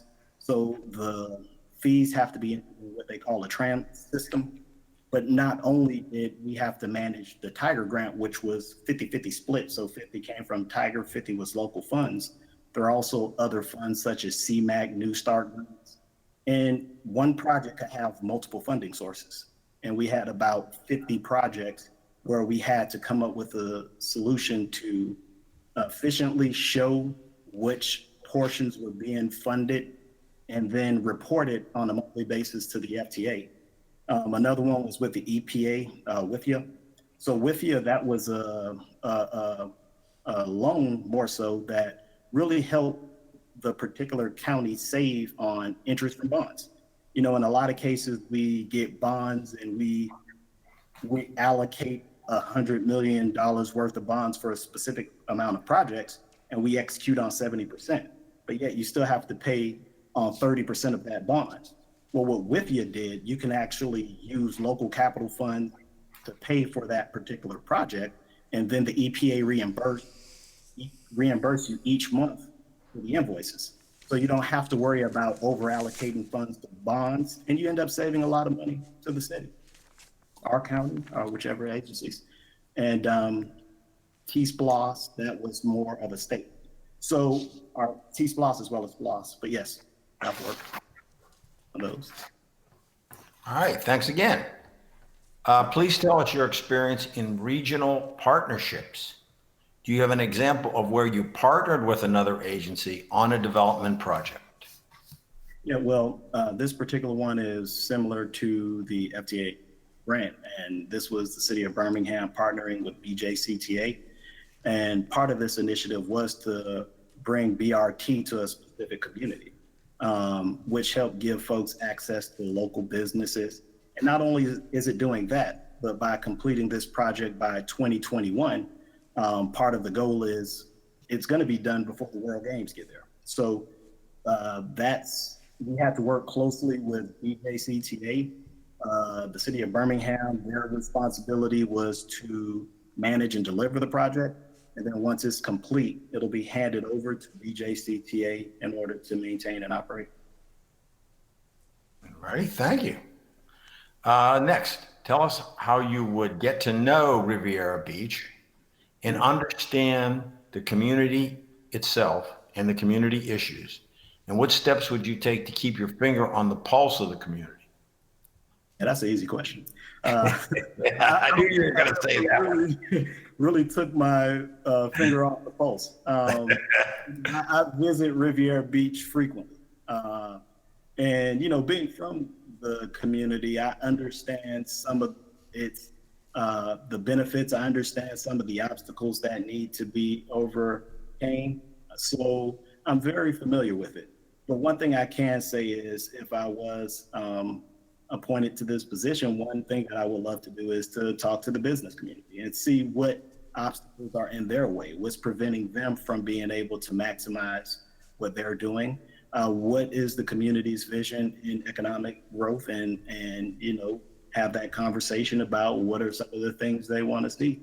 So yeah, I think it'll be a very easy transition for me, and I look forward to that hopefully one day. All right, next question is also a two-part question.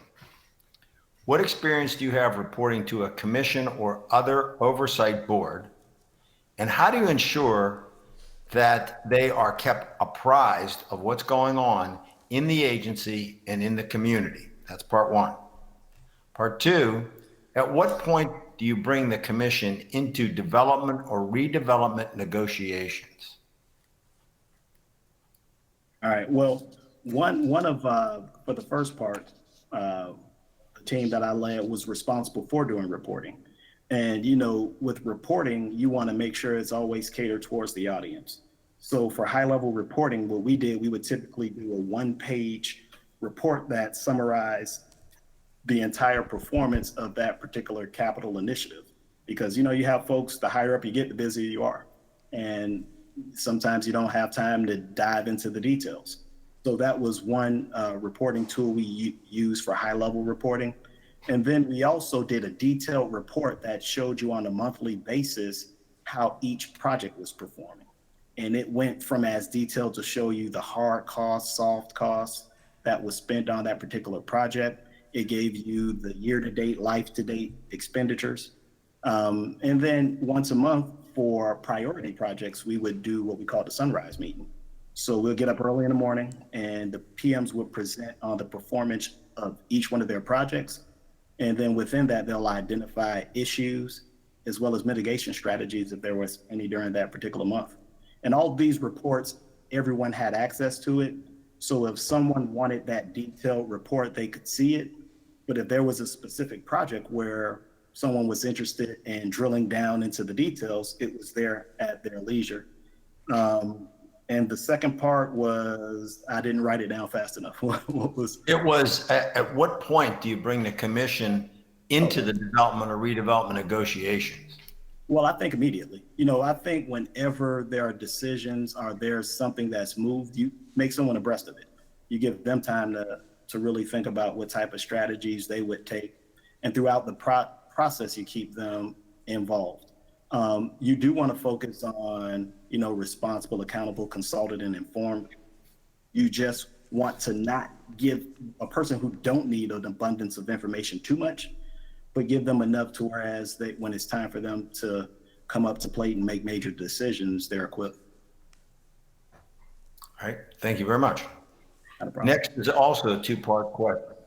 First part, what is your role if the commission is divided regarding a project you are proposing?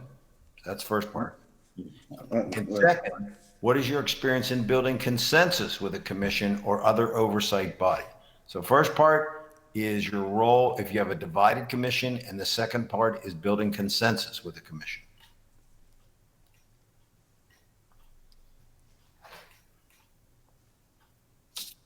So I think, like, if you have a divided, you know, commission, I think it's important, and it kind of sounds like I answered this one before, but if you had a divided commission, you definitely, want to make sure that they have as much information as possible so they can make a sound decision.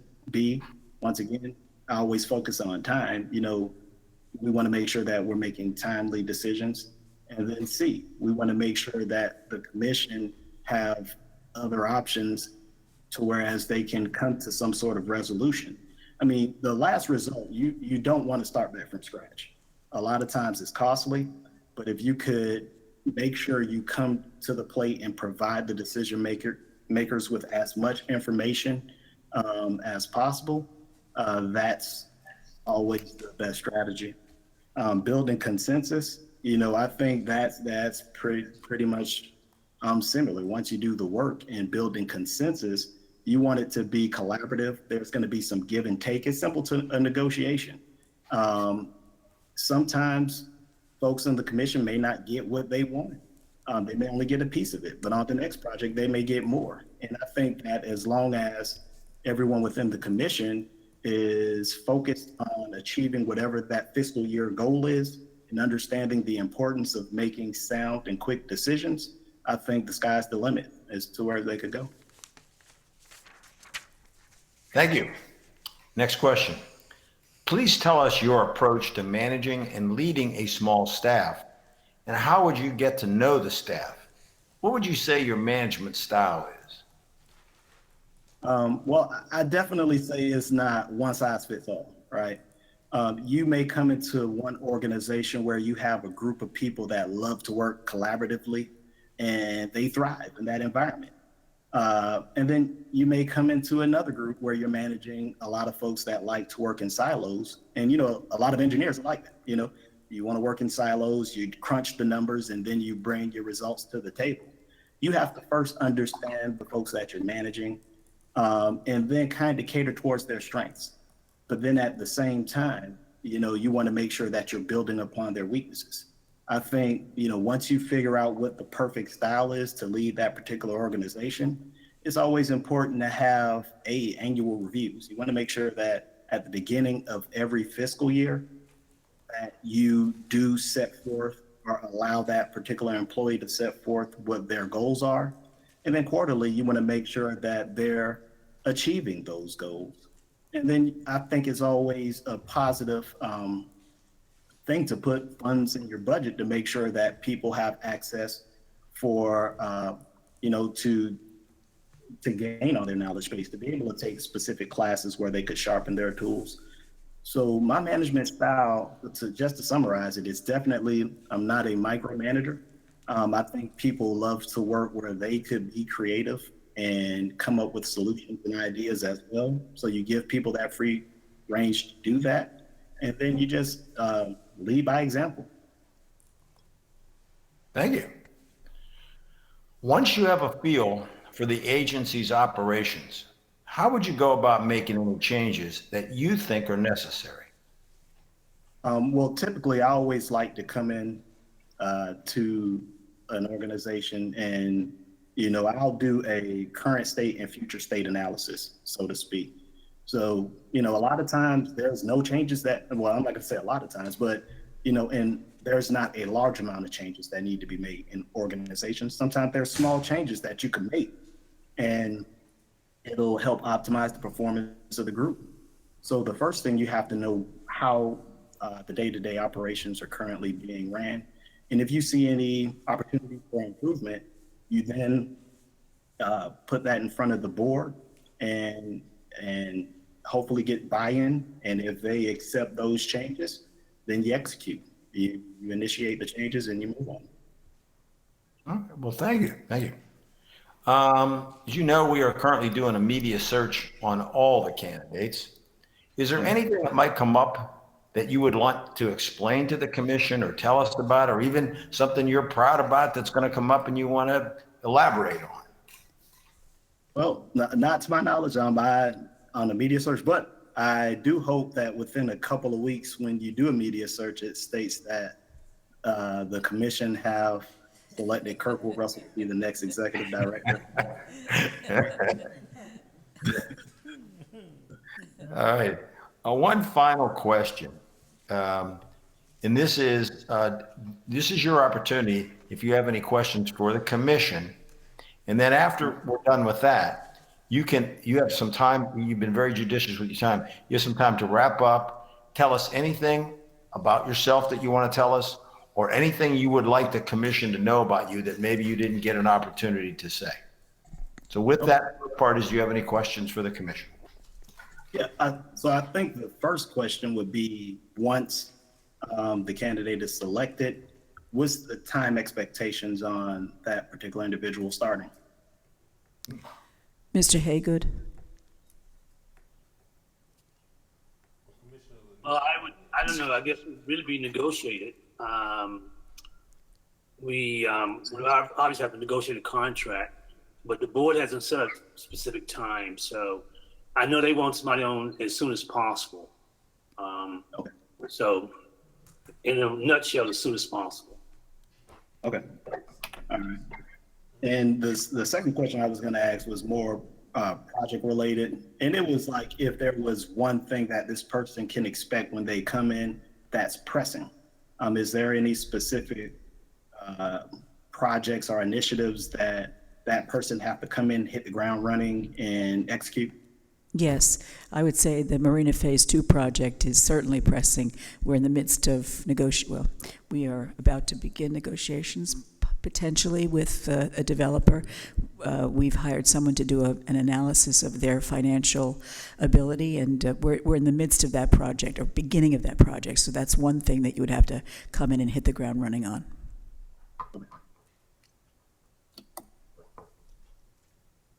Okay.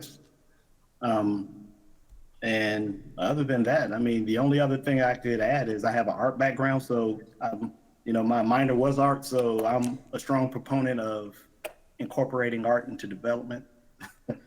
But other than that, I have nothing else to say. Well, thank you, Mr. Russell. From my perspective, it was a pleasure talking to you on the phone a couple of times. And at this point, I think, unless someone else has something to add, I think we'll conclude your interview. And if you'll get offline, then we'll bring the last candidate on board. Okay. All right. It's a pleasure. Thanks again. Weekend. Okay. All right. All right, bye-bye. Madam Chair? Yes. This Jim. Yes, Mr. Spears is on the line right now. What I would like to say, obviously Heidi will be handling this interview, but when we wrap up at the very end, if you give me a second, I'd like to, on record, go over what our expectation is for next Wednesday. Yes, just so that's it's on. great. Thank you. Thank you. Would you like us to each introduce ourselves to Mr. Spiritus? Thank you. Yes, if you're all ready, that would be wonderful. We're back. Thank you.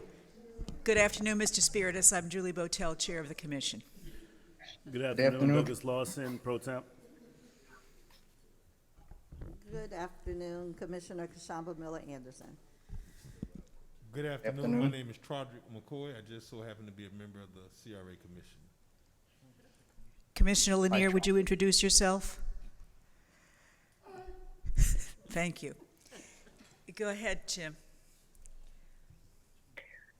Okay, well, thank you so much, Glenn, for being with us this afternoon. Just to give you an outline of how this will work, we have about 15 questions and about 50 minutes. So roughly 3 minutes per question, and I'll help keep time as well. And the last question is an opportunity for you to ask the Commission a couple of questions. So our first question is to thank you for your interest in the Riviera Beach Community Redevelopment Agency's Executive Director position. And what do you know about the agency, and why are you interested in leading the agency? Well, as many of the commissioners know, I've been living in the city of Riviera Beach for almost 20 years now. I'm a member of the Housing Authorities Board. I'm a member of the CDC Board, and I'm a member of the Waterfront Advisory Committee. And I've been pretty active. I'm the president of my condominium. I follow politics in the village, and I follow the CRA, and I work very closely with the CRA as a CDC board member and as a Housing Authority board member. And why are you interested in leading the agency? Oh, I have a tremendous amount of knowledge and expertise in the field of city planning and urban environmental planning. I believe that my abilities would be very beneficial to reviving the city of Riviera Beach. I've had experience in 2 other communities, very similar, very diverse, like the city of Riviera Beach. And I was successful in revitalizing those communities. I have a pretty decent track record. and I'd like to do it in my hometown again. So based on your research and knowledge of the community, what do you think are the challenges the CRA faces in the next few years, and how would you approach those challenges that you'll describe? Well, you know, the city is coming up against, obviously, COVID-19, which is going to impact everything that the city of Riviera Beach is going to embark upon. I've had the ability to work in similar situations. I was a commissioner of a community development agency during the savings and loan debacle, when the savings and loan institutions collapsed. Everybody thought the world was coming to the end. I was a director of planning and community development for a city when we had a tremendous downfall in the economy worldwide, and I was able to overcome those obstacles by just fighting very hard for state, federal funding, bringing developers to the table, working with the community. And we have to do the same thing right now in the city of Riviera Beach. We're going to have to fight very, very hard to turn that city around. And I think it's very, very doable. And I think they've already started. And I think that we can do a heck of a lot more. Thank you, Glenn. Successful project management is very important to the commission. Can you tell us about the most complicated project you've led, and also tell us about a project you've led or either you were involved with that did not go as planned, and what you learned from that? Well, I'll tell you, the most complicated project that I had was probably working with Federated Department Stores in the village of Hempstead. After being on the job for 2 weeks, I learned that the largest suburban department store in the country was closing, and it was located right in my village. I was notified by Federated Department Stores that they were selling the property to a church and taking it was going to come off the tax rolls. Federated felt bad about this because they knew that they were making money in that store, but because they were in bankruptcy, the bankruptcy court forced them to sell the properties that they owned, and that was one of the properties they owned.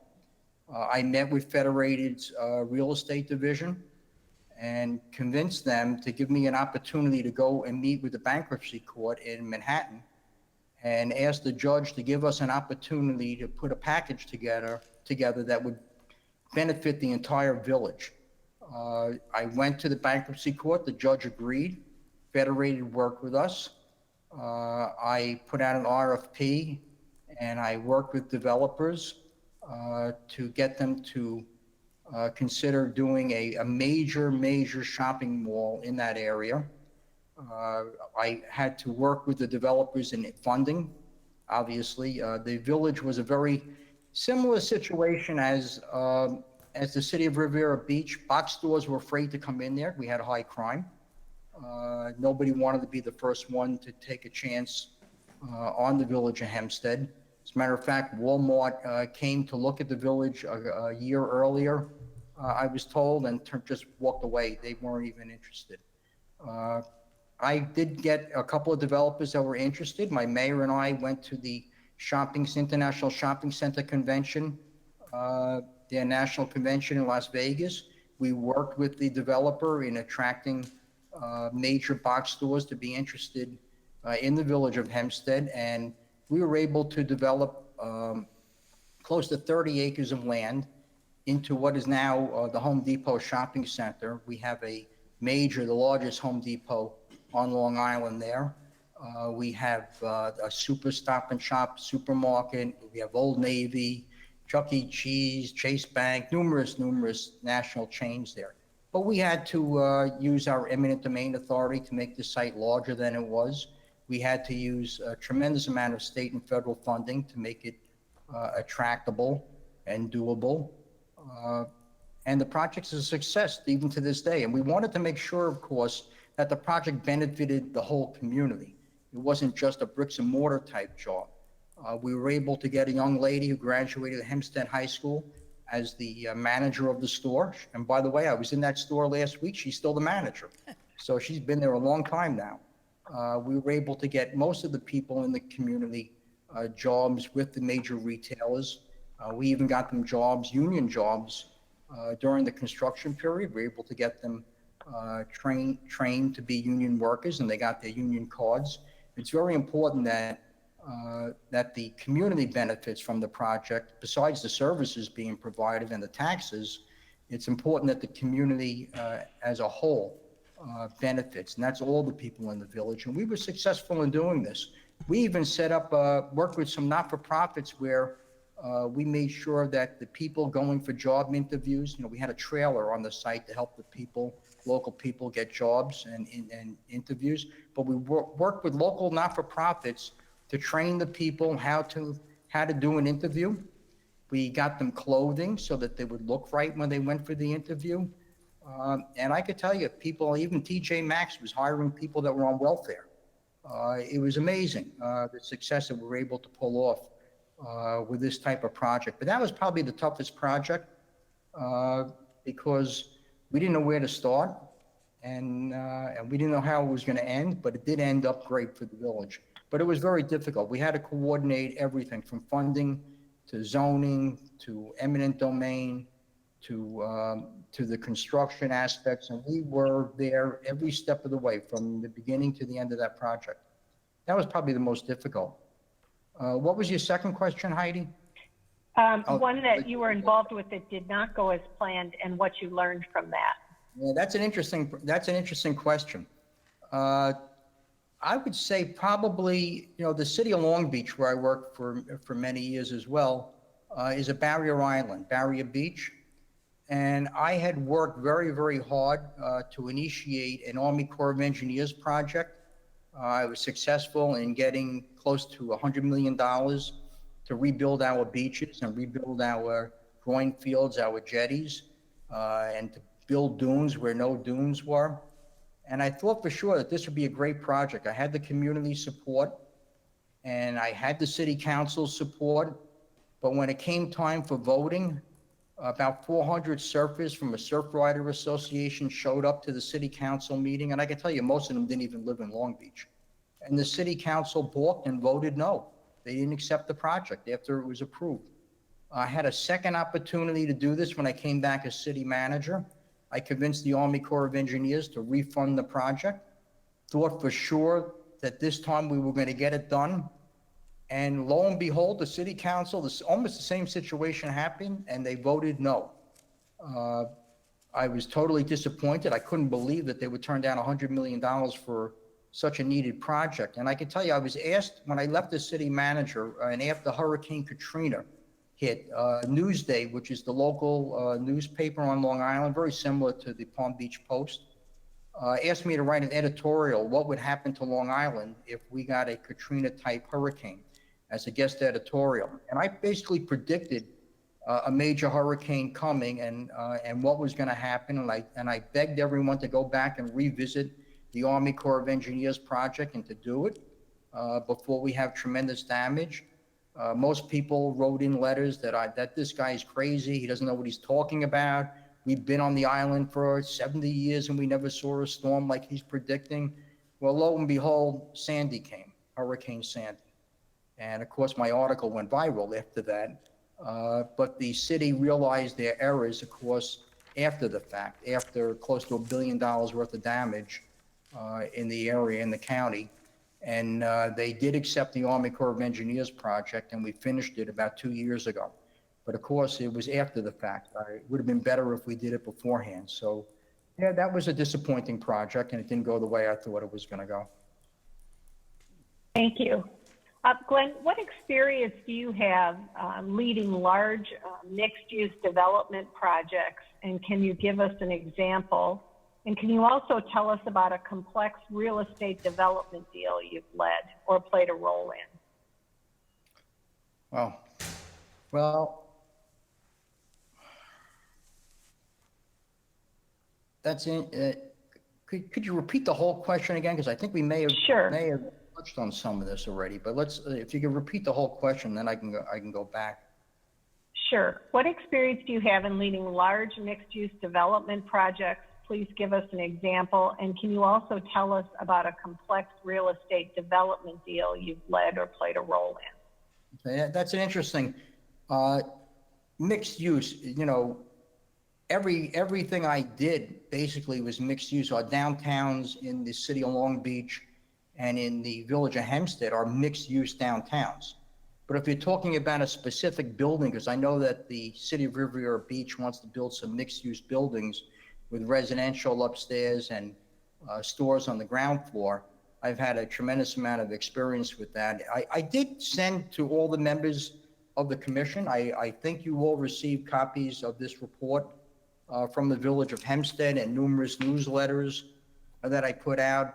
And that should be pretty self-explanatory in answering this question, but I'm going to answer it for you in detail anyway. I'm currently working on two major mixed-use projects. One in the village of Hempstead. It's a 244-unit mixed-use building. It's senior citizens. And then I'm working on one in West Hempstead, which is a 200-unit building, which is workforce housing with stores on the ground floor. And then if you look in the report that I had put in the mailboxes of the commission, you'll see the Riverly House rental building, which is workforce housing, which has stores. That's 116 units right in our downtown, right next to our intermodal transportation center. Probably the most complicated large projects that I've worked on, other than the A&S project. I've worked on numerous projects like A&S. We did another 2 or 3 shopping centers similar to that during my tenure. But I could tell you that probably the most enjoyable and probably the most difficult projects were the intermodal transportation centers that I built for the city of Long Beach and in the village of Hempstead. I had to coordinate those projects with the county, with the state, with the Federal Department of Transportation, with Long Island Bus. Numerous government agencies had to be coordinated in on these projects with funding. I was responsible for, I was the project manager on all of these projects. Which resulted in brand new train stations, bus terminals, and you can see pictures in the report that I gave you. The Long Beach train station, we actually restored back to its original architectural state. That goes back to 1907. But that also has a bus terminal attached to it and parking and some retail as well, similar to what we did in the village of Hempstead. And we tried to make it a transit-oriented both areas. We wanted to make transit-oriented downtowns where people could walk to the train. They could live and walk in the same area. That's what we call smart growth today. In those days, we didn't know the term smart growth, but smart growth is when you can take people out of their automobiles and put them into public transit and have them within walking distance of their supermarkets, their restaurants, and other services. And I think that the city of Riviera Beach is prime for this type of development. But that was probably the most... Okay, thank you. Have any of the projects you've led or been involved with resulted in litigation? Oh, yes. It's funny that you bring that up. When we were doing the A&S from the Federated Department Store project, and I told you we had to expand the site from about 18 acres to close to 30 acres. There was a tremendous amount of eminent domain. It was retail eminent domain, and we were actually sued by the owner of a store, a large building, for not condemning his property. And we were actually in court for 1 year, and it's called a reverse condemnation case because we didn't take his property. Because he knew that if we took his property, it'd be like winning the lottery. Because under the Uniform Relocation Act, 99% of the people who get condemned end up benefiting substantially. I should note, anytime we used eminent domain in a residential project, the people that were condemned were put into better homes within the same community. We even had renters that got so much money through the eminent domain process that they were able to become homeowners in the community as a result of the eminent domain. So there's two sides, there's three sides to eminent domain, I guess, but there are some good sides to eminent domain as well as the people who abuse it. As long as it's not abused, it can work very well. Thank you. Glenn, as you know, there are often differing community perspectives in a proposed development or redevelopment project. How do you balance the competing perspectives and still move the project forward? And then how do you balance focusing on larger scale development while also encouraging neighborhood development? Well, the first thing, when there usually is opposing views on a project or a development or even on a program. It's important for the CRA or the person who's in charge of the CRA to make sure that they get out into the community and meet with the community from the beginning of the process and explain the process and discuss it and try and incorporate as many issues that come up at these meetings and make sure that can resolve some of the matters. But then it's important that the CRA take its direction from the commissioners, from the majority of the commissioners, and move forward with the project, even if there is opposing opposition. Very often I find, by the way, the community doesn't understand many of the projects, and that's usually the problem.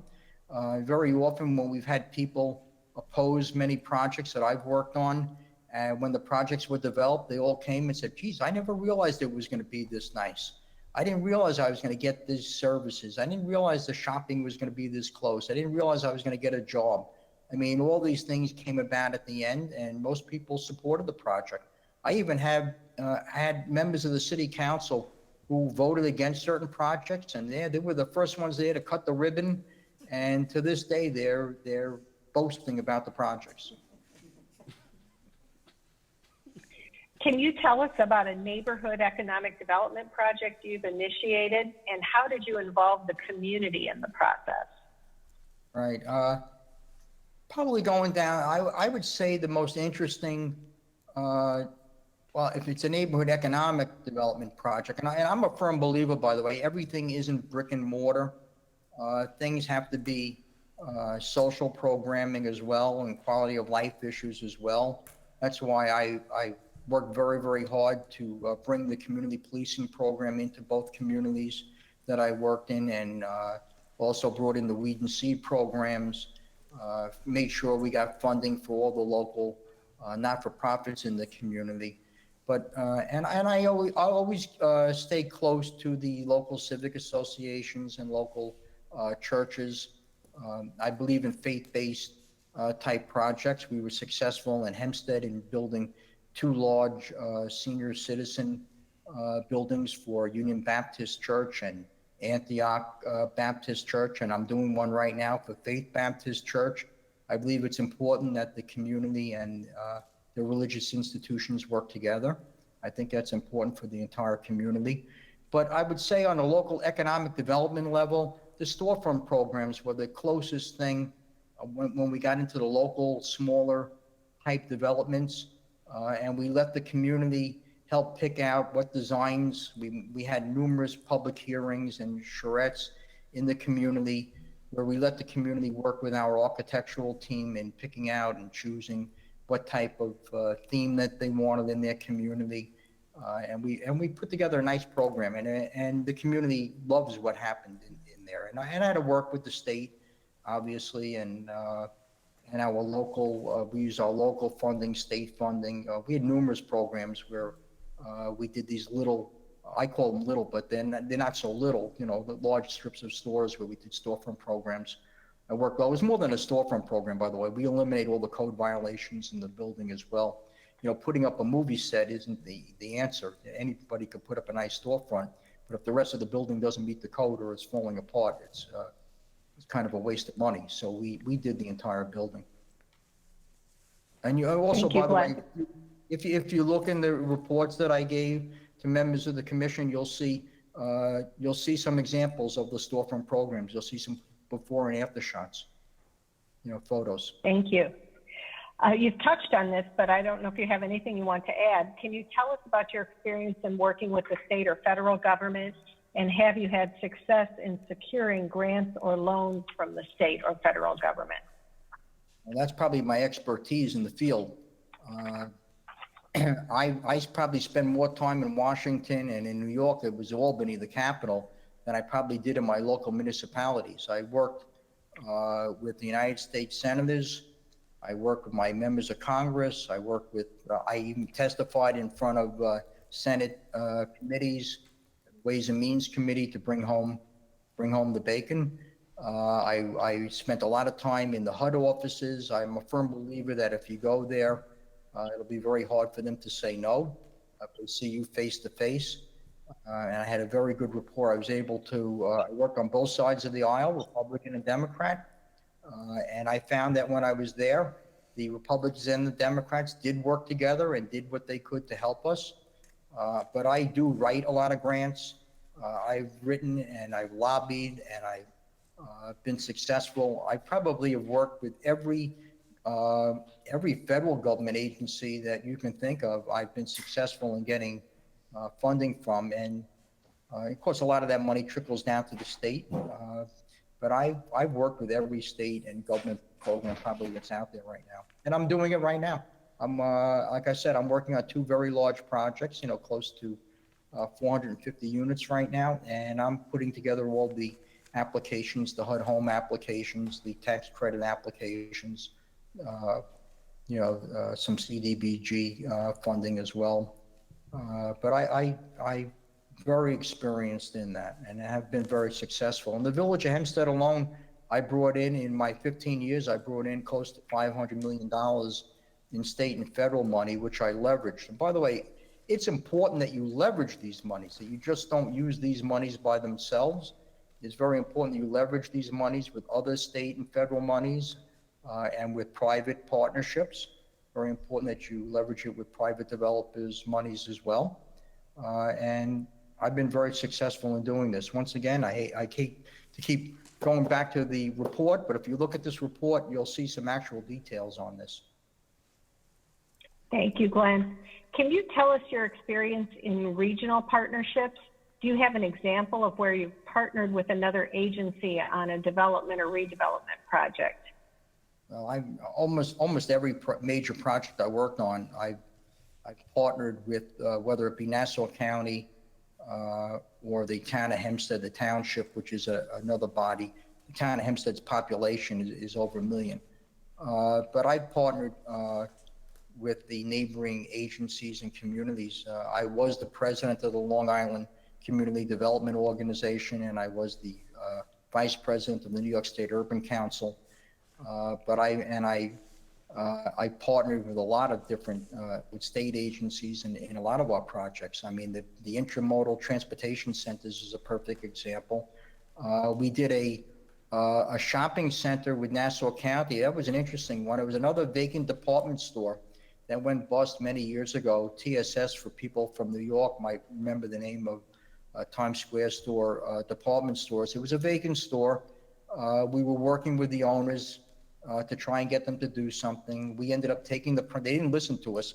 We ended up taking the property for taxes, the county and the village, and we jointly put out an RFP, but they turned almost all of the project over to the village, but we were partners throughout the entire project. We took the building down and we ended up building TJ Maxx and Staples and numerous other, Pep Boys, numerous other retail stores in the shopping center, but we were partners throughout the project.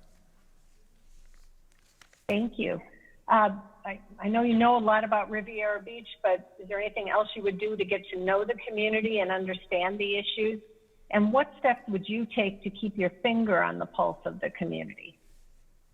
Well, I would stay very active with the Housing Authority and with the CDC. I think that's a good area to get a pulse on the community, and certainly being active, in my condominium and being in the community gives me a good idea. And of course, I can always go online and look at Nextdoor and see what's going on. They have a good idea of what's happening almost on a daily basis. But yes, I would stay active in all the organizations that I'm working in right now. I think that's very important, and that's a good area to get a pulse of what's going on. Thank you. What experience do you have reporting to a commission or other oversight board? How do you ensure the commission's kept apprised of what is going on in the agency and in the community? And at what point do you bring the commission into development or redevelopment negotiation? Interesting question. Well, obviously, all my jobs in government, I had to answer to a city council or a board. So everything I did was always under the auspices of a public entity. So I always had a city council or a board.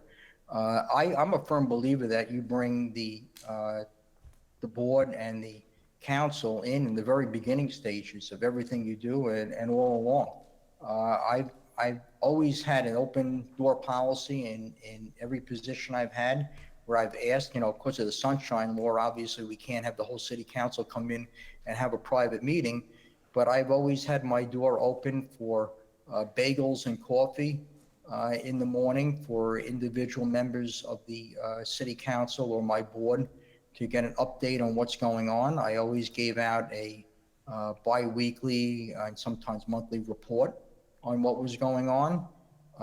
And I believe that it's important I know the city council has done this in Riviera Beach a couple of times. I know they've appointed members of the council to be in charge of certain projects, to be the liaison to the CRA.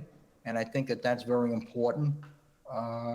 And like I said, you can't do anything unless you have a consensus, and that's how you develop a consensus, by keeping the city council involved in the whole process. You just don't come to them at the end and say, we'd like you to vote on this. They have to be part of the entire process. And I like to give myself credit for doing that throughout my years in government service. I think that's very important. By the way, well, that's actually... I think it's also important, by the way, and you asked me about the CRA before, and I think it's important that the CRA and the city form more of a bond. I think it's important for the CRA to be able to work closely with the staff of the city. The city has some very talented people, and I think it's very important for the city to be able to work with the staff of the CRA. I think that our projects are one and the same. Our goals are one and the same. We're not at odds with each other. I think if we work together, we can develop some very large and important projects. Thank you. You've touched on this, but if you want to expand on it, this is your opportunity. What is your role if the commission is divided regarding a project you are proposing, and what is your experience in building consensus with a commission or oversight body? No, once again, I'll make sure that the commission has all the information to make an educated decision. That's my role. I'm a technician, not a politician. And I have to make sure that they have all the information they need to make the decision. And if they're divided, I will obviously enact whatever the majority of the commission asks. If it's equal and they don't want us to do anything, then we move on to another project. But if there is a consensus, then we'll move forward with the project. But that will be up to the commission. That's not going to be my decision. And can you tell us your approach to managing and leading a small staff? How would you get to know the staff, and what is your management style? Well, I do know most of the staff in the CRA right now. I do work with them indirectly through the CRA and the Housing Authority. I've been asked to sit on certain committees by the CRA. I've done that. So I do know most of the staff personally, and I've worked with them in one way or another. They're very good staff, by the way. I think they have very talented people there. A small staff, once again, if you are able to work with the city staff, I think that's important. I've had small staffs, I've had large staffs. I am a hands-on person. I don't micromanage. but I am a hands-on person. I will be involved in every project that's going on in the agency, but I won't micromanage the work that's going on. But I will have a hands-on approach to everything, and I will have staff meetings on a regular basis, and I will meet with individuals if I think that there's an issue. But a small staff can be as successful or as a large staff. It all depends what kind of work you get out of them. In the village of Hempstead, by the way, we had a small staff, but once again, I had access to the entire village's staff. The village, by the way, the village of Hempstead is twice the size of the city of Riviera Beach. It's the largest village in the United States of America. Well, thank you, Glenn. Once you have a feel for the agency's operations, how would you go about making any changes that you think are necessary? Well, after I get a feel, and it'll take some time to get a feel for how the agency is operating, how it operated in the past, who has what capabilities, staffing-wise, I would go back to the commission and discuss it with the commission and give them what I would like to do, give them my advice, and ask them for direction. And Glenn, we're doing a media search on all of the candidates. Is there anything that might come up that you want to explain or tell the commission about? Well, anybody who's in government knows you're going to get some good stories and you're going to get some bad stories. You're going to get some accurate stories. You're going to get some false stories. All I would say, and I have a lot of stories, I've been followed by the media for, close to 30 years. So I would say that if you come up with something that is troubling, just give me a call, and I'm sure that I can explain it to your satisfaction, what really happened. And I can give you a perfect example. I mean, when I was in the city of Long Beach, I had a Newsday reporter come in and ask me about residential rehab projects which didn't meet the HUD guidelines that were approved by the city of Long Beach's Community Development Agency. And I said to him, it's interesting what you're telling me, but if this happened, it must have slipped through the cracks of the office. But I can't talk about it because I wasn't here and I really don't know that much about it at this time. Well, the next day in Newsday, the headline was Spiritus says bad loans fell through cracks of his office. And they made the whole story appear as if I was the commissioner when this happened, or I was the director at that time when that happened. So, I mean, if you do come across anything, please give me a call and give me the opportunity to explain it to you. I'm sure that I will be able to explain it to your satisfaction. All right. Thank you, Glenn. What questions do you have for the commission? Well, I would just say, I think you've done an excellent job right now with the CRA. Just as a resident, I could tell you, we're very happy with the new city council and what's going on. I would love to be a part of the new city of Riviera Beach. You're doing a great job.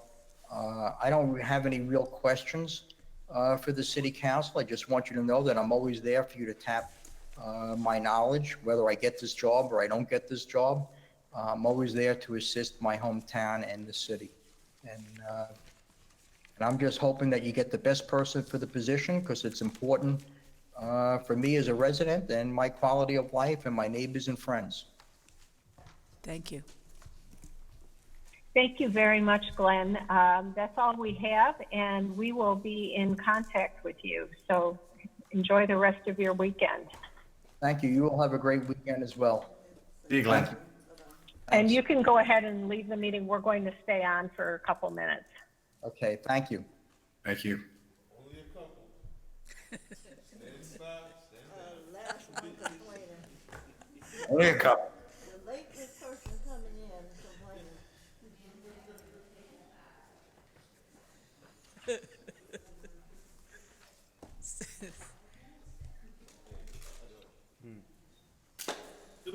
Do we need to terminate this call? Madam Chair? Yes. Just wants 1 minute. What I would like to get on the record, so we can wrap up, and so it's on the official record, because all of this is under the sunshine, is to say that the council members, as we said in the memo, should keep anything that any notes or anything that they made to themselves, subjective memos to themselves, either electronically on paper. They're to protect that because they're all public record if requested. The other thing is that obviously the taped meeting is, so I want to make it clear that what the expectation I believe we're all under is that next Wednesday at your regular meeting, this will be time to look over your notes, because you saw a lot of stuff today, a lot of good candidates, a lot of stuff to think about. And this will give you the rest of today, Sunday, Monday, Tuesday, Wednesday. So when you come to the meeting Wednesday, based on your personal observations, that would be the one time when we would be asking the commission to, each individual commission would take a sheet and rank 1 through 7, because you had 7 candidates, based on 1 being your number 1 choice, number 2, etc. And then you collect all that up, you do a little matrix that adds up the numbers, and that way the 3 lowest candidates in points would be 1, 2, and 3, and that would be the ones you want to come back for an interview. Now, you could make that 2 people, 3 people, 4 people. That'll be your decision on how many people you want to bring back. My experience is that when you do it that way, it is so clear to the public and to everyone what the number was and why how they got to be number 1, 2, 3, and 4 in terms of who you're bringing to interview. So we're using the evaluation form that's in the binder here? No, what you're doing is when you come back on the 14th, we'll have to have a sheet for you. I'll talk to Mike about this. And all you have to do is rate 1 through 7.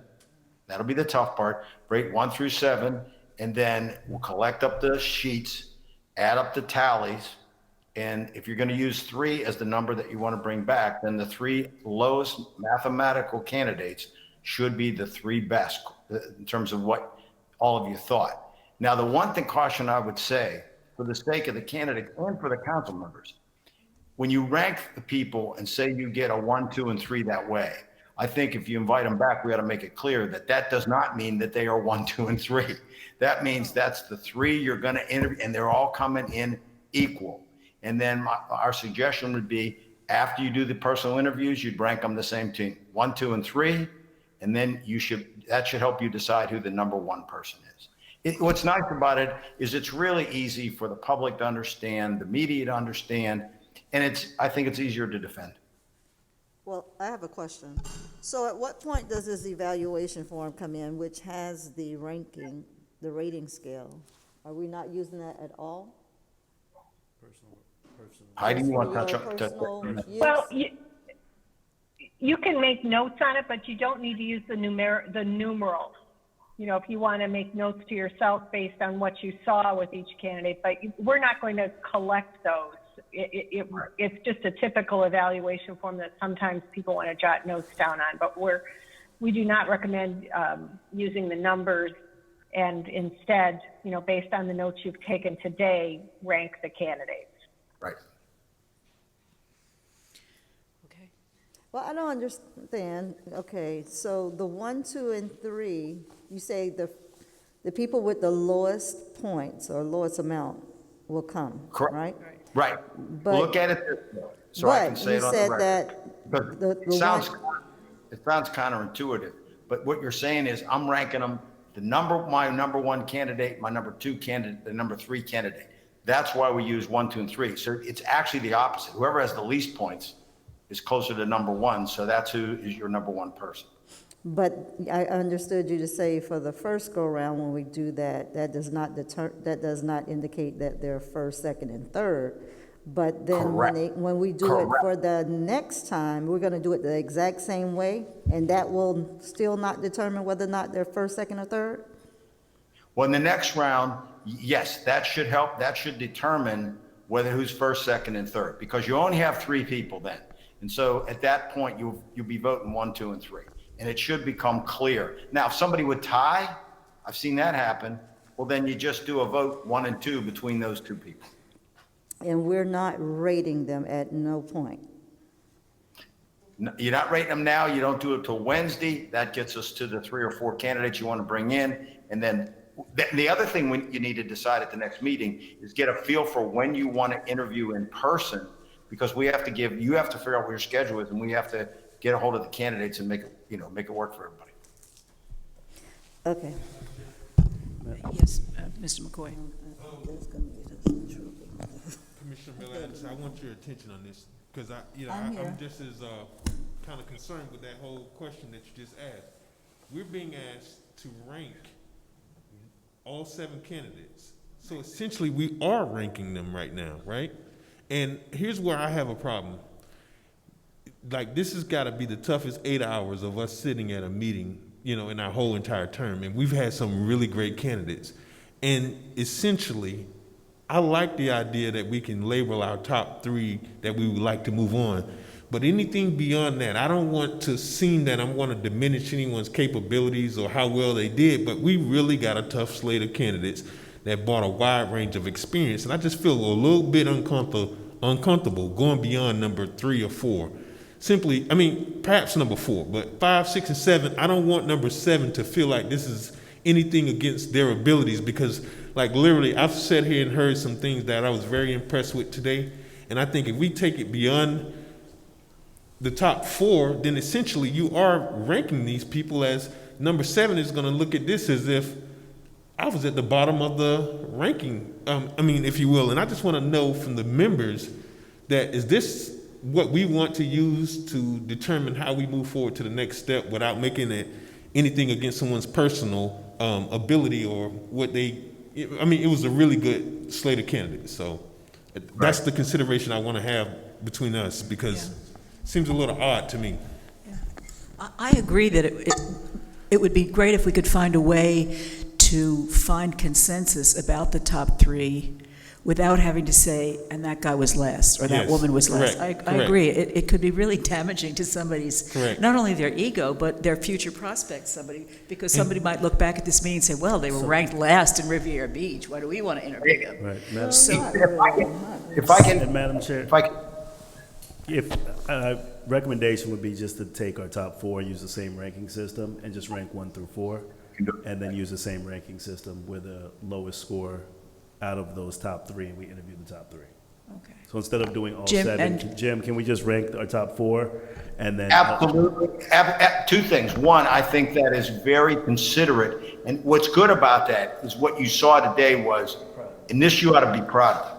You had 7 people that are good that want to work there. That says a lot. Mr. McCoy would like you to say again that was very sensitive. No, I want to see him.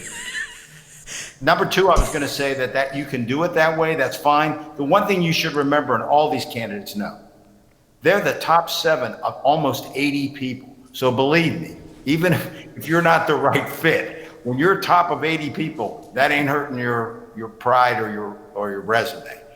They made it a long way, and at this point, it has a lot to do with small things between very talented people. Madam Chair? Yes. The 2 individuals at the end of this this seems like deja vu, right? I was literally sitting a part of the interview process in 2017, and it almost started out similar to this, and then it just, like when we had this ranking thing where we started 1, 2, and 3, and I see my assistant, we really seen how this can be disastrous, and there was so many problems when we had interviews for our city manager back in 2017, and then we didn't know who was last and who was first, and it just got to be so confusing. So I really want to simplify it. And again, I certainly understand that these are the candidates that rose from the top 80, but I do not want to be in the position to tell somebody they were number 5, number 6, or number 7. And whatever we commit to as a body, and with Mr.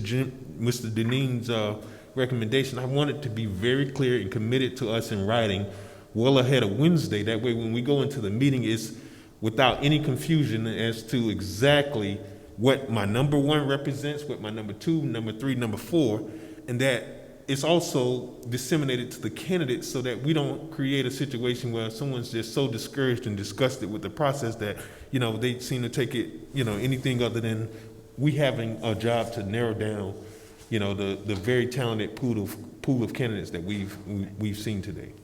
If you'd like to make a motion that we do it that way, I think it would. I can't even remember all that It would stuff I said. confirm, it would confirm, or do we? We did make it a special meeting to where you could conceivably act if you wanted to act. So do you want to make a motion that we identify our top 4 candidates and we don't go any lower than that in terms of the number, Sure. the names we report? Can we have a I second? move that we identify our top 4 candidates to move forward at our next regular CRA meeting. Second. Madam Clerk?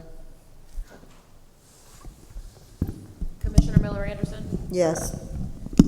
Commissioner Lanier? Yes.